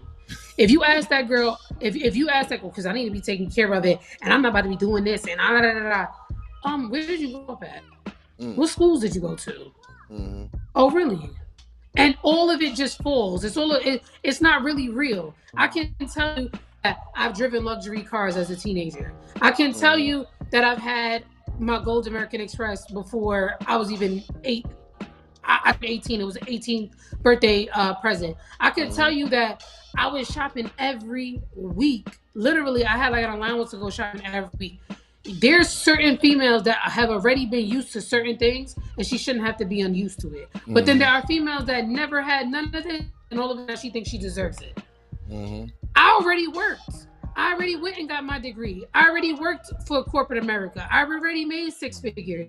I already established myself as a woman to say this is what I want because this is already what I brought for myself to have. And when it's time for me to transition to be a mother and a wife, I want to stay home to cater to my man. That whole, I like when somebody takes off my shoes and wants to do, face mask with me and do my manicure and cater to me and listen to my feelings when I come home from work and make sure my kids are clean and make sure they have great grades in school and make sure that there's someone to come home and talk to when they get home from work. That's who I want to be. I don't want to be the woman. I'm gonna let you finish. Go ahead. You're gonna have to get you an older man. I don't want to be the woman that is so preoccupied with her career that I miss something. I'm glad that you established that because that I wasn't thinking what I was saying wasn't what you just said. I was coming from the standpoint of the typical women who wants the city a girls. man, to fund their lifestyle. Now, and that's what I'm like, nah. But I think so. I think you'll find somebody out there. You'll find a dummy, but not this dummy. Yeah. I think for every woman, there's a man for that. Yeah. And you have to know that comes along with disrespect. He might verbally abuse you. He might physically abuse you. Who knows? I'm not saying that it's all gonna be, but everybody has their cross to bear. Like you're gonna have something with everything that you decide to go on with life. Mm-hmm. You know, you might get you an average nigga, and you might have great life, and you might be happy, but you're not gonna have none of the luxurious things that you want in life because he's just average. Mm-hmm. And that might be okay for you. Mm-hmm. But you got to know that dealing with a man. But the thing is that you want an above average guy, and the above average guy are slim picking, and so it's like they want a super submissive woman to marry. You see what I'm trying to work at? So, and I know, and that's the thing that not a super submissive woman. Yes, they do. They want a super. Yes, they do. No, they want a super. For the men she's talking about, for the men that she wants, yes, they want a super. What's considered a super submissive? So pretty much she was raised that way. She was raised that way. She was raised to be this way. She actually was taught from a child. There is no I'm working to be there. These men don't want that kind of female. Yeah, they don't want work in progress. Right back. They don't want none of that. Because it's a liability. You got to already be built in. Okay, yes. I got you. So when you say, okay, now when you say you want to make, when people define financially stable in different categories. When you say financially stable, what do you mean by financially stable? I mean, we're able to afford. I want 3 kids, believe it or not. I want 2 boys and 1 girl. That I'm able to stay home and do that.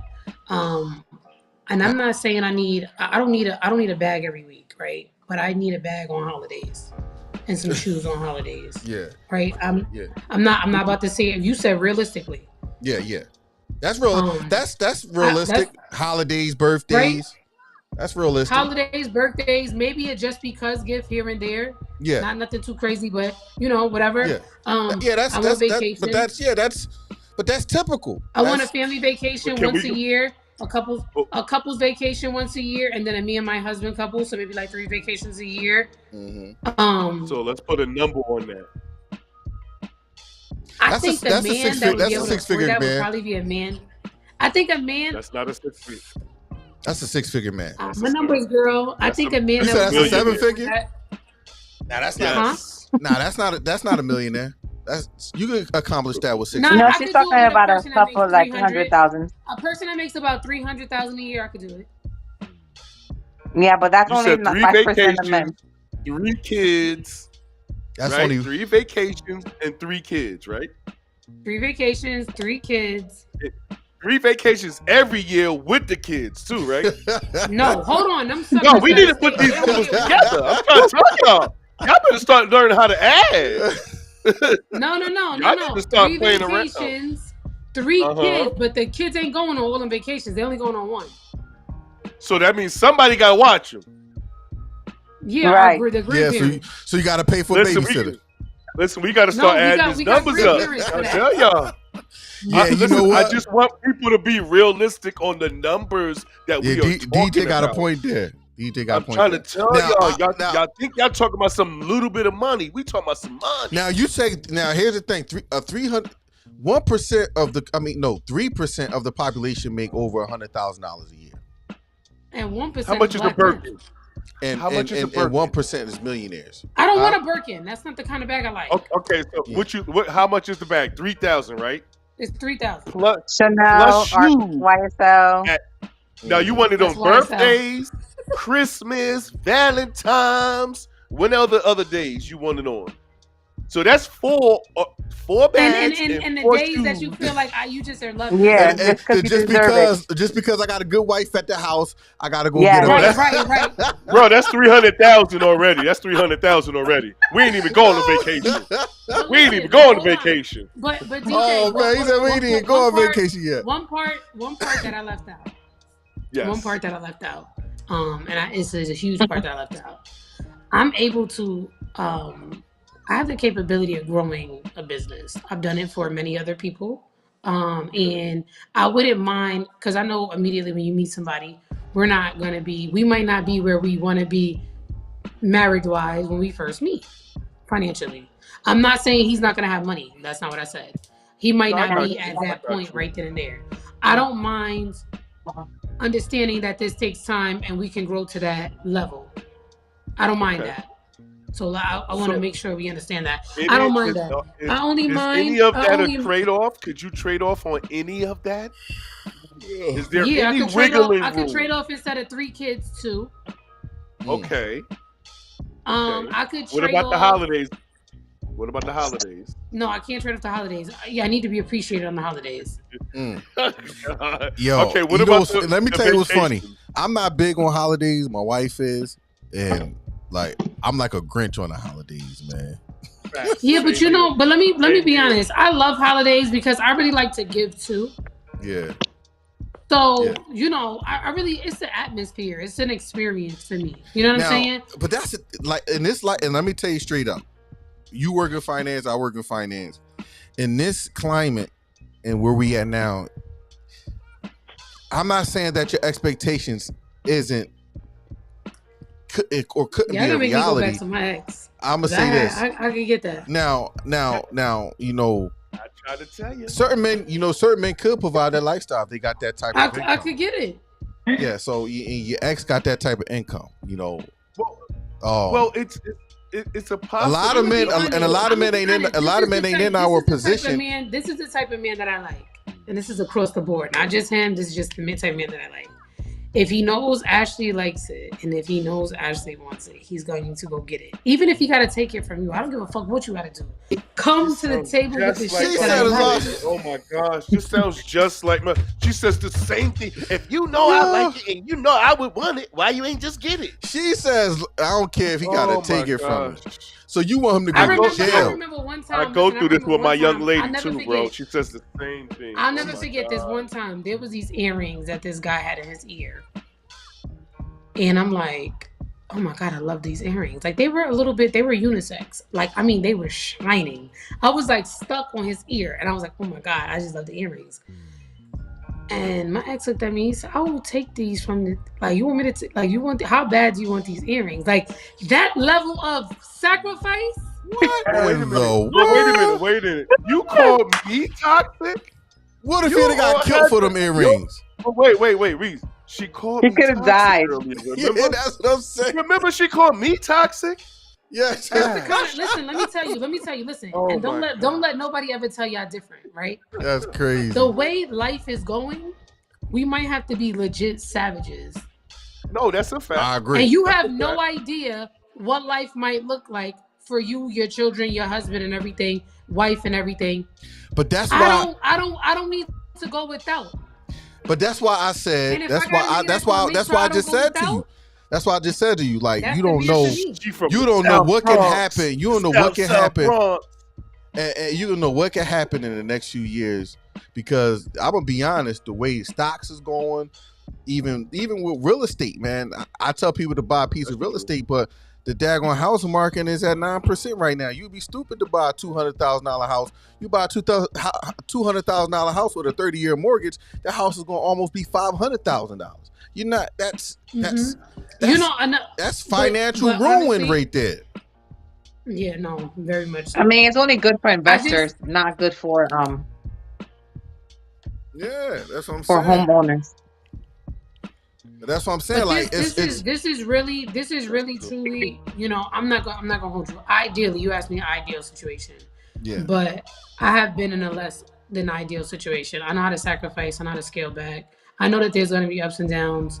to life, but I don't want to do that. If this was the You have to put 90s, in- the 80s and 90s You and have the to put in 2000s, some work out the gate for me to ride with you. Yeah, if this was the 80s, 90s, and the 2000s, you could get away with it. But like, I wasn't supposed to be in this age anyway. I'm really probably 50 in my body. You feel like you're 50? Yes. Listen. They got a Anita Baker concert down here. Reese, you going to the Anita Baker concert? You know what? I was thinking about going too.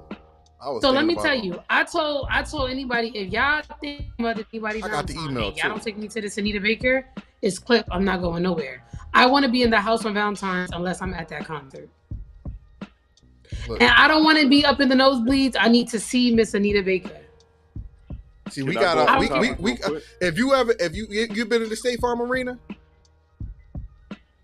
Yeah, our suite is right there on the. Right, it got the stage. Our suite is like right up there on the right, like you can see right on the stage, right. Matter of fact, like see if it's not that, I'm good. Leave me alone. Like there's no reason you should want to be my Valentine. The food is free. Right. I don't drink. The food is free. The alcohol is free. You get all that stuff free. They bring it to you and everything. That's presidential real treatment. Quick, Reese. You see what I'm saying? Oh yeah, we Reese, don't real play. Quick. Huh? Off topic. You got some first homeowner advice? So are you buying your first home now? Or you got one? I will be. So it's a lot of grants out there for first time home buyers. I'm talking about straight cash, bro. Oh, straight cash? Straight cash? Yeah, I want straight cash. That's don't do that. I was gonna say that might not even. Don't do that. That's you could take that money. First time home buyer is an investment home or is it like a home? It's an investment. It's residential. An investment home. So use other people's money. Okay, so straight cash is how much is the property? I was looking at a property that's for $600,000. Look, 600,000. Yes, because it's in New York. I don't think y'all can see that. Nah, we can't see it. With no investors. Don't use $600,000 of your cash money. It better be somebody else's cash money.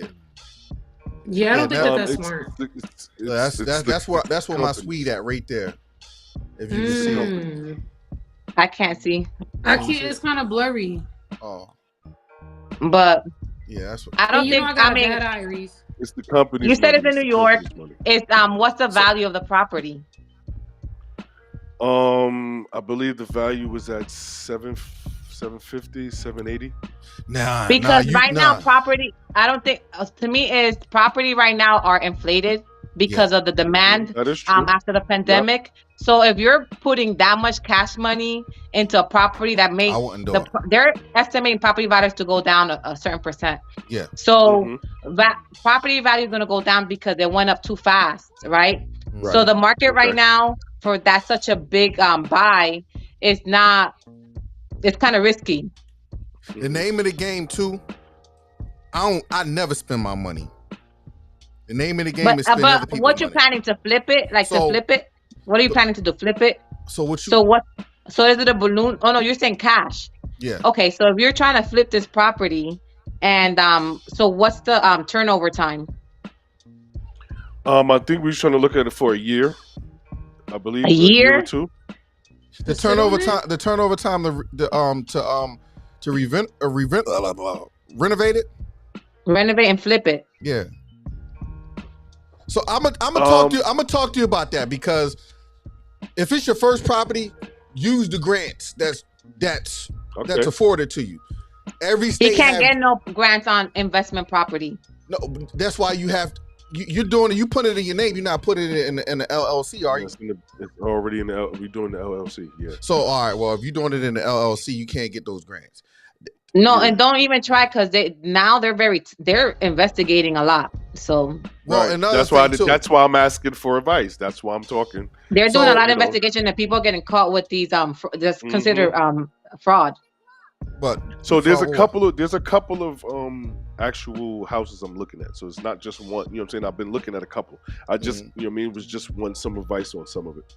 So I mean, if it's not all your money, it sounds like you're talking with somebody else, and it's their money to other people's money.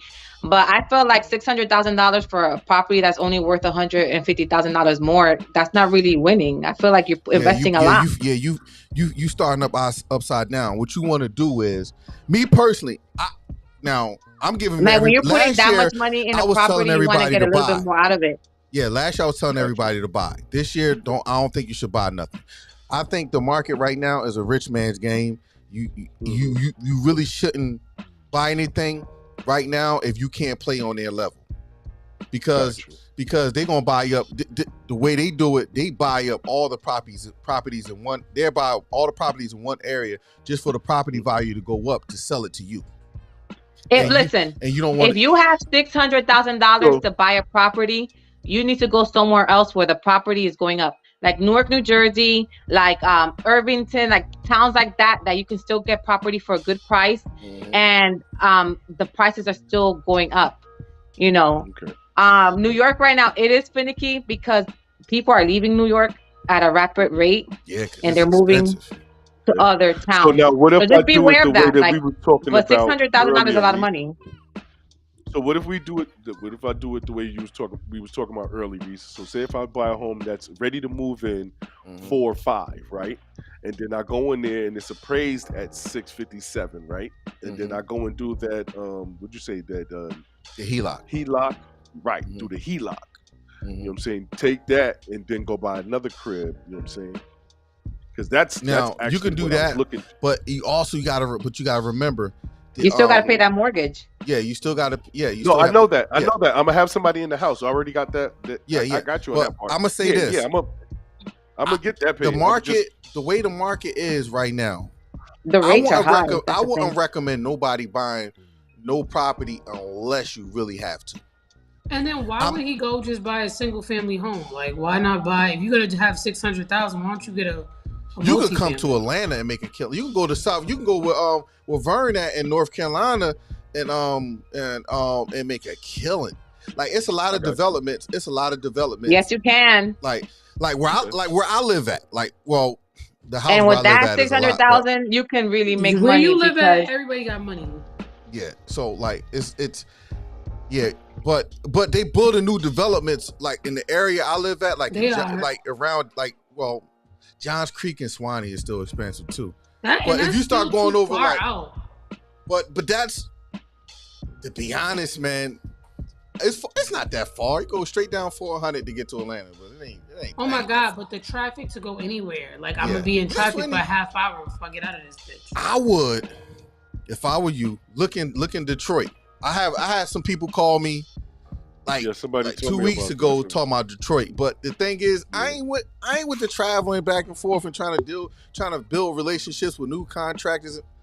I'm too old. I feel like Detroit is good to hold on to, property to hold on to, because Detroit is gonna be on a come up, but it's not there yet. It's not. So there if you're gonna invest into Detroit, it's properties you want to buy and hold on to. So if that's something you want to do, everybody's not ready, especially a new investor, to hold on to properties yet. He's trying to make money, so he's trying to flip to get money. You're trying to flip now, so. Or even he said like getting the equity out the property and resell it. If you're taking the equity out the property, sell that joint. Do not sit on it, because the rate right now, rates are so high that you're paying double the house. Yeah, he won't be able to sell it right away because he wouldn't get a decent rate on it. So that's why you should wait till the rate go back down to at least like 5%, because I think right now it's at like 8 or 9%. So so even if he sell it, he's not even gonna make no money. I thought about selling one of my properties. He already took the money out. If he did a HELOC, so what are you talking about? He don't care about making money. At that point, he already took the money out. You said why I ain't do it? Huh? Yeah, he ain't do it yet. He didn't take the HELOC out yet. No. No, I'm saying if he was to buy a property, take the HELOC, right, which is the home equity loan, right? That you're taking the equity out the house. That means I told him about that earlier. House value out. That means when he sells it, he's not expecting to earn anything. He already got his money. And actually, it's even better for you because you don't have to pay taxes. Yep. Yeah, it's definitely it's a tax write off. Yo, there's so many This loopholes. is what I'm saying. There's so much. This is just. People need to know these things. That's what. Well, people don't because ask when you questions take like I when you did. take You the see how home I asked the equity question? loan, you're People not don't taking. ask questions. When you're doing a home equity loan, you're not paying taxes on that money. So that means when you sell the house and you're not making a profit, you're not making a profit, but you already got the money in advance. You already took out your equity in it. So now, you can. Okay. Or with real estate, there's also a time frame that if you sell real estate and by a certain time frame, you can reinvest that money and you don't have to pay taxes.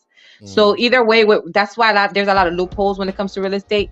That if you reinvest that money that you got from a sale within the time frame provided, then you don't have to pay taxes on that money as earnings. And listen to because they closing on a property tomorrow. That's what I'm actually trying to do right now. Yeah. But also on another note, now what if what would be the idea to do for a foundation house? So say if I need a foundational house where it's I need it for my great aunt, my family, you know what I'm saying? How should I go about that? What do you mean a foundation house? Like a house that's never going to get sold. It's going to stay within our family. How should I go about doing it? Then that kind of house you want to wait because the rates are too high unless you're buying it cash. You know what I'm saying? No, that's what I'm asking. Yes, buying it cash. That's what I'm asking. Okay, if you're buying it cash, I don't think he should buy it cash right now. I think that's. Well, I'm just asking what step should I make right now? I think it is financial suicide unless you got that money, like twice that money sitting somewhere else, or three times that money. I think you should. I think you. So that's what I'm asking. That's what I'm asking. I think you should really sit on it right now.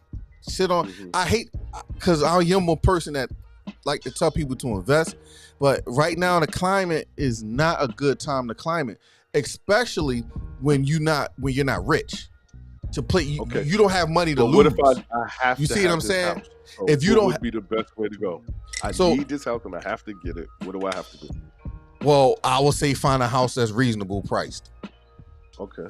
Reasonably priced, and if you're gonna buy it straight out, if you got cash, which most people don't like to do cash because, you know, it's more of a headache with cash.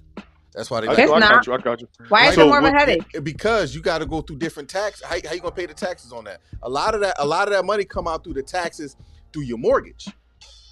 If you pay cash, people pay their taxes and quarterly. But some people pay in advance. But when you give a person cash, what if you selling a house? So you're talking about right then and there. If you buying a house from a private seller, I have to have the tax money too. Is what you're saying? No, they need to have the tax money right.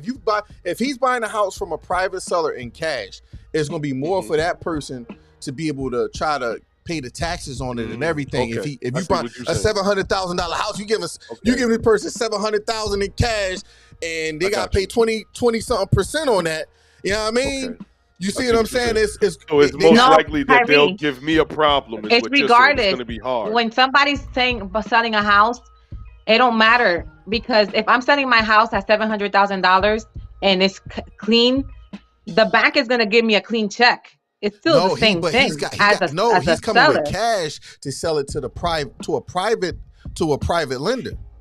So what he does is, let's say if the person owed $300,000 left on the house and they selling it for $700,000, that person gonna go pay the bank off that $300,000. He got that $400,000. He still have to pay. That person's that seller still have to pay.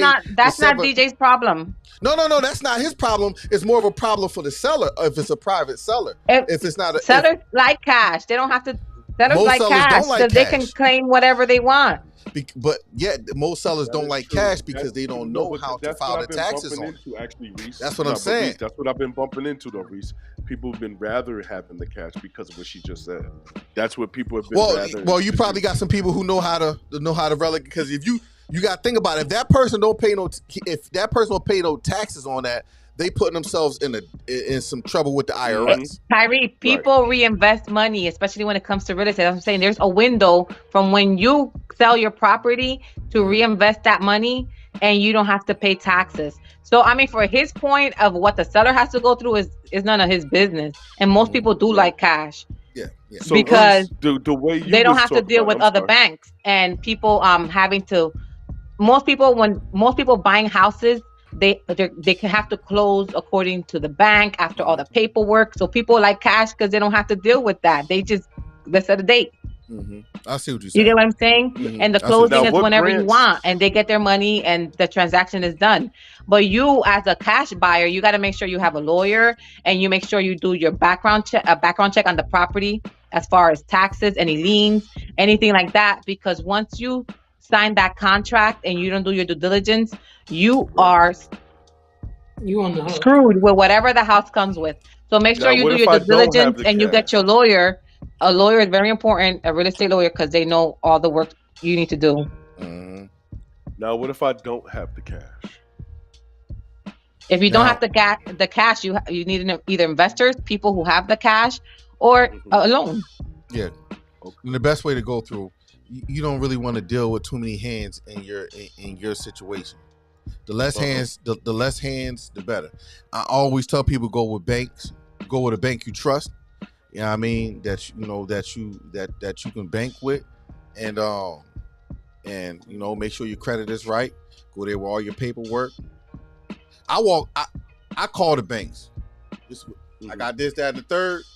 I mean, Tyree, if you have an investor you can trust, I'd rather go with an investor than a bank. A bank wants a million things from you. If you can get money from somebody and it's not a problem, it's always easier because private lenders often charge the highest interest rates.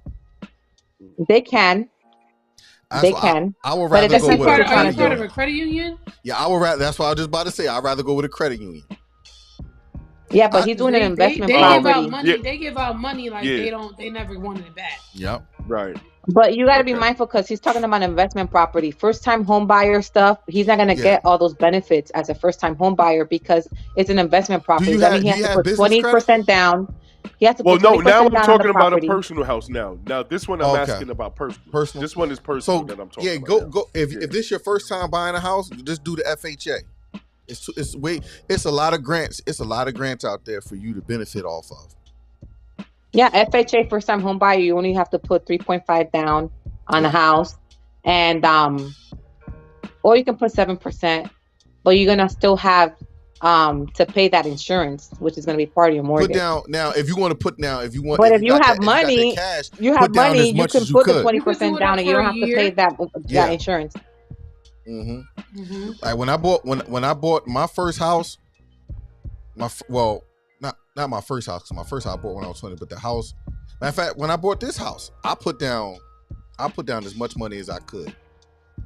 I put down a lot of money, mainly because I wanted to pay this mortgage off in 15 years, and by time I'm about 55 or 60, the rest of the properties I have, all my, if God forbid something happened to me, my kids can go cash out.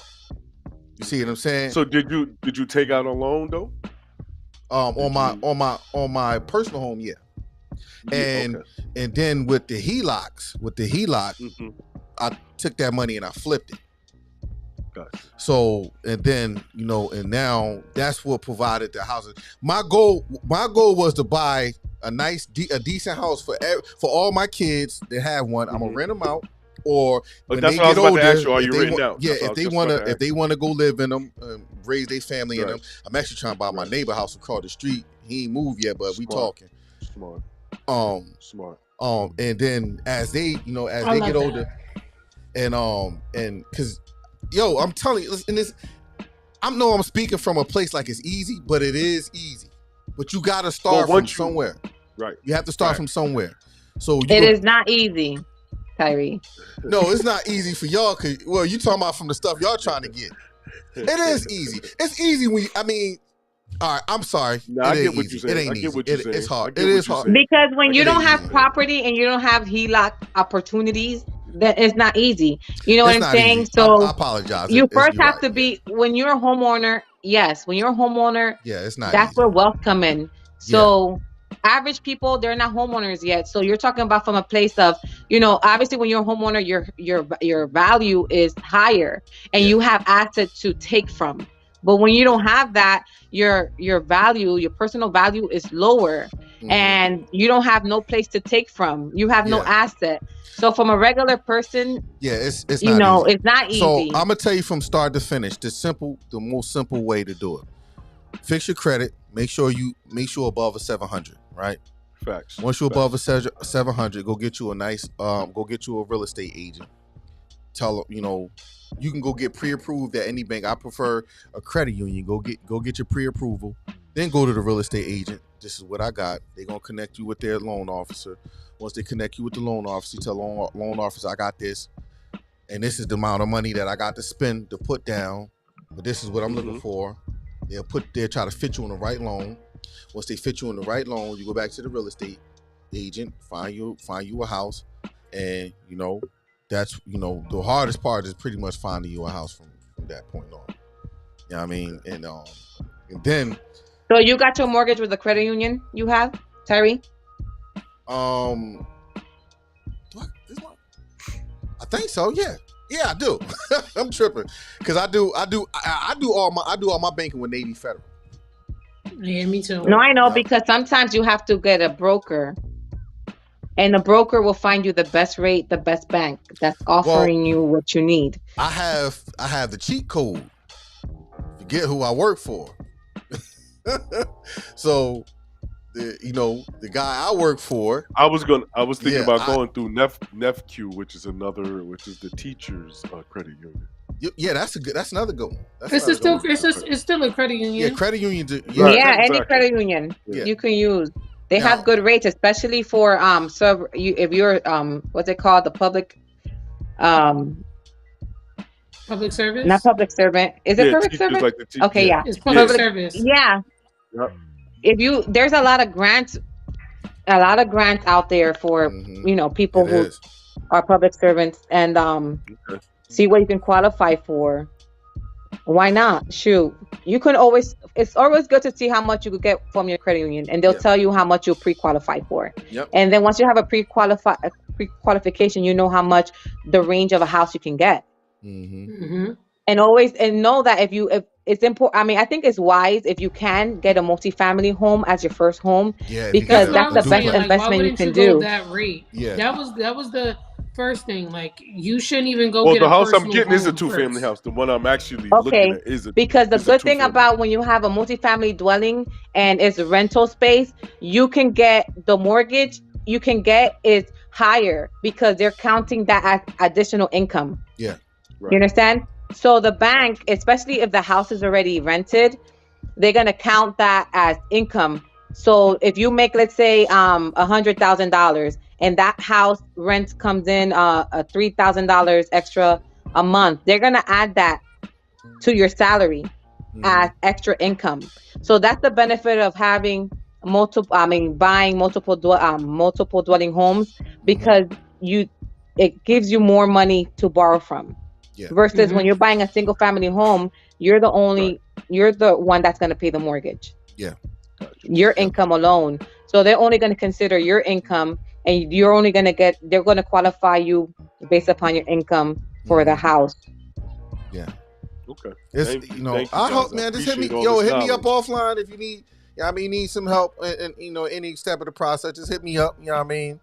And I got you. Don't even worry about it. I'm gonna send you the email, my phone number. All right, yeah, bet. You my phone number. We'll chop it up. That's what I do, man. That's what I do, man. You know multifamily home. I feel like if you can get it, because that's how it's like monopoly. If your first house is the multifamily home, then you can take that equity of that house, buy your one family house, and it's paying itself off.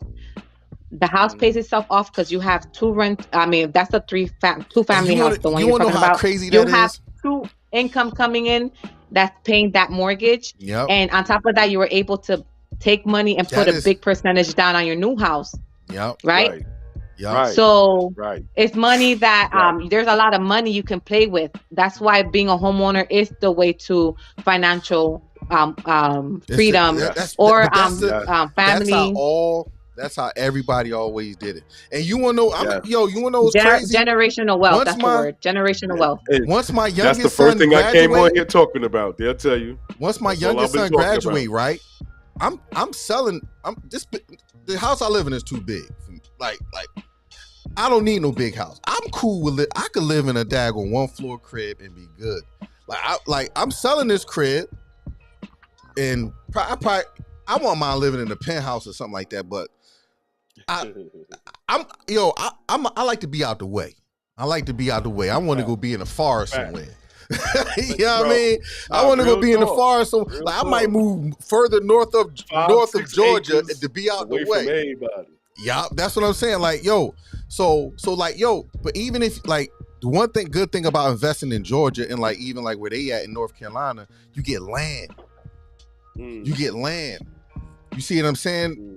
And that's the key. That's the key to because you could. And the taxes are low. And the taxes, family. Yeah, the taxes are low. I could build another house in my backyard if I wanted to.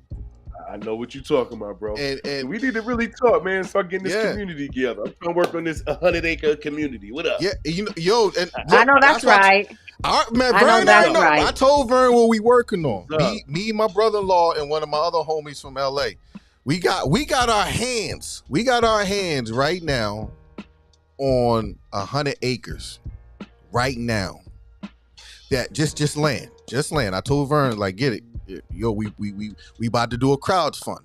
I'm trying to get all the homies in because we're gonna buy it and we either gonna put houses on it where we all can live. We'll take 10 acres a piece and break it down and then build the other houses. How much they want for this property? We still in negotiation now. So I'm not a builder. I talked to my brother-in-law and them. They the mine. I don't do all that stuff. I just do the money part. We get the money together. I do the negotiation because you can build a whole community like that. That's what we're trying to do. That's the point. That's what we're trying to do. Because once you have the land, banks will lend you the money because they're gonna make their money back. Now, but we cashing out on that. We not going to no banks. We cashing out. No, what you mean? You can buy it cash. The land is fine. I'm saying, but you're gonna need money to build on it. If you're gonna build on it, you're gonna use somebody else's money. My brother-in-law owns his own construction company, so that works out too. So he, I mean, he'll be double dipping. Yeah, he'll be double. Yeah. That's the thing. That's why I say it works out for us. That's why I told Vern and Kyle, that we about to do this crowd fund, and even if we don't live on the property, we're gonna be able to sell them. Right. We're gonna be able to sell them or rent them out, make a nice little development, and just stay out the way. You know what I mean? Make small investments. That's people who I tell black people all the time, stop trying to do it big. Don't you know small investors accumulate to a lot. All my investments is small. And a lot of times it don't even be stop trying to do it small. It'd be we could build a community if we all work together. Right, that part. Right. If we come together. If we come together, no egos. Our purchasing power, we beat out everybody else. Nobody is. Our purchasing power is because crazy. We spend every dollar we get. That's why. Because we spend it on every dollar. Yep. You get the design. And we waste no time to spend it though. We waste no time. No, it doesn't hit the community. It's not even the time. It doesn't circulate the community because it goes from your hand back to the white man's hand. Yep. Exactly. But that's why I'm not big on the whole designers and all that stuff. Because I'm like, you just spend $2,000 exactly. on that That's bag, why I told you. I and your credit is. You spend more on a bag and your credit score. You said what? What did you say? That's what I said. I only need it on the holidays. I wear my own designer. Yeah. All right. This is my own. Yeah, me designer. too. I wear my own. Feel me? I wear my own design. I mean, I still wear. I ain't gonna front. I got some designer stuff. I ain't gonna front. I got. But no, sometimes it's good to splurge on yourself. What's the point? But we beat them up. Look how we treat the designer stuff. We beat them up. We don't treat the designer stuff. You got your flip flops on. I got my UGG flip flops. Yeah, we don't treat the designer stuff nice. That ain't ours. Nah, I did. I actually just burnt. I burnt all my Balenciaga stuff. I just burnt it. But no, you did not.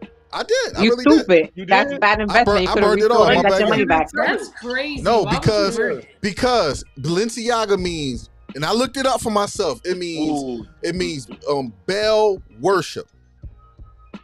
You know what Baal is in the Bible? Baal is an entity of the devil.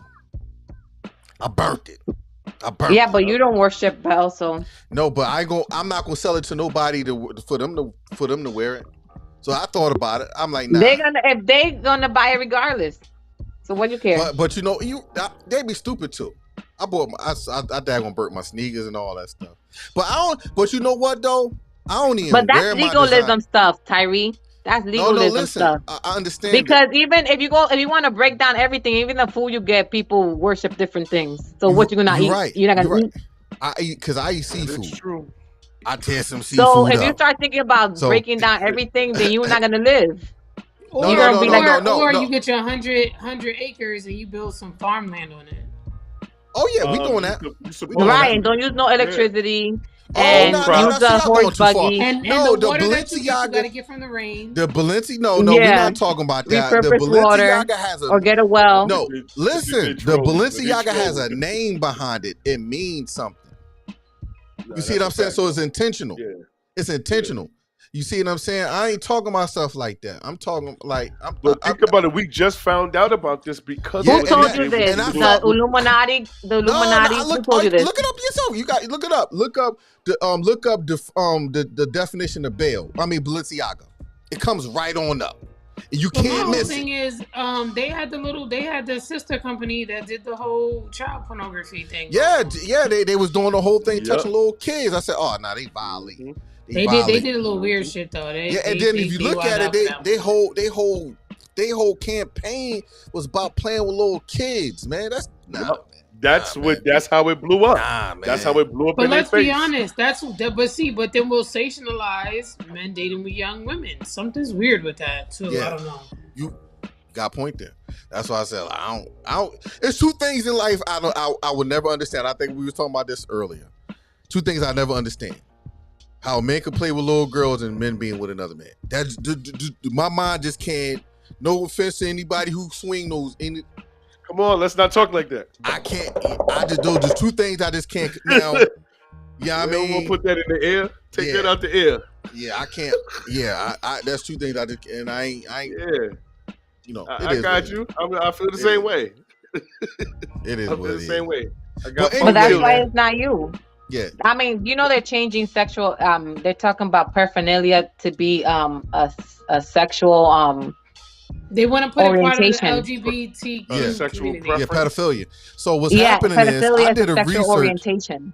I was reading in an article with I actually just did a podcast on it too. Harvard put out an article talking about how they want to teach LGBTQIA infants. So my question was, how can you tell they are infants? And the actual article answered the question, and it blew my mind. It's crazy. The article says that young girls naturally cling to their mom's breasts, which in essence they either lesbians or bisexual.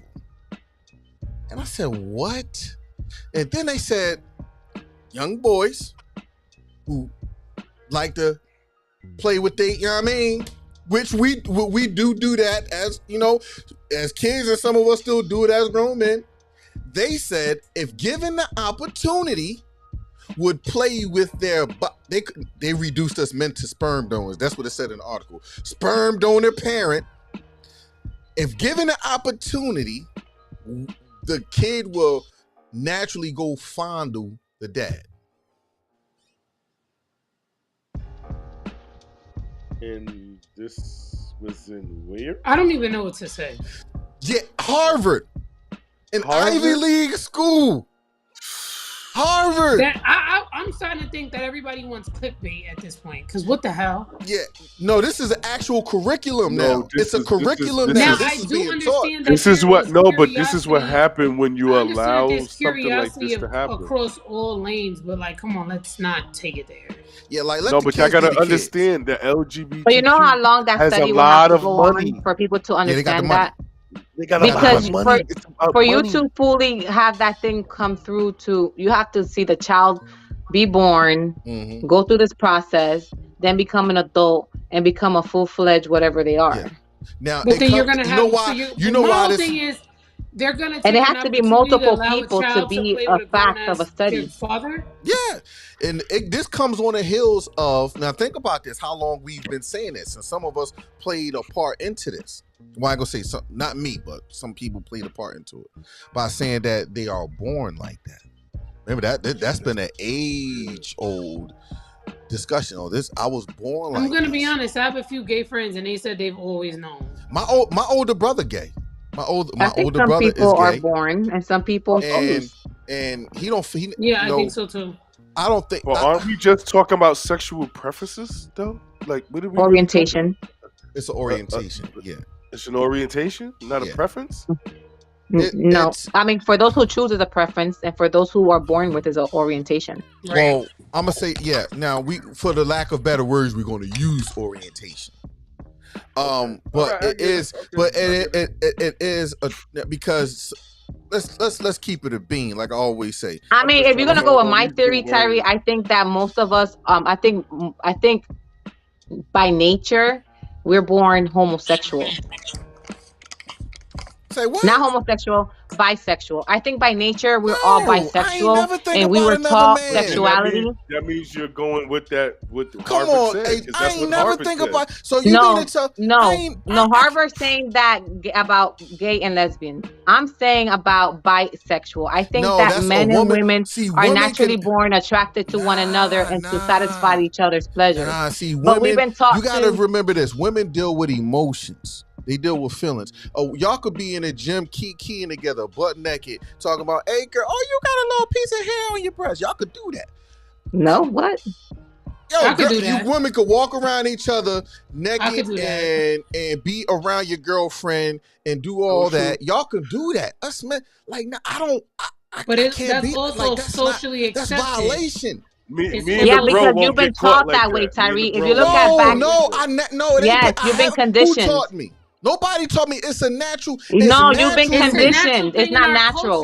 Do you know that it's been proven that men, and back in the day when they used to go into war, they used to fondle and have sex with each other?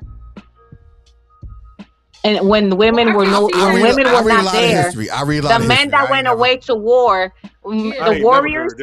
I read a lot of history. I ain't never read that, Jennifer. Oh, because you guys choose not to read that. But the warriors, like the men, like the Greek and all that stuff, they used to have sex with each other. You talk about the Greeks. You talk about the Greeks. That's a European concept. That's your. We talk about Rome, and y'all be loving to go over there. So when in Rome is in Italy. Italy is in Europe. Is in the UN. Those European nations. No, Tyree, I'm just telling you that if you go back to before we created all these sexuality, all these rules. People were doing things. There was orgies. There was all types of things. With us. She's still with us. Look, Craven rocking out. Right. Why can't Craven join? Like, she need to join. But those are European. I really do think, honestly, Tyree, when you break down human behaviors, I do think that we're born bisexual, but we've been conditioned to be heterosexual. That's a lot. See, that's my theory. Let me tell you why. People, listen. Women are natural, emotional, in their feelings beings. And women need to understand that. You're not going to understand a man. I don't understand women, right? I don't feel comfortable being naked around a man, but I feel comfortable being around the naked of a bunch of That's women. You, but athletes are naked in front of each other all the time. No, they're not. They smack each other's asses. No, they not. So that's just you. No, we're not doing that. No, they not. They No, not. Even they in the not. gym, when you go to the They gym, not men are naked. just in the They hot not the tub, men are naked. in in the the gym butt freaking. naked. Are you kidding? Most. Let Men me are in tell. the Let me hot keep. tub, Want in to the keep it a sauna, I'm a bean. football naked. player. I'm a Hey, football player, so I'm gonna tell you because I was in the locker room. So it's not like that, ladies. Okay? Yeah. Right? It's not like that. Look, Okay? Just to in let the you know. gym. I've been in the You're gym. not. I've been in the gym at the boys' gym locker room, and y'all was all naked. Ain't no man Yeah, walking. Where? they What are sitting you in the talking same about? place. The naked ass Ain't is no Where? man sitting, and they'll walking. sit their butts there. And especially in the gym, y'all are always naked. I want one time I went in there and I was lost because I Okay, thought I was in the okay. girls one, and But they if was in you the same spot. five They, men now out they of must. 100 They is must. not a good Yeah. ratio. They. Okay? Listen, 5 black men men out don't of like 100. that because black men hold their sexuality very. So They I know wasn't. that when it They comes to wasn't black men, playing when on it our comes to team. sexuality, they're always defending their sexuality or they feel like they have to Nah. protect it. So that's different. But But other men don't then why you care. all? The question is, if we don't have if we got to protect our sexuality, why is other cultures pushing it on us? Why? So how come we can't protect it and y'all can push it? Because you know what happens, Tyree? They're saying because you're black That don't make people me always homophobic. protect. That don't make me no Black type men of are phobic. protecting their sexuality because their manhood always been put into question. Like they're always trying to That is belittle true. You know men, what? black men. So they always feel like they have to protect I'm their gonna say this. sexuality True. because they're trying to make them less of a man. I want to So say that this. comes That's from true. slavery. No, That no, comes no, from no, no. slavery. I'm No, gonna No, say it this. does. It comes. We need to get off this topic because this is. Please. We got to get off this Please. topic because I'm not. Like I said, I just had a video go viral on TikTok, and I said pretty much like this. I said, listen, the trans community is trying to say that men who date them is not gay, and I said that's a lie straight from the devil. That's a lie. Because at the end of the day, you still got what I got. I like to please my woman. And at that point of pleasing my woman, I ain't doing certain things. I'm doing other things. That makes me gay. I'm not, listen, do what you do. It's just all these labels, who you do Tyree. it with, But huh? I think it's all Listen, these labels and all these labels we it's create not to I'm gonna say this. protect ourselves. No, it's not about protecting ourselves. That activity is not normal. Why? Because it's not normal. You want to know why it's not? You want to know it's not normal? I wouldn't say that it's not normal. I would just say that that's not your preference. It's easy to say it's not normal because nothing natural comes out of it. If a man and a woman is supposed to conceive, a man and a woman is supposed to. You know conceive. what natural comes out of it? Orgasm. That's natural. No, orgasm is an orgasm. No. To procreate, all you can do is have one night stand. I don't know what you're talking. I feel like people get stuck on the one night stand. Talk about the procreation thing, and I feel like the procreation thing. I do agree with that is true. It's not technically natural because you can't create a life out of it. You can't it's create not a life. natural. Yeah, that's true. Now, no, not to create a life, but if you want to create, if your intention is to create a life, you just have to go create a life, right? If that's your intention. Yeah, but you can't do that. Let me tell you why it's not natural. Let me tell you why it's not natural. Everything about that ideology revolves around sex. Yep. Why everything it's not about sex. Some people like the partner. It is. Everything about it, everything about that topic is everything in the forefront of it is sex. Who comes in a room with because you're thinking about their anybody sexual, who comes in how their they room. come. Tyree, a lot of people who are, it's not all about sex, even though sex is part of it, because some people it's who they're attracted to. You attracted to the person for what? For sex. No, not always. It's about partnership. That's not always true. Listen, it's about partnership. I'm gonna say this. Now, and security. People attract each other. Men attract for sex. Women attract for security. What is it? Security and protection and finances. So that don't mean everybody do it for sex. Men do it for sex. Women don't do it for sex. So what women do it for? I told you, security. So you gonna go to another woman for security and protection? A lot of women have been doing that. I wouldn't. And that's cool. But a lot of women have been doing that. But what you think that's natural? What a person decide to do in their bedroom is what they decide to do. Think about when you think about what the whole concept of how they lead and everything they lead in every conversation have to do with sex and gender.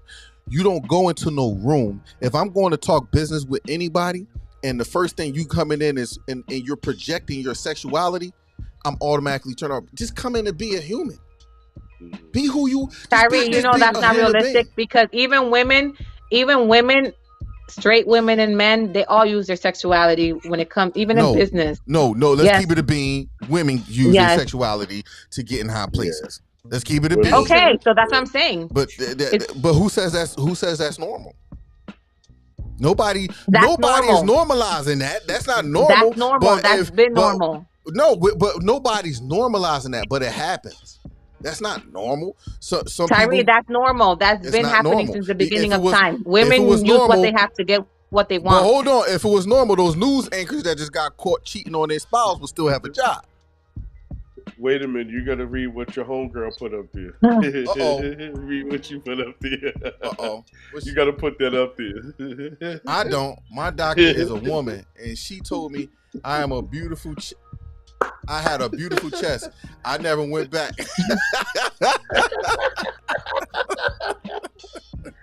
That's inappropriate.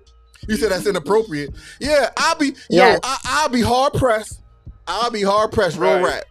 If I go to the doctor, and I do go to the doctor. I didn't hire you. I didn't solicit you for that. Hold on. I went to the doctor, and the doctor tell me. When you do a full exam, when they grab you by the nuts and they tell you to cough, I'll be hard pressed if a doctor tell me, "Hey man," you know what I mean? But I hey yo, but wait, it's right when you turn to cough. It's right when you turn to cough. He said, "Hey there, guy."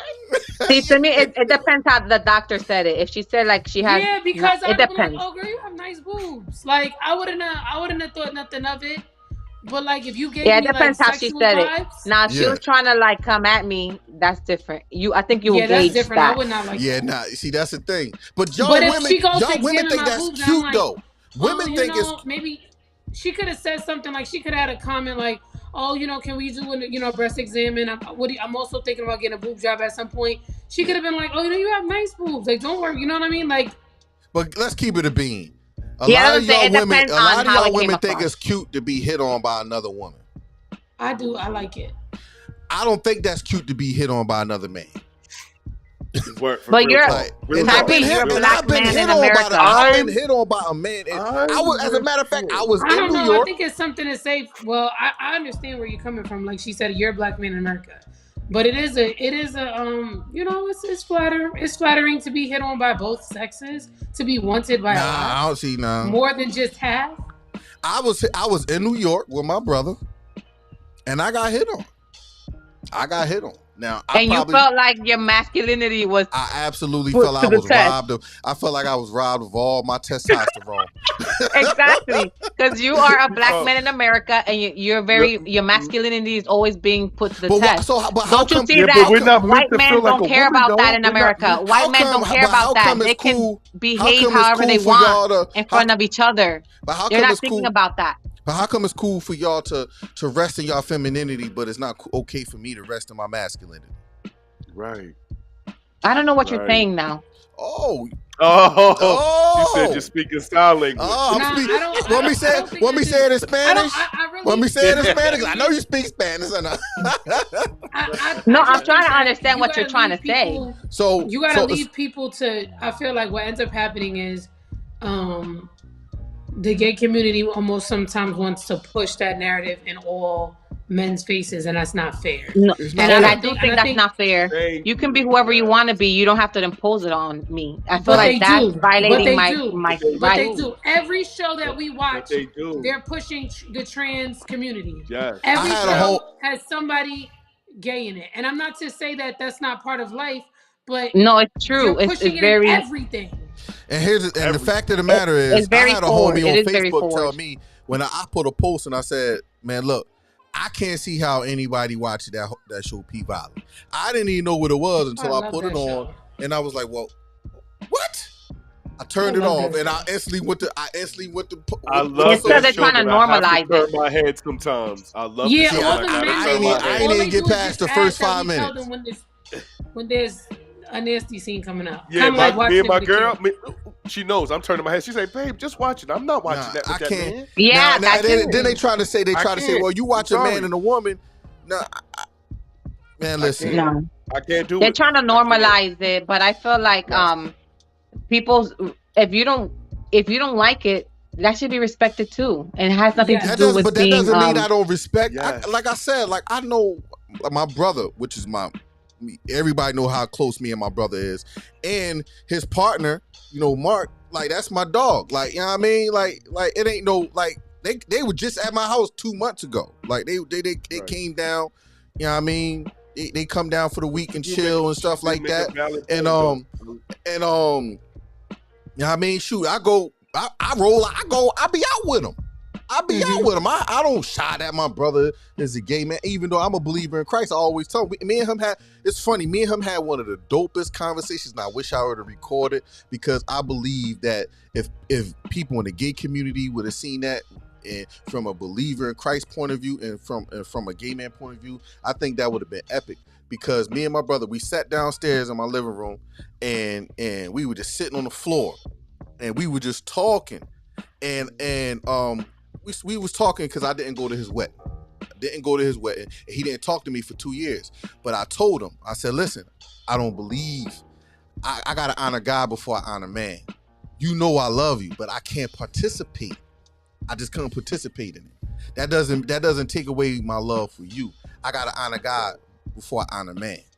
And he didn't understand that. Now mind you, my brother 50 something. Like, he's old, he's a few years older than me. And he didn't talk to me for 2 years, and it hurt me because me and my brother, again, we are close.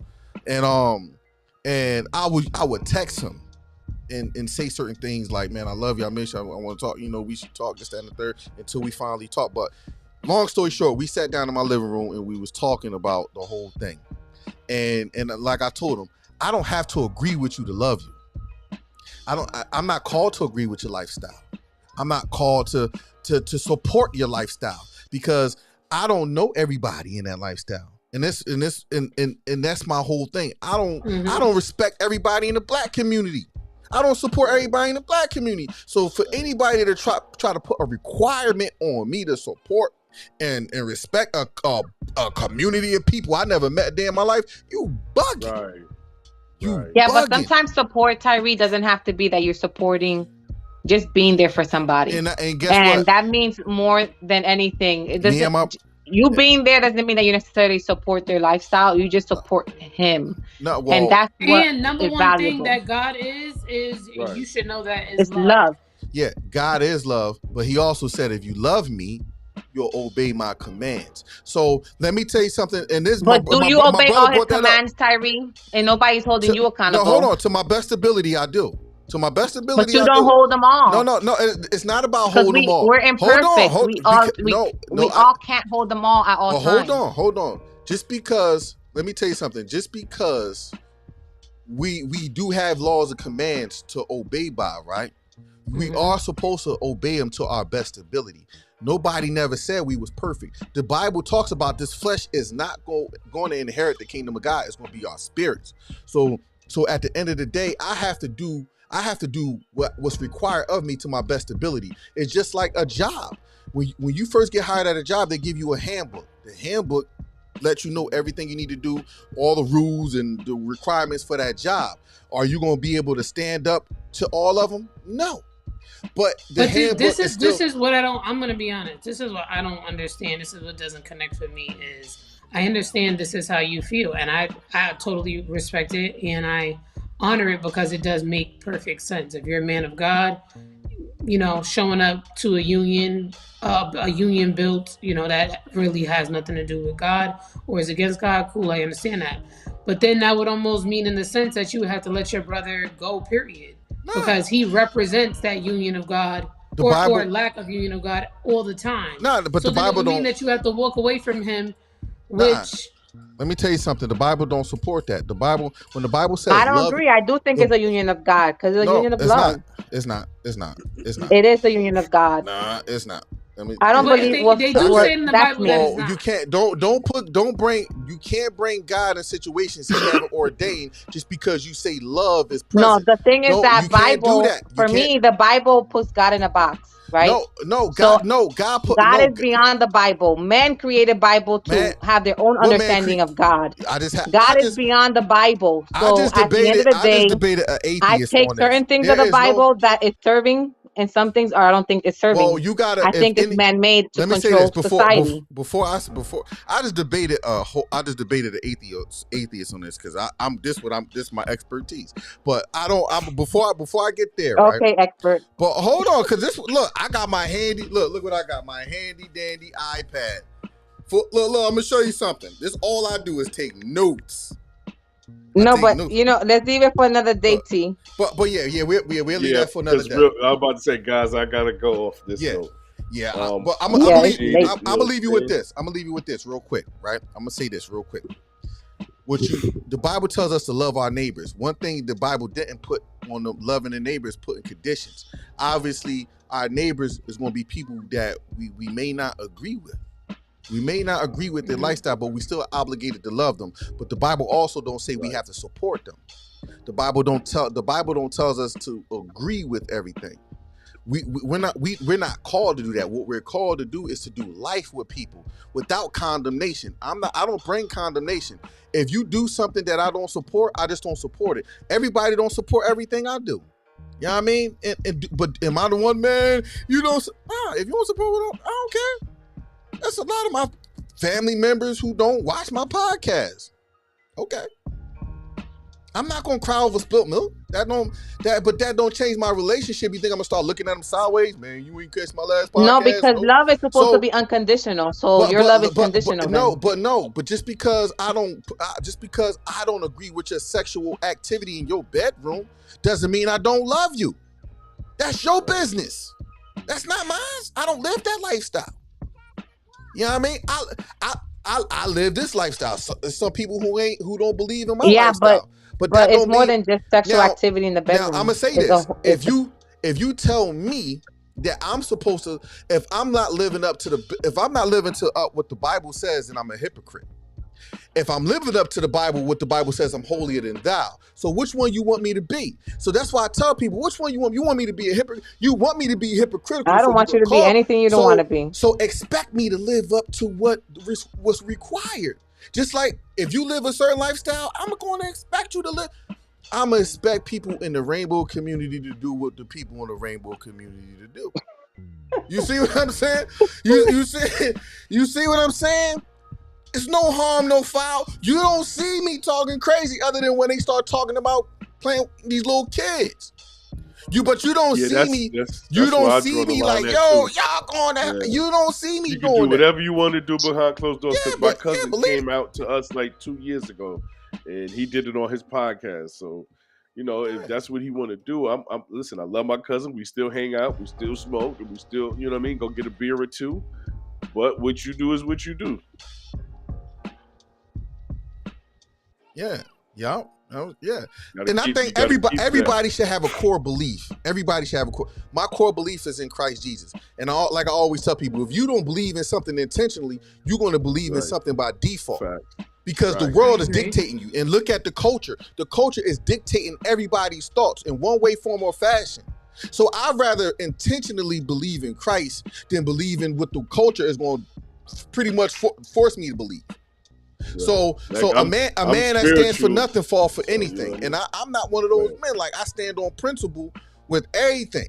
Because if you go in every institution in life, even in your house, got rules and regulations. You're not gonna let your kids do what they want in your crib. You can't just come in my crib. Why you think my adult kids chose not to live with me? Because I have rules. You ain't gonna be out.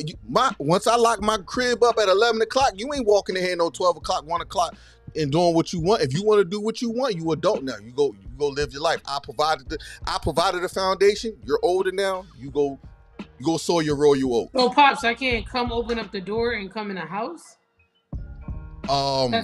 Nah. Especially now, that's another topic for another day. Yeah. Yeah, I mean that's a rule. Like I said, every house got rules. That really is. Yo, I gotta check that. I I'm really think we should dive starving. into parenting. Yeah. Oh yeah. Love you And the guys. weird Thank you ass for having rules me. that they Nice probably meeting have. you, ladies. All right. Yes. Hit me. Nice speaking to Send you me guys, info on the y'all. email, DJ. I got you. I'm gonna do that. Bye, ASAP. guys. Good Have a combo, good night, all guys. right? But I'm gonna be in contact with everybody, and we're gonna set up the day about parenting because that's a good one. We could definitely do that. I'm a dad connoisseur. I am. And I'm a baby, and I'm a baby daddy connoisseur. The baby daddy. And I also have my own podcast that I do, Stoner's Bake Talk Lounge. Okay. I don't do lives, but I would love to have you guys when I finally actually do my lives. I just started doing lives mainly because. So did I. It's the way to go. Actually, let me tell you something. I'm gonna keep it a bean. It's the way to go. I'm gonna keep it a bean. Like, I was like, yo, I don't use social media for income until I saw I didn't even know I had that money sitting in there. I'm like, what? Oh, this is what this do? Okay. Yeah, that's what happens. Yeah. Even with TikTok. That's why I be trolling people on TikTok. But yo, I thank y'all for rocking out with me. It's your boy Reese Johnson. This is the Gut and State Podcast. I'll holler at y'all on the flip. Peace. Peace. Bye, y'all. See you. All right.